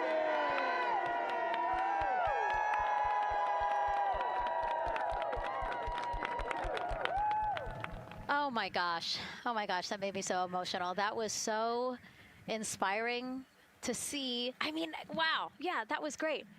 I mean, just to hear everybody say their position, what they're doing to support this mission is amazing. And I'm sure this was something that really rang true and resonated with NASA's Administrator Jeremy Hansen, again, to see the workforce come together to do the work and then to be here for launch. So why don't we actually go over to him now with our Jasmine Hopkins at one of our other viewing locations. All right, Megan, thank you so much. The energy here on the balcony is honestly becoming electric as we get so close to launch. And now we are thrilled to welcome NASA Administrator Jeremy Hansen. Jared, we're really entering a golden age of exploration. How will Artemis II set the pace for the coming years? Well, I mean, Artemis II is the opening act, right? This is the test mission. This is getting very comfortable with the SLS rocket, the Orion spacecraft. No humans have ever flown on this before, right? And we're going to put it through its paces. We'll go into Earth orbit for a little bit, make sure Orion's doing okay, and then we are sending them, right? We're going to send them farther into space than any humans might have gone before, 250,000 miles away, and it's going to set up for the subsequent missions. That's why we're going into the golden age of science and discovery right now, because you're going to see a moon rocket launch in 2027 when we do our testing with the lander. We're going to go for the landing on Artemis IV in 2028, and in parallel, we're going to build the moon base, right? And that is going to be filled with science discovery and tech demonstrations that's going to support the enduring presence we're trying to create on the surface. Absolutely. So honestly, history-making years ahead of us, you know, with Artemis III and IV. But first is Artemis II. What will be our single greatest takeaway from this mission? Well, I'll tell you, I mean, after ignition, to me, the moment that I'm going to be most excited for is splashdown. There's no question about that. Good shoots coming down off the West Coast. But look, I think the takeaway from this is gaining extreme comfort in the Orion spacecraft, right? I mean, this is very different than what we've done for more than a half century, right? I mean, the velocities that spacecraft is going to re-enter at, it's going to be new territory for us. We want to get our arms around that completely. So I would say the performance of SLS plus Orion is everything on this one. We want to make sure we do it in as a safe way as we possibly can, understanding what we are undertaking right here, bring our crew back, learn as much as we can from the vehicle, set up for Artemis III in 2027. Right. And Administrator, we've actually had a pretty young audience today here, some kids running around the balcony. How do you hope Artemis II inspires that next generation? You know, I talk about this all the time. Like, you know, one of our overarching KPIs that we should always be tracking is the number of people living and working in space. Well, you know what's another strong number 2 on that one? It's the number of kids that are dressing up as astronauts for Halloween, so that they grow up, that they're inspired to want to join in this grand endeavor, whether they come work with us here at NASA or they join in industry, but they're helping humankind venture out farther, pursue all the secrets of the universe. Yeah, I think we'll see a lot of kids dressed as astronauts this year. And finally, Jared, you've really made it a personal mission to get to know the people behind the work at NASA. Do you have any final thoughts, any final words before today's history-making launch? Yeah, well, one, I want to express a lot of appreciation. I'll tell you what, the 4 astronauts on top of Artemis II know this. It takes an army to pull a mission together like this, right? Across all 10 of our centers, all of our commercial partners, the international partners that come together to make this possible. My sincere appreciation for everyone who is currently working the mission right now, so getting them ready for launch, that will be watching over them in mission control, recovering this crew when they splash down off the West Coast. I have complete trust and confidence in your abilities. And everybody else who's not directly working on Artemis II, Artemis III is coming up next year. When this mobile launcher gets back in the VAB, we're going to start stacking. Wow, plenty of excitement ahead of us. Jared Isaacman, thank you so much for being here. Thank you. Thanks for being here. Of course. All right. And with that, let's get back to the countdown with NASA's Megan Cruz. Under 25 minutes and counting from the opening of our 2-hour launch window, and take a look at all these people behind us. I literally, every moment I turn around and I see the clock, I am like, oh, wow. Oh, wow. There are more people and less time. Yes, exactly, which is a great problem to have. Yes. Now, this first crewed test flight of NASA's Artemis program coincides with the 250th anniversary of our country's founders signing the Declaration of Independence. Exploration is a part of America's DNA, and it continues now with our return to the moon. 250 years ago, 13 colonies laid the foundation for the greatest and most enduring democracy in the history of the world. One driven by courage, faith, and freedom. From that moment, we became a nation defined not by where we stood, but by how far we were willing to go. We conquered vast frontiers, invented tools that shaped a modern world. We found light in the dark, and we rose from the earth. Faster, higher, farther. We pushed beyond the sky and into the unknown. We carried our courage into the cosmos, and we planted the American flag on the moon, the defining achievement of American superiority in space. Today, our curiosity stretches farther than ever. American robots search ancient rivers on Mars. New telescopes unfold to glimpse the first stars. And a new generation prepares to return to the moon, this time to stay. For 250 years, America has carried the light of humanity forward. But American exceptionalism isn't inherited, it's earned. Our greatness comes not only from what we've done, but what we're still determined to discover. Because in every era, across every horizon, America is at its best when it's reaching for something greater. America celebrates 250 years, and we are leading the world into the future.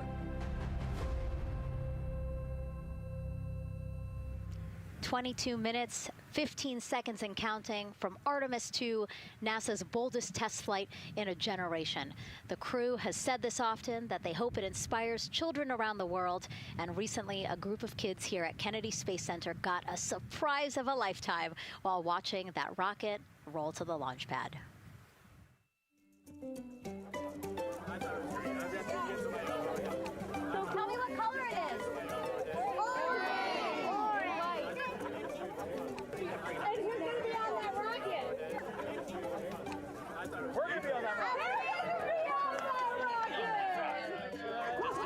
Make it a little bit longer. Did you see it? Okay, so everybody's looking at the rocket because it is kind of cool and impressive. One of the coolest things happening over there right now, though, is it's on top of a giant tractor. Doesn't all food come in like tubes? It's in these like little plastic bags, and you have to like rehydrate it. Sushi. There's not. I haven't seen sushi in space. It's probably hard to keep that back. Sushi mashed together. My favorite part was this one little girl. She had a question. She had patiently held her hand for a long time, and Christina turns to her and says, "Okay, what's your question?" She just goes, "I forgot." It was like, that's a perfect little kid moment. I just like. Wait, are you my mother's cats too, astronauts? What? Say that again? Never mind. It's a little hard to say. Go Artemis! These two? Yeah. Look at this one. Yeah. There you go. I like your dabbing astronaut back there. It's just so fun to see the enthusiasm, the energy, and a little bit of chaos. 3, 2, 1. Wasn't that so cute? I love kids and their excitement and, you know, even just being real. Like, I don't remember what I was know, gonna he ask. goes, but I'm glad you're here. Now here we are, Space Center Houston. The crowd has exponentially grown throughout the day. We started showing you live shots from in there probably an hour ago, and now take a look at all the people there getting ready to witness history together. It's something really special to be able to witness something like this together. Yeah, you know, we've heard from celebrities and officials and kids, and, you know, it's amazing. People from all around the world came here today to Florida to watch, so it's something, it's hard to put into words, just how much support for this mission we're seeing today. And great news, too. Remember, the team was tracking an issue with the launch abort system battery. They appear to have cleared that issue, so we are go for launch. Yes, it's exciting.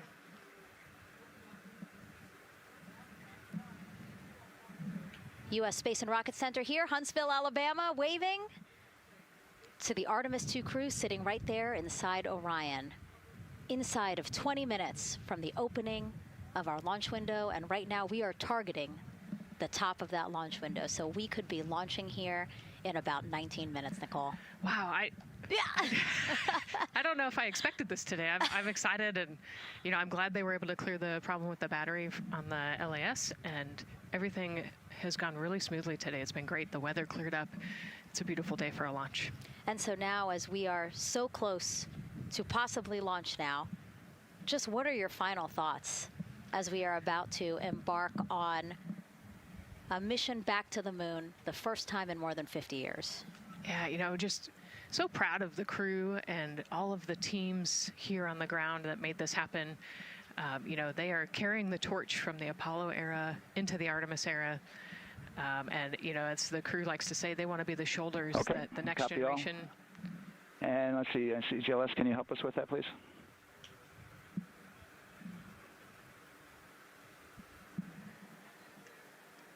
They want to be the crew wants to be the shoulders that the next generation can climb on. 001. You know, I think it's in their patch.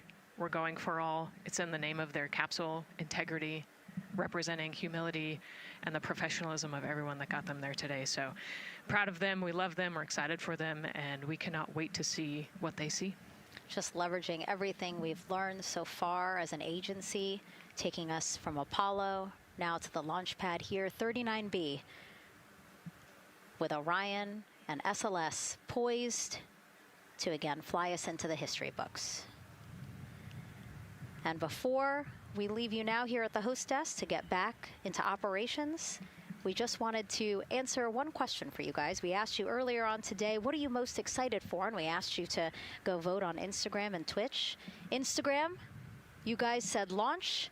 Twitch, you guys said lunar flyby. So I think you guys will all be very excited since we are now about 17 minutes from the opening of our launch window today. And so with that, as we approach terminal count, let's send it back to Daryl Nail in firing room 1. Daryl. All right, thank you, Megan and Nicole. And just want to give you an update on the launch abort system that you just reported that they cleared. They believe, they're convinced, this is an instrumentation failure. So there are 2 batteries on the LAS. The LAS, of course, and with the help of my 2-year-old son's model rocket, Daniel said I could use this, so it's okay. The LAS is right here. It's the tower above Orion. Orion capsule is inside of here. It's used to pull Orion off the rocket in case something's going on with the rocket, either on the pad or in flight.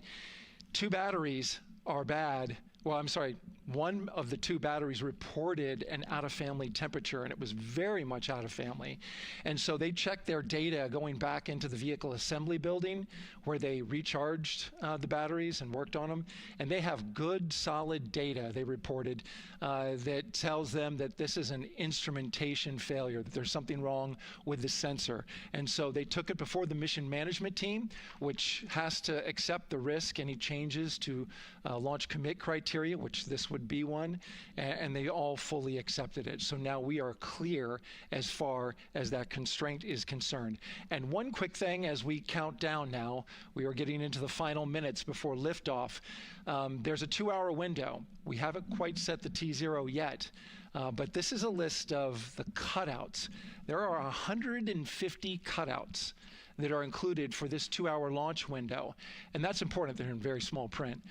That's important because there's basically 16 minutes inside this window that they cannot launch. And these are because of small things flying in orbit. There's a lot more things in orbit than there were back in Artemis I when we had 35 to 40 cutouts.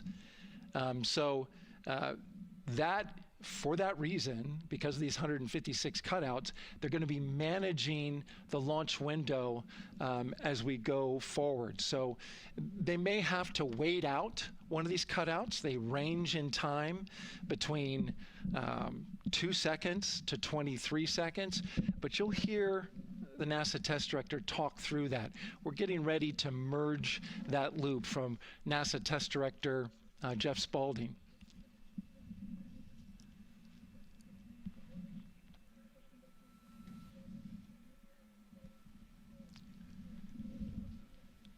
And so now I'm listening to the launch team get ready to merge their operational channel.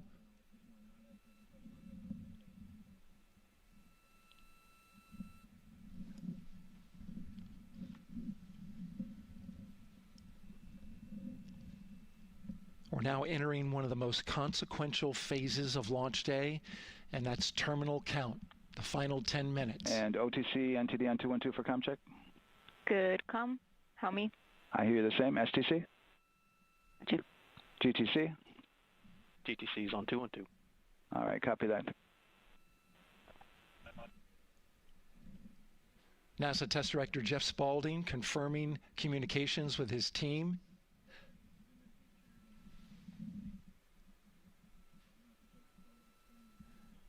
There will be 2 polls that we'll hear.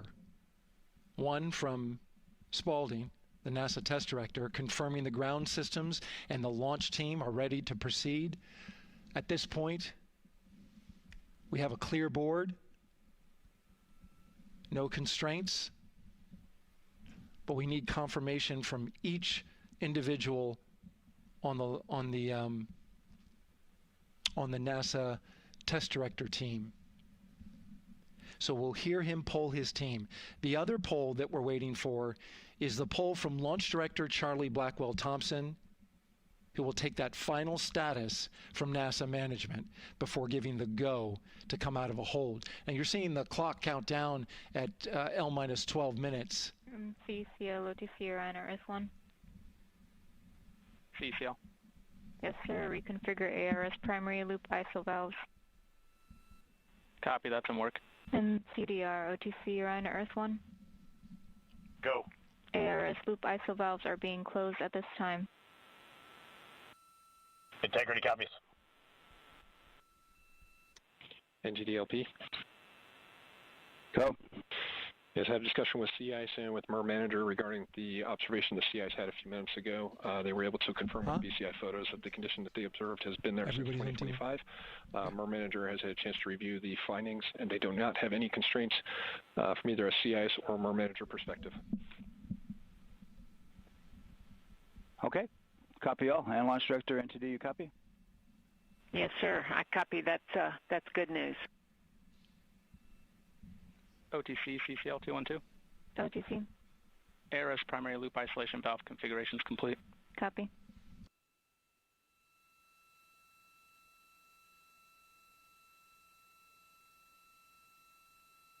And CGLS NTD, cancel pending, please. GLS copies, and that's complete. All right, and for all personnel, we got a little bit more work to do before we pick up the clock, and we're about a little over a minute from getting to T-minus 10 minutes, but we've canceled the resume time there, and then we'll pick it up after we get through all of our work and anything else that we need to do to get through the remainder of counts. So we'll continue working that to get to our T0 today. So when we get to about 50 seconds from now, we'll extend that hold. CVSE OTC. CVSE. 400, 290, looking to verify that we are configured for ascent. Yep, give me about 2 more minutes. I'm going to start CMA2 streaming. Copy. NTD, COSE, hold requested. Copy that. I have an LCC violation of O-CT-004, S-band transponder anomaly. This was a transient LCC violation, so transponder 1 had a demodulated SNR estimate that went down to 2 dBm when it should have been between 10 and 13, it is now back up to 12, but we did lose that for just a moment. It does not appear that we lost our bit sync or carrier lock, which would be indicative that we lost our lock with the vehicle. So at this point, recommendation would still be go. However, we do have a pre-planned contingency procedure if we want to look at that. But again, this is transient, so we're back in a nominal range. All right, let's see, LPE NTD. Yeah, we're not seeing that hit. So I guess the question for COSE, was that less than 3 samples? Was that below our persistence? Stand by, let me look. It did look like it did persist for several seconds on mine, but let me take a look at the number of samples. Could I get a repeat on the affected LCC, please? Yes, ma'am, that's going to be O-CT-004. Thank you.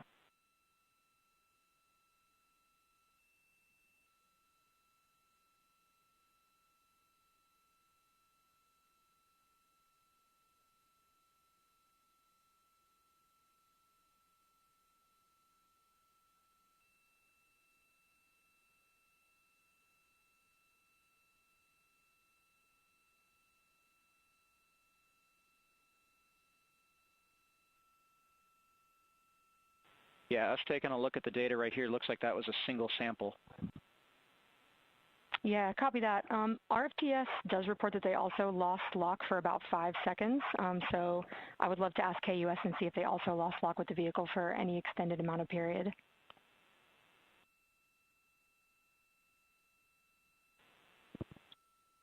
And COSE, while we're doing that, these are 1/10 hertz measurements, correct? So we would have had to lose it for over 10 seconds to get a second sample? Yes, sir, that's correct. It is 1/10 hertz. Yeah, so from our perspective, the allowance is effectively up to 30 seconds, up to 3 samples based on the 1/10 hertz. This is not an LCC violation, I believe. Yes, sir, I would agree with that at this point. Copy that. We're checking with KUS on 232. I don't think they have 212 access. We're trying to verify, but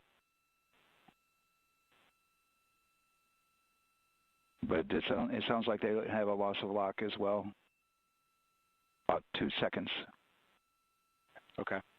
And I guess for both KUS and COSE, do we have lock now? That's affirmed. We do have lock for COSE.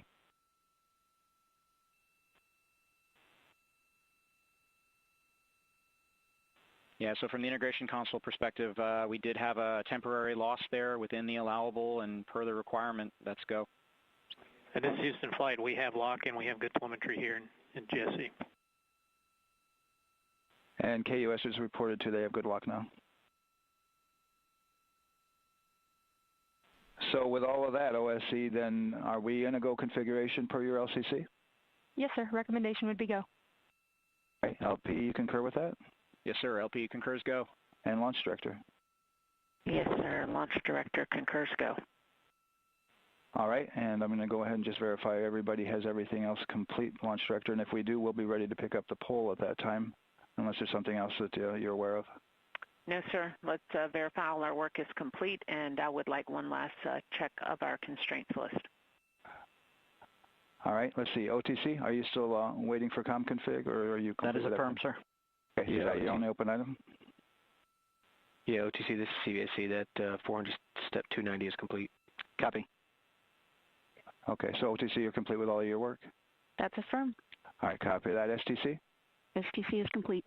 And GTC? GTC is complete. Okay, excellent. All right, and LPE, just want to verify we have no open constraints at this time. No open constraints. We have a clear board, sir. Okay, tracking the same here. And Launch Director, with that, we are clear and ready to pick up the launch readiness poll with your go. All right, sir. I am go for the poll. All right. And for all personnel, this is the NTD conducting the Artemis II launch readiness check. Verify ready to resume count and go for launch. OTC. OTC is go. STC. STC is go. GTC. C's go. MCO. CO is go. Safety Console. The Safety Console is go. LPE. LPE is go. RTD. RTD's go. Houston flight. Houston flight is go. Rock. Rock is go. And CDR. Crew is go. Copy that. Thank you, Reid. And Launch Director, NTD, our launch team is ready to proceed at this time. All right, NTD, I copy all. At this time, I'll perform my poll. Attention on the net. This is the Launch Director performing the final poll for launch. Verify no constraints and go for launch. EGS, Program Chief Engineer. Artemis Chief Engineers are go. Copy, thank you. EGS, Chief Safety Officer. The Artemis CSOs are go. Copy, thank you. Range Weather. Launch weather is go. Thank you, LWO. And Artemis MMT Chair. MMTs go. Thank you, John. And Integrity Launch Director. Good to hear your voice, Charlie. PLT. Thank you, Charlie. This is Victor. We are going for our families. MS1. This is Christina. We are going for our teammates. MS2. This is Jeremy. We are going for all humanity. All right, Charlie, your Artemis II crew is go for launch. Full send. I copy that. Reid, Victor, Christina, and Jeremy, on this historic mission, you take with you the heart of this Artemis team, the daring spirit of the American people and our partners across the globe, and the hopes and dreams of a new generation. Good luck. Godspeed, Artemis II. Let's go.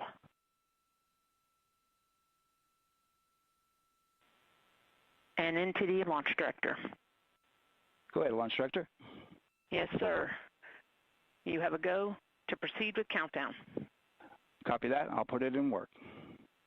CDR, NTD. Go. Your risers and initiate short purge per your EPROC 10.1.1, steps 8 and 9. 10.1.1, 8 and 9 going to work. Copy. CVSE, NTD. Start and verify recordings of our Orion cameras. Copy. Okay. Well, there you heard it. RSR, NTD. RSR. They're getting ready to start terminal count. arm rotation enable at this time, please. It's currently at T-minus 10 minutes. Once we wrap up this last bit of work, SNA arm rotation enable complete. We're going to start that clock. Copy that. Thank you. Integrity crew, close and lock visors.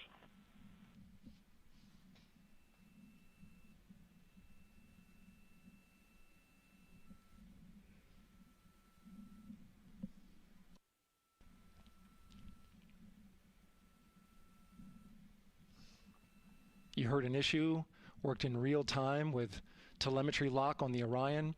It was transitory. It was very short. They checked the data, confirmed that they had a good lock. This was with the S-band transmitter on the Orion. Worked through that issue, looked at the data, and cleared it. All with the world watching. Impressive work by the launch team. So we have a 2-hour window, which starts in just a few minutes at 6:24 p.m. Eastern Time and goes until 8:24 p.m. Eastern Time. And ECL NTD will be waiting for your verification on the short purge. ECL copies. And for all personnel, once we get that short purge verification, we'll verify that we are clear to go, and then we'll proceed with the terminal count.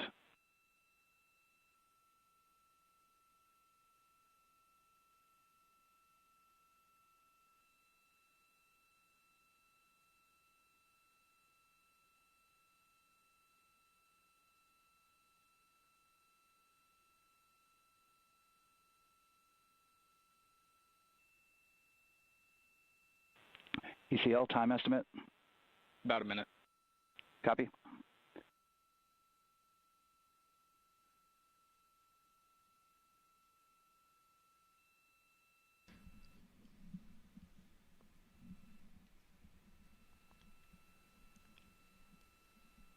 So we're going into the launch window, but but not by much, it looks like.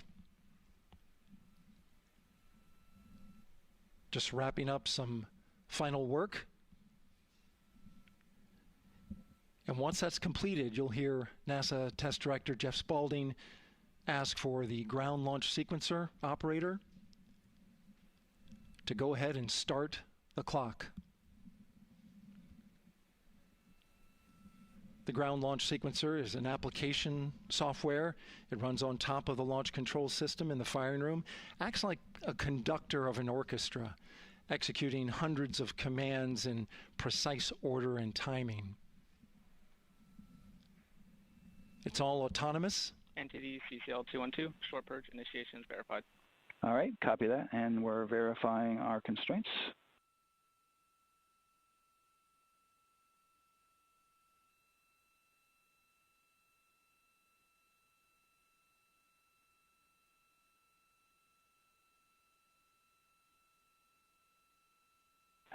All right, and we're clear from cutouts.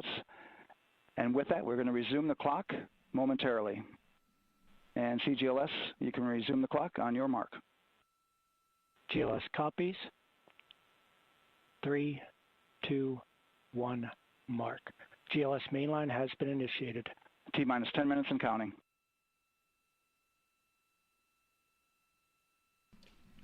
And that begins terminal count. Our new T0 is 6:35 p.m. Eastern Time.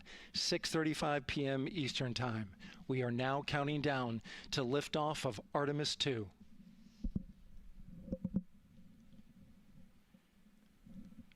From now on, you're going to hear two voices on the loops. If everything goes nominally, NASA Test Director Jeff Spaulding, who's directly managing the launch team, and Alex Bendelos, the GLS operator who closely monitors the software. He has the ability to stop and restart the countdown.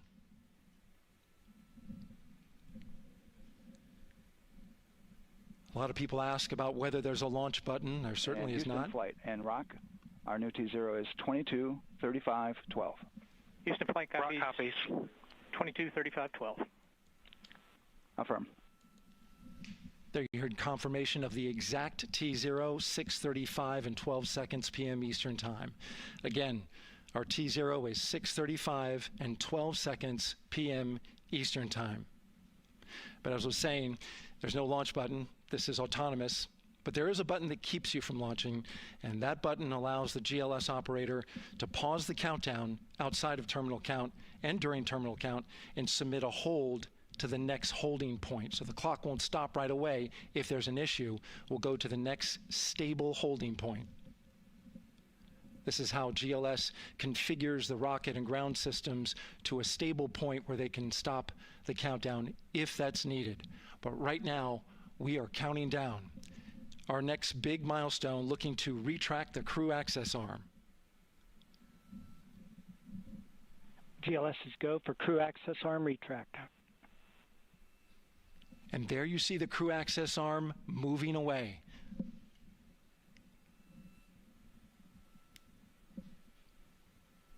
That's the path that the astronauts took to ingress into the rocket.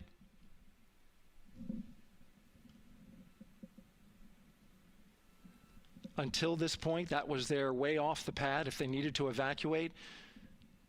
But now with that arm retracting, the backup transitions to a launch abort system, and they'll begin arming that shortly.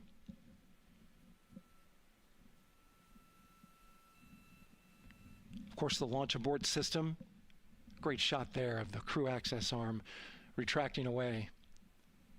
The launch abort system is the tower at the top, and that's what would pull Orion and its crew off the top of the rocket in case of an emergency, whether it's on the ground or in flight. This is critical safety hardware that protects the lives of the astronauts.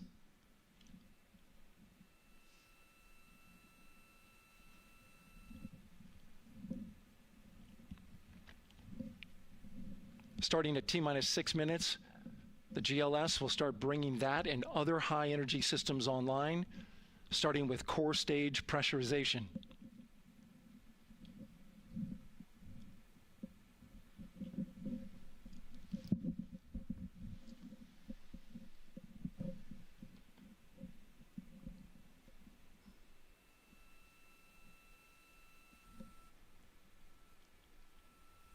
Weather is 90% go.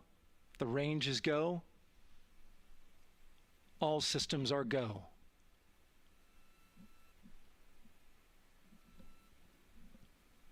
GLS is go for core stage tank pressurization. That means the replenish valve for the liquid hydrogen tank has now closed, and that tank is beginning to pressurize to flight levels because that hydrogen is naturally boiling inside the tank. We'll get the liquid oxygen tank a little later in the count.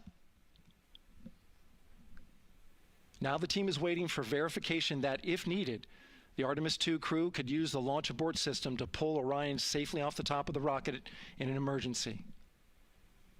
Let's listen in for that call. GLS verifies last capability available. And CDR, do you copy? CDR copies, last available. That's great news, and you heard the NTD verify that with the commander of the mission.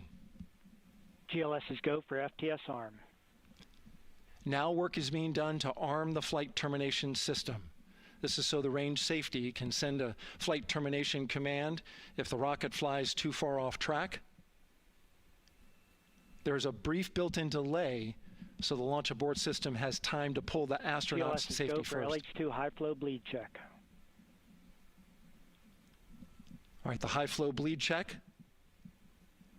That's so the cryo team gets verification that the RS-25 engines, all 4 of them, are in the proper temperature range for launch.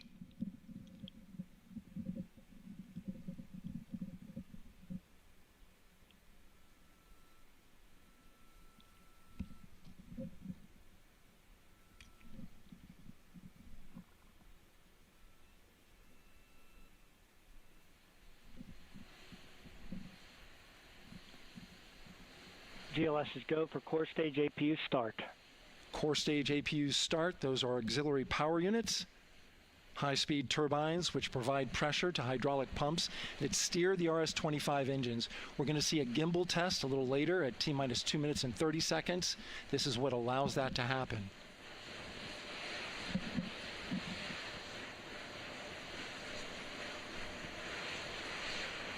Coming up in about 20 seconds, we're listening for go for purge sequence 4. That's a helium purge of the 4 core stage engines downstream of the propellant valve. This gets all the air and moisture out of there.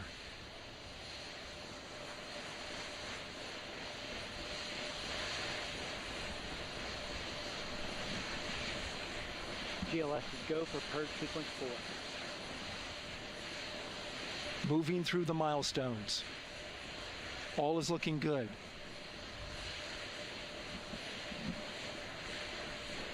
Coming up in just a few seconds, we're going to get that thrust vector control actuator test. This is a gimbaling of the engines.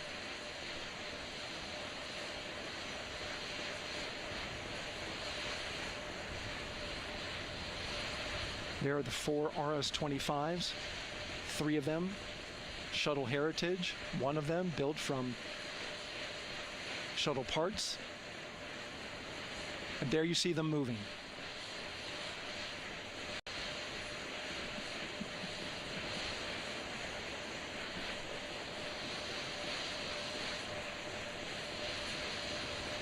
Now we're going to start moving the power from both the upper stage and the lower stage of the rocket to internal, taking ground power away and now going to battery power. GLS is go for upper stage to internal power. All right, power is removed from the rocket's upper stage, the ICPS, and it's been switched to battery. Same milestone for the lower core stage coming up at T-minus 1 minute and 30 seconds. Right now, the 4-person Artemis II crew is 248,000 miles away from the moon. And if all goes well, they will fly by it in 6 days. GLS is go for core stage to internal power. All right, there's the rocket's core stage, which houses 3 flight computers, is now on its own power. There's no more hold time because there's no more margin on these batteries. So we would have to recycle back to T-minus 10 to recharge if we had a hold.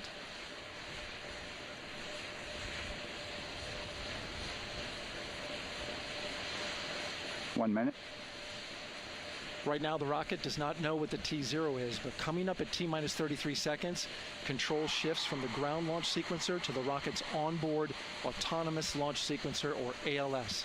The rocket will count itself down, but honor any holds that could come from the ground. Now, shortly after liftoff, Houston will take control of the rocket, and my colleague Gary Jordan will take over commentary. GLS, go for ALS. Great call out. The rocket is on its own. 4 brave explorers ready to ride the most powerful rocket NASA has ever launched. Sound suppression water is flowing. 15. And here we go. 10, 9, 8, 7. RS-25 engines lit. 4, 3, 2, 1. Booster ignition. And liftoff. The crew of Artemis II now bound for the moon. Humanity's next great voyage begins. Good roll pitch. Roger, roll pitch. Houston now controlling the flight of Integrity on the Artemis II mission around the moon. Integrity, AMT high. AMT high. On time, passing 30 seconds into the flights. Integrity passes the alternate beacon. Target milestone. Mission Control Houston seeing good performance on the 4 main engines. Space Launch System core stage. Integrity, 3 miles in altitude. Traveling more than 1,200 miles per hour.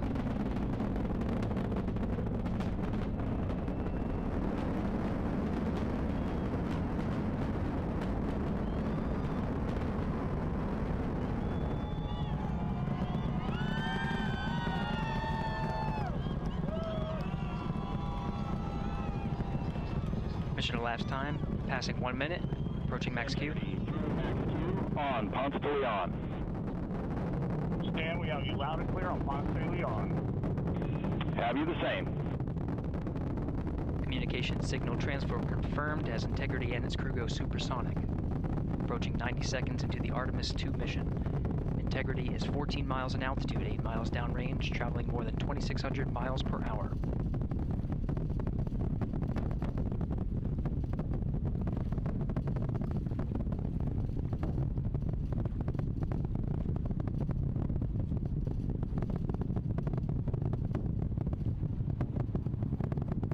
Minute 50 seconds of mission elapsed time, standing by for main engine throttle down to 85%, ahead of solid rocket booster separation expected at the 2-minute 9-second mark.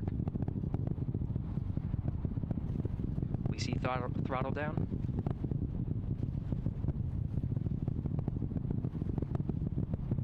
Confirmed separation. Main engines throttling up, guidance converged.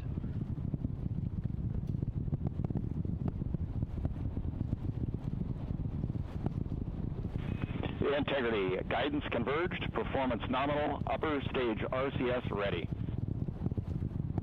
Copy all, Stan. Integrity, SM priming complete. SM priming complete. 2 minutes 45 seconds of mission elapsed time into the Artemis II mission. Thrusters on Integrity and upper stage confirmed in a ready state ahead of service module fairing separation.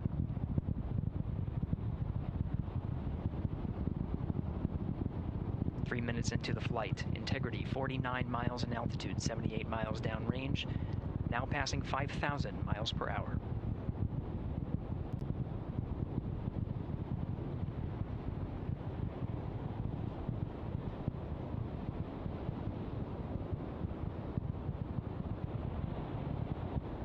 Standing by for launch abort system jettison. Houston Integrity, good last jettison, great view. Copy jettison, Team Eco 8+02. We see the same on board, Stan. And Houston has you loud and clear on Tidris at the Kármán line. Outstanding, Stan. We have you the same. 3 minutes 50 seconds into the flight of Artemis II, Wiseman, Glover, Cook, and Hansen crossed the boundary to space with good comm checks. GPS signals acquired after last jettison now working on internal checks to verify accuracy. Flight Dynamics Officer analyzed the time of main engine cutoff, confirmed at 8 minutes 2 seconds, time of MECO.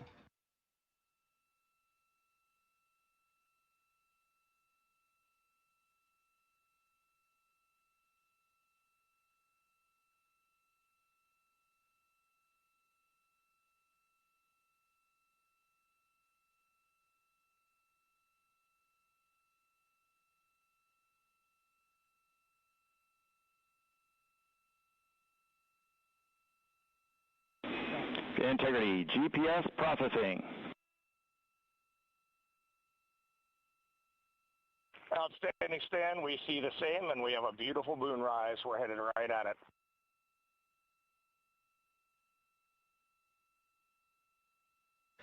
Approaching 5 minutes into the flight, Commander Reid Wiseman confirms he has visuals of his destination. GPS guidance, navigation, and control software finishes internal checks and sends to navigation channels. Integrity, 3 engine press. 3 engine press. On time, now passing 5 minutes 20 seconds of mission elapsed time into the Artemis II mission. At this point, 3 good main engines are all that's needed to carry Integrity to a nominal main engine cutoff target. Though at this time, we're seeing 4 good engines here in Mission Control Houston. Integrity, 75 miles in altitude, 330 miles downrange, approaching 10,000 miles per hour.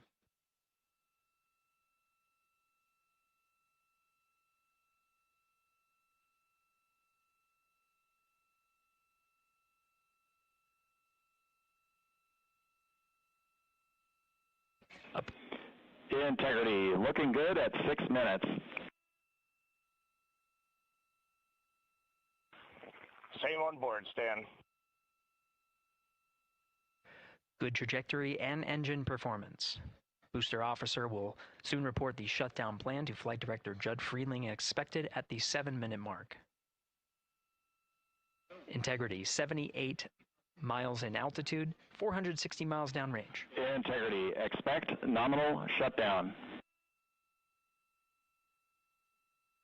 Integrity copies nominal shutdown.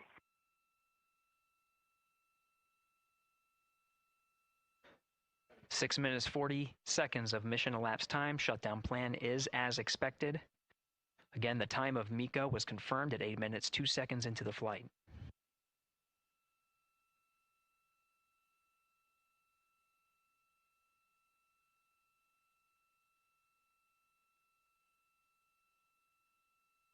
Seven minutes of mission elapsed time.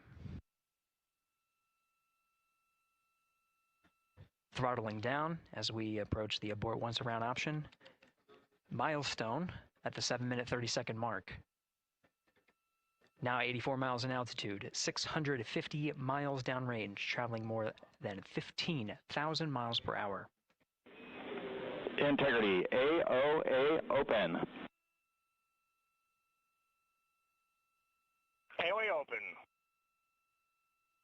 The window is now open for an abort once around option that would target splashdown in the Pacific Ocean. Still following nominal ascent at this time.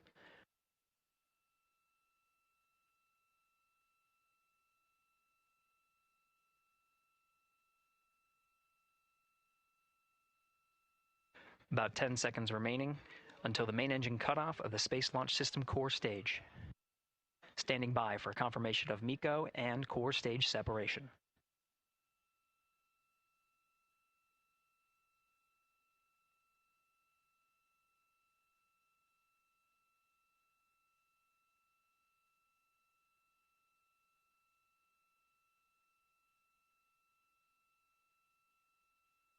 Integrity and nominal MECO, core stage separated.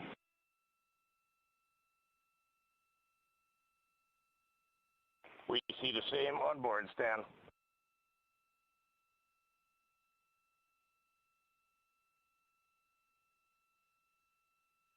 8 minutes 40 seconds into the flight, we have a nominal main engine cutoff heading in the right trajectory on the way to swing around the moon. Core stage has separated, done its job. The Space Launch System upper stage, the Inner Rim Cryogenic Propulsion Stage, or ICPS, still attached to the Orion spacecraft.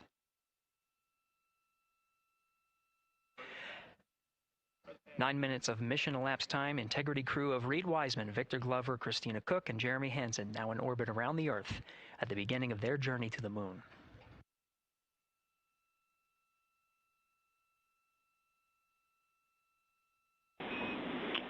Integrity Houston, looking ahead to PRM numbers so far per the pad.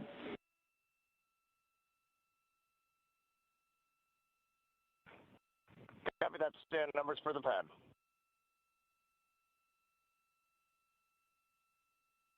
Capcom Stan Loves now reminding the crew that the perigee raise maneuver time of ignition is as expected prior to booster ignition. That time being 49 minutes, 50 seconds of mission elapsed time.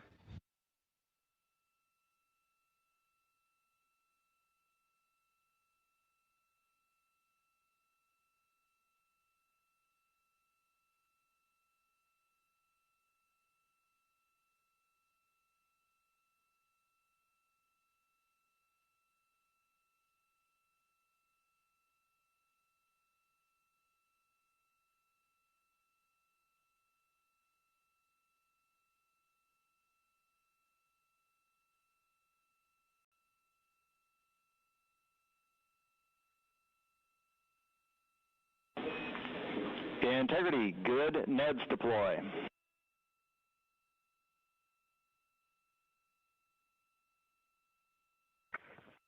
Copy that, Stan. Good, Neds.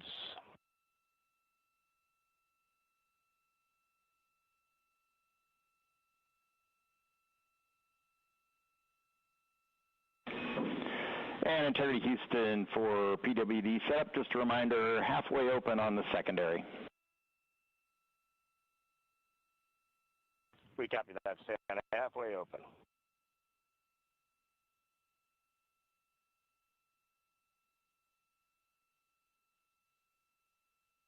Passing 11 minutes of mission elapsed time. Here, overhearing the conversation between Capcom Stan Love and Commander Reid Wiseman, already passing some milestones. We have a good nozzle extension deployment system. That is confirmed. Complete. We also have the visors are confirmed up. Now past the dynamic phase of flight, that is ascent. Their launch and entry suits that provided them an extra layer of protection. Now not as needed. They're going to raise those visors. And later in today's mission, they will begin to egress or get out of the suits to begin some of their initial tasks of activating some of the systems aboard in the Integrity spacecraft. It's passing 12 minutes of mission elapsed time. Again, the perigee raise maneuver that's targeted near 50 minutes of mission elapsed time, 49 minutes, 50 seconds. That's what the crew is going to be working towards. The Commander Reid Wiseman, pilot Victor Glover will focus on preparing for that milestone. In the meantime, mission specialist Christina Koch and Jeremy Hansen will start some of the activation of environmental control life support systems. You may hear confirmation of their activation over the Orion to Earth communication network.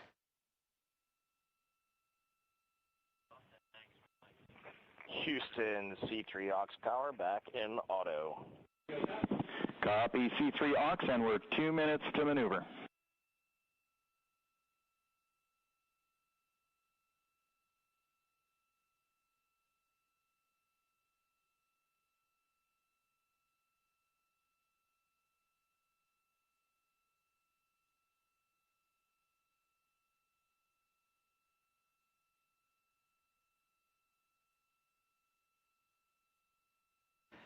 "13 minutes and 30 seconds of mission elapsed time. We're going to continue to follow the crew of the Artemis II mission They are beginning their journey around the moon to verify the systems that will take us to its surface. An incredible ascent.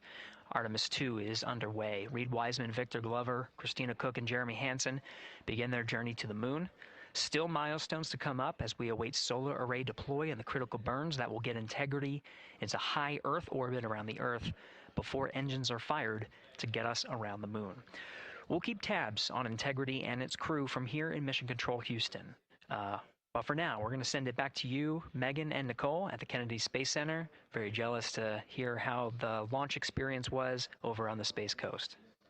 Yeah, Gary, if people are just joining us, welcome back to the Space Coast, where we just saw Artemis II lift off 14 minutes ago. And wow, what an amazing launch, and an emotional one, too. As soon as the rocket lifted off, Nicole, you had tears in your eyes, I had tears in my eyes, and we had all these people around us cheering. It was amazing. Yeah, the energy was wonderful. I mean, it was a beautiful launch. We've got 4 friends and family members headed to the moon. It's pretty amazing. Yeah, how does that make you feel as someone who, is an astronaut as well, but also, as you said, friends? Yeah, so proud of them. Man, we don't have the words in the English language to describe this kind of an event, and pride, love, so many emotions. They are truly breaking some barriers, and hopefully, as Gary just said, they've got a long day ahead of them, so wishing them well on everything. But so far, what a beautiful launch to watch. Yeah, to be returning to the lunar orbit in more than 50 years. Maybe they go farther from Earth than any other humans before them. Maybe they see parts of the moon that we've never seen before. I mean, what a great start to what could be all of these milestones that we break in just a 10-day mission. Yes, what a way to welcome in the Artemis generation.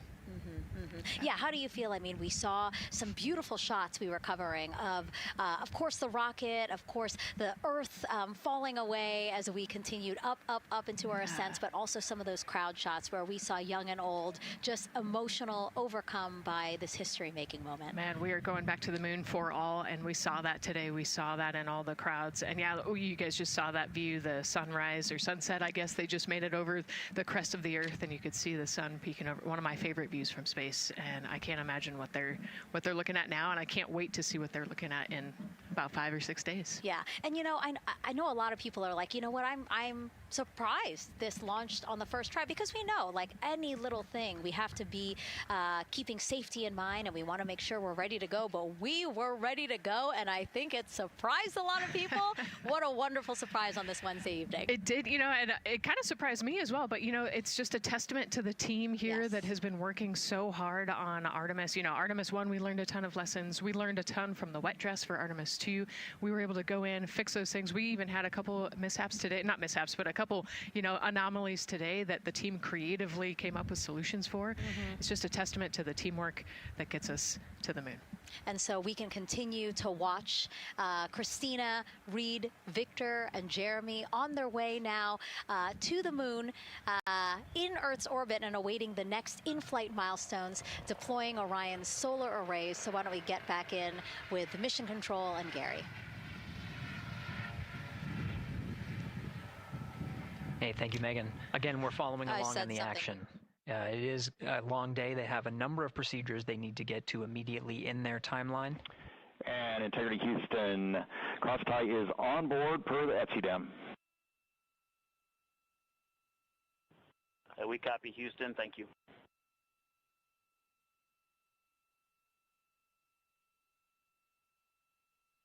Cross-tie referring to flight controllers here initiating a connection between some of the batteries aboard the Orion spacecraft, allowing for an even distribution of power. This is the flight control teams that took us through ascent of the Artemis II mission today.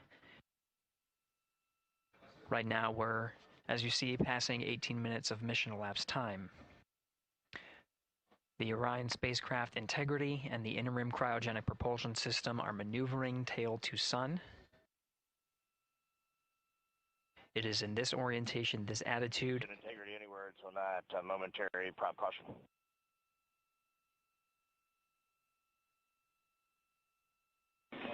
And Reid, no action. We're looking at it.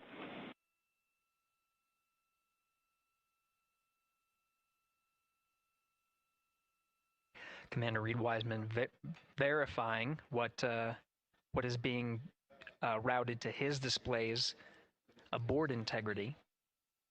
Propulsion engineer confirming that no action is needed at this time. They're pressing through with their nominal procedures to prepare for the perigee raise maneuver. And of course, the solar array wing deploy ahead of that. The solar wing deploy is a critical milestone. We'll continue to have our coverage follow the mission until that deployment.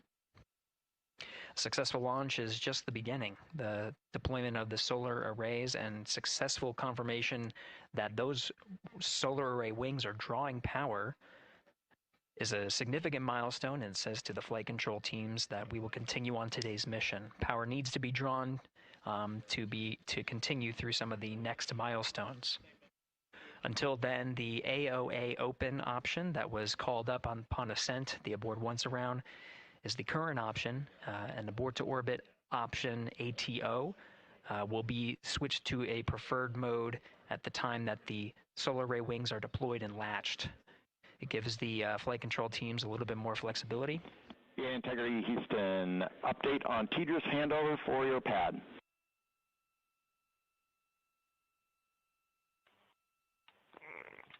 Give us just 1 minute. And Stan, you can read it. Ike is ready to copy. Roger. TDRS handover east to west expected 1 second earlier at 5:1 minutes 26 seconds.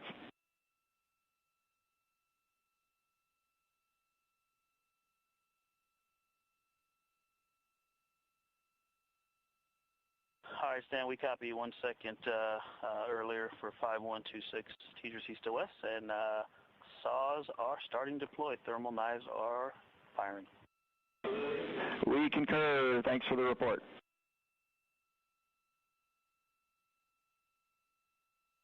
Read back of the reports that you just heard on the Orion to Earth network. Integrity has maneuvered tail to sun. The RL-10 nozzle on the end of the ICPS is pointed towards the sun, and the solar array deployment sequence has begun. With the deployment confirmed, it'll be several minutes until they are what is called in a latched position. Once they are latched and confirmed to be drawing power, they can switch the mode to ATO and continue along the mission. The teacher's handover at the pad, that message meant the crew was provided some preliminary numbers of when to expect handovers between the tracking and data relay satellites. Currently orbiting Earth at an altitude of 545 statute miles above the Earth, they are in a near-Earth network communication system. The tracking and data relay satellites, geosynchronous satellites that are stationed about 23,000 miles above the Earth. After the apogee raise burn that occurs later today, the burn itself will put them in an altitude that surpasses the range of the tracking and data relay satellites, and they will transition to the deep space network today. And Integrity, for prop messages, we see 2 temperature measurements right near the line. It's that momentary message you saw earlier. We're going to suppress those. It's CM helium heater 2 T1 and heater 1 T1. They're going suppressed. Integrity, thank you. We see the same.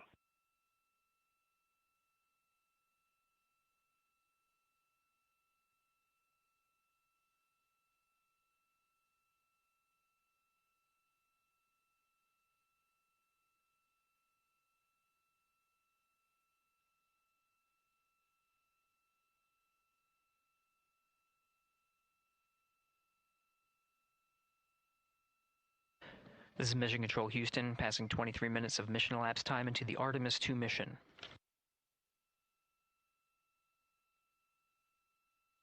This is after a launch that began at 5:35 and 12 seconds Central Time, 6:35 and 12 seconds p.m. Eastern Time. Right now, the orientation you're seeing from our aero visualization that translates some of the telemetry that we're getting from the spacecraft and puts it into a model so you can follow along on some of the milestones that we are following here. The RL-10 nozzle that you see at the left end of your screen, though it is currently not firing, that nozzle is pointed towards the sun, and the solar arrays are currently deploying.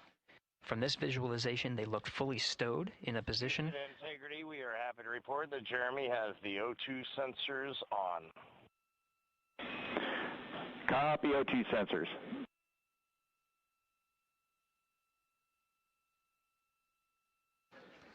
Again, Commander Reid Wiseman and pilot Victor Glover overseeing the deployment of the solar arrays.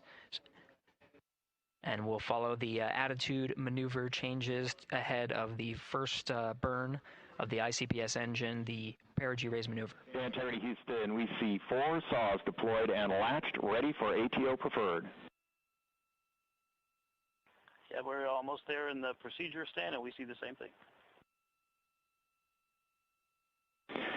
And Integrity Houston, we are seeing a 7-second miscompare between the MET on Orion and ICPS. We'd like you to read us the MET from your center status bar and for the ICPS on StackSum.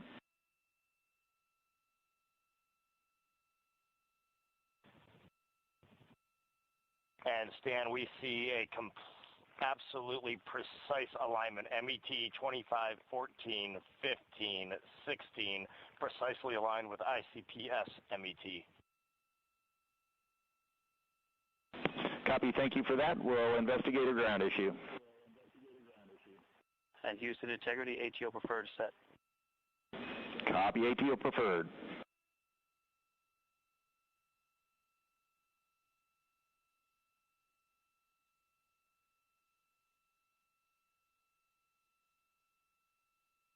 This is Mission Control Houston, 25 minutes, 45 seconds into the flight of Artemis II. We have confirmation that all 4 solar array wings are deployed and latched. This is the configuration needed to switch to ATO preferred, which you did hear confirmed from pilot Victor Glover. That mode has been switched. There was also a discussion with Capcom Stan Love and Commander Reid Wiseman about the alignment of the MET clocks on the Orion spacecraft and the ICPS. Commander Reid Wiseman confirmed the clocks are in sync, no issues. They're going to investigate it on the ground. We're proceeding with today's mission. 26 minutes of mission elapsed time and counting.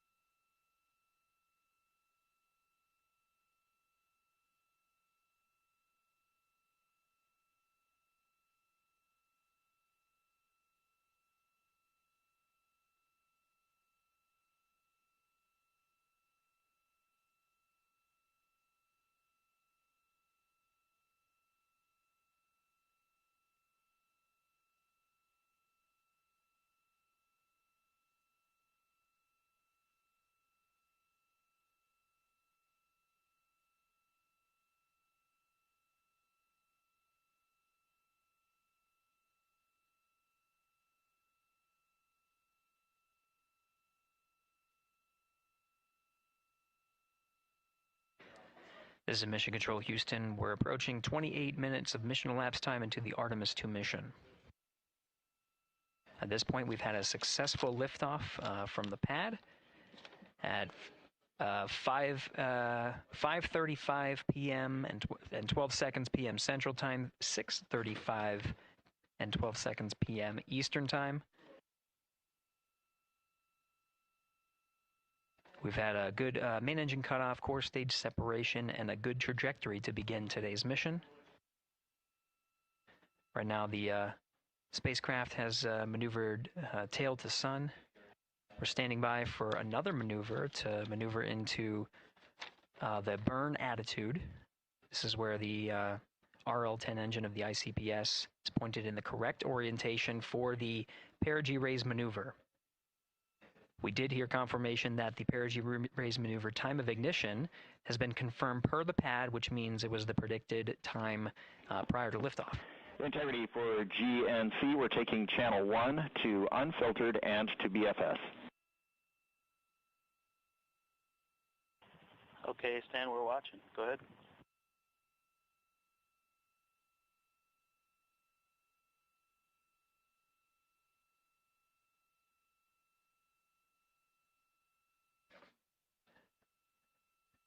Capcom Stan Love rating up to the crew of Integrity.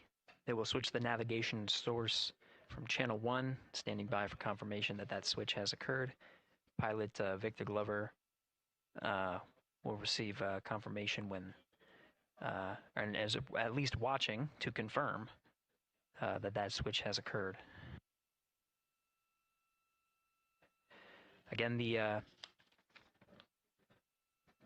perigee raise maneuver that we're heading towards, not too long from now, we're actually inside 20 minutes at this time from the time of ignition of the perigee raise maneuver.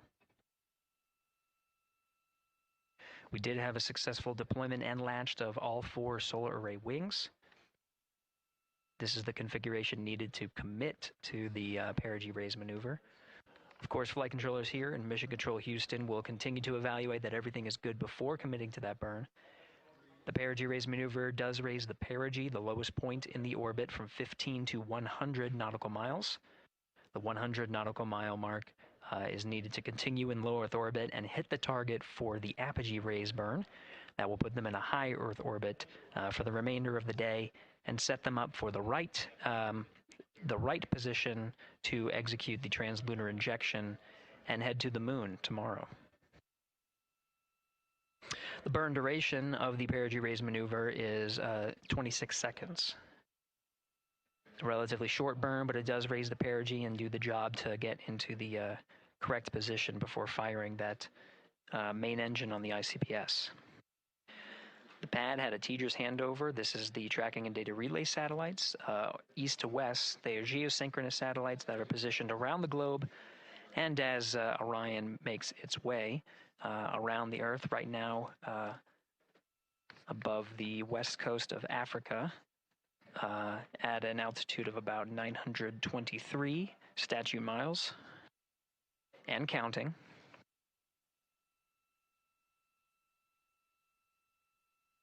The perigee raise maneuver is not executed at the perigee. It is rather executed on the, actually closer to the apogee. But what it does is it raises the perigee on the other end of the orbit to 100 nautical miles.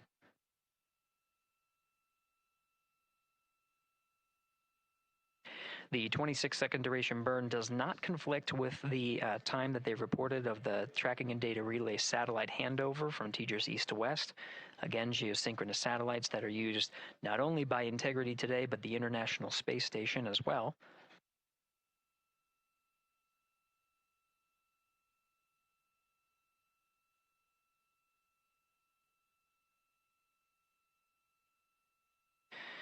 That time of handover is 51 minutes, 26 seconds. Plenty of margin before the perigee raise maneuver cutoff happens, and the trajectory is analyzed to see whether it was a good burn. A good burn means that the burn was performed as expected and sets the trajectory on course for that 100 nautical mile perigee target mark.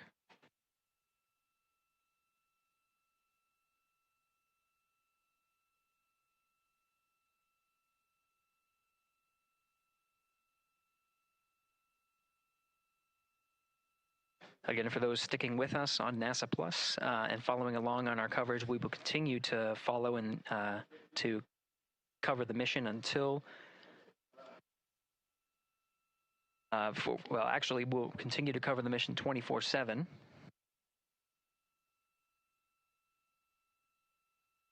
But we'll wrap up our coverage here shortly.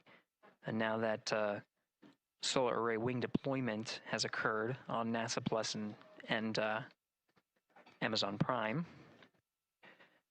Again, we will continue coverage 24/7 at the NASA YouTube channel. For those that want to see all of the upcoming milestones, there are select times where we will be coming back to NASA Plus and other streaming platforms. You can go to nasa.gov to find the latest on when to find those activities. Given that this is an operational mission, we do want to make sure that we are maintaining transparency in the mission and providing you all the information on what's happening in space as Reid Wiseman, Victor Glover, Christina Koch, and Jeremy Hansen head on their mission around the moon.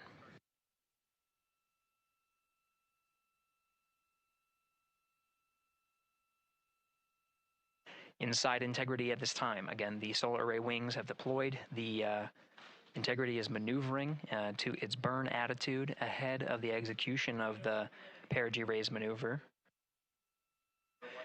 Overseeing these steps is primarily done by Commander Reid Wiseman and pilot Victor Glover.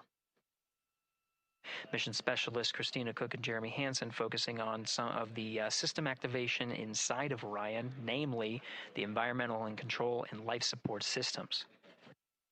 The activation and checkout of some of these critical systems are very important to continuing on the mission, making sure that those systems are in a good condition and in a reliable condition to provide the necessary environmental and control needs of the crew, with humans on board through the duration of the mission that extends 10 flight days.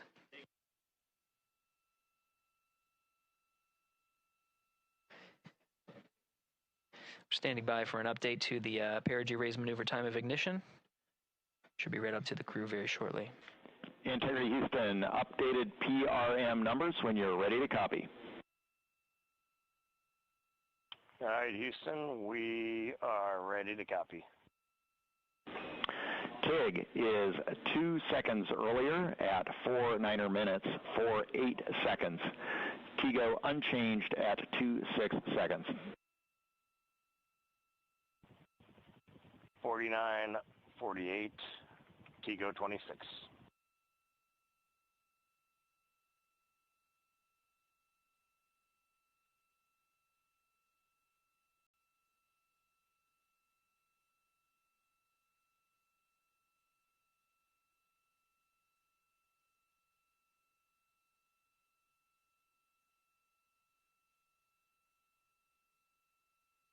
This is Mission Control Houston. With that update, we are approaching a little more than 13 minutes from the time of ignition of the perigee raise maneuver. That time updated to be 2 seconds earlier was 49 minutes, 50 seconds of mission elapsed time.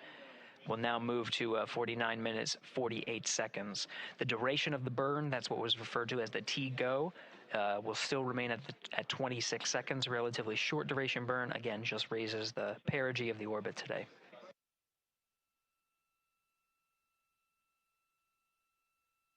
Making sure they hit the mark on that time of ignition is the primary concern of Commander Reid Wiseman and pilot Victor Glover.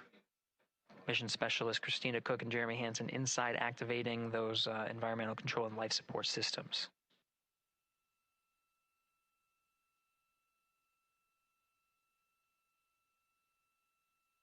At this time, all 4 crew members are wearing the launch and entry suits. Integrity Houston, for Optimus on the PCD, we have time update instructions when you're ready.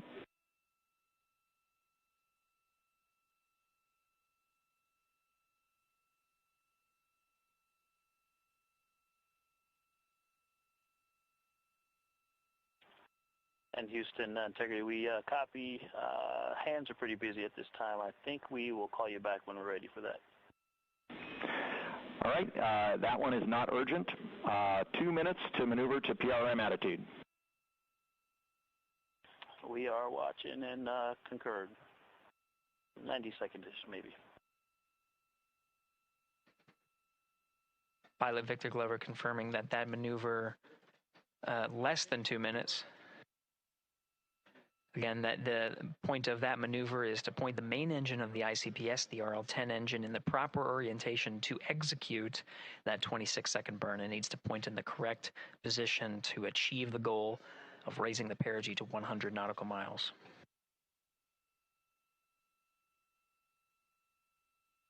You heard some of the environmental control system activations over Orion to Earth. Jeremy Hansen activated the O2 sensors. They'll be measuring the cabin of Orion.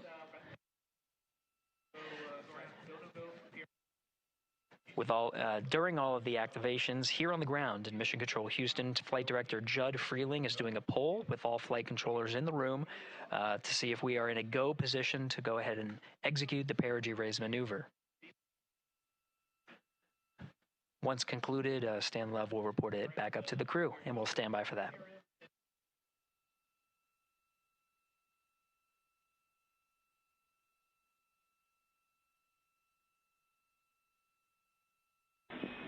Integrity Houston, MCC polls go for PRM pending attitude and saws.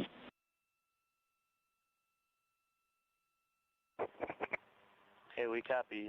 MCC is go. Maneuver starting.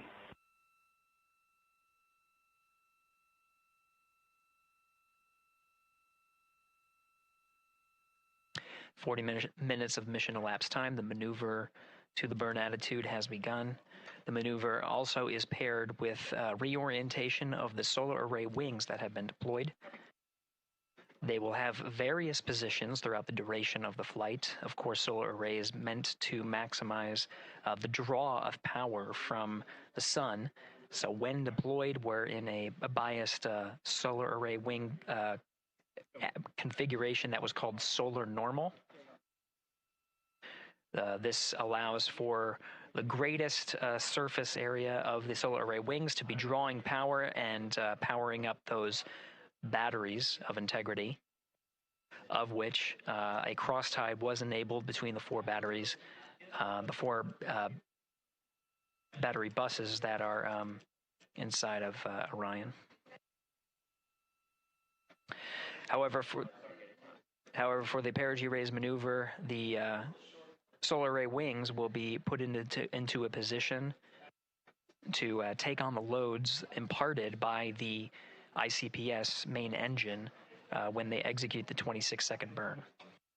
You can see in the animation here, the solar array wings are in motion, and the attitude is being reconfigured to point the engine in the correct direction, those solar array wings being pointed forward.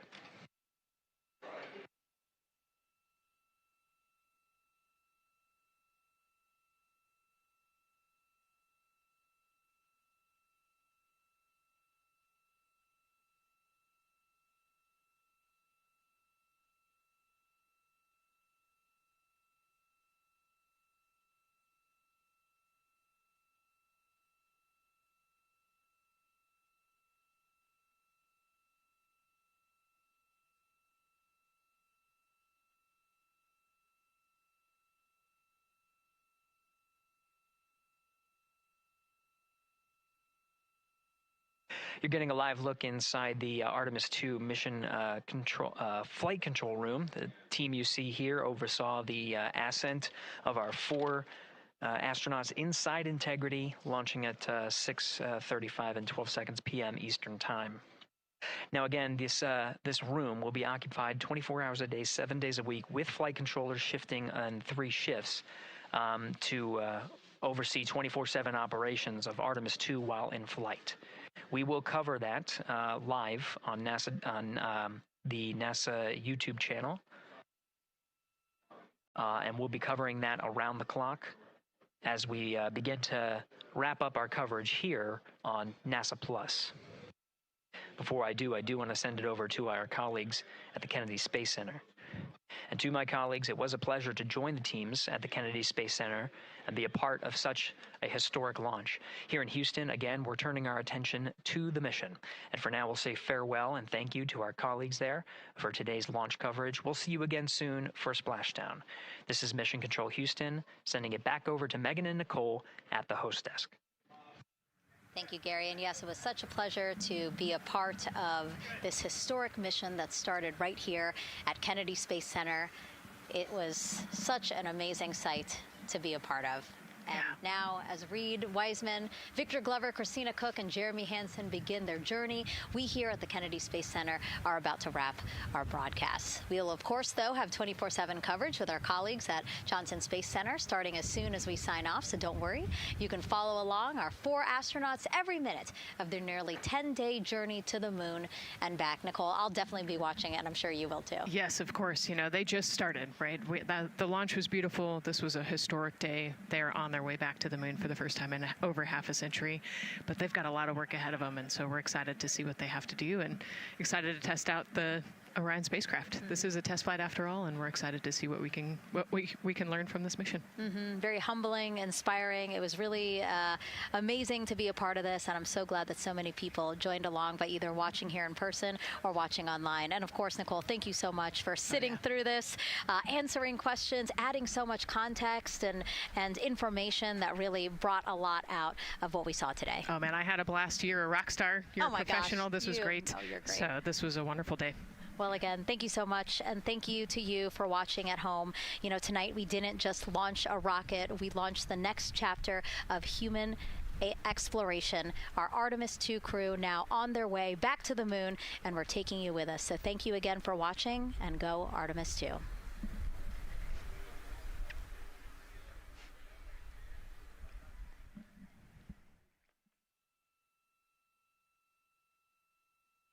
All 4 astronauts, and it appears all of them are undergoing their suit leak checks. Yes, a pre-flight tradition that we have seen with our crewed flights, the card game. The astronauts who have just left crew suit up and are now walking down a hallway. And here they are, NASA's Artemis II crew, taking their first steps outside for their historic test flight. And the 4 of them step into their astrovan. And off they go.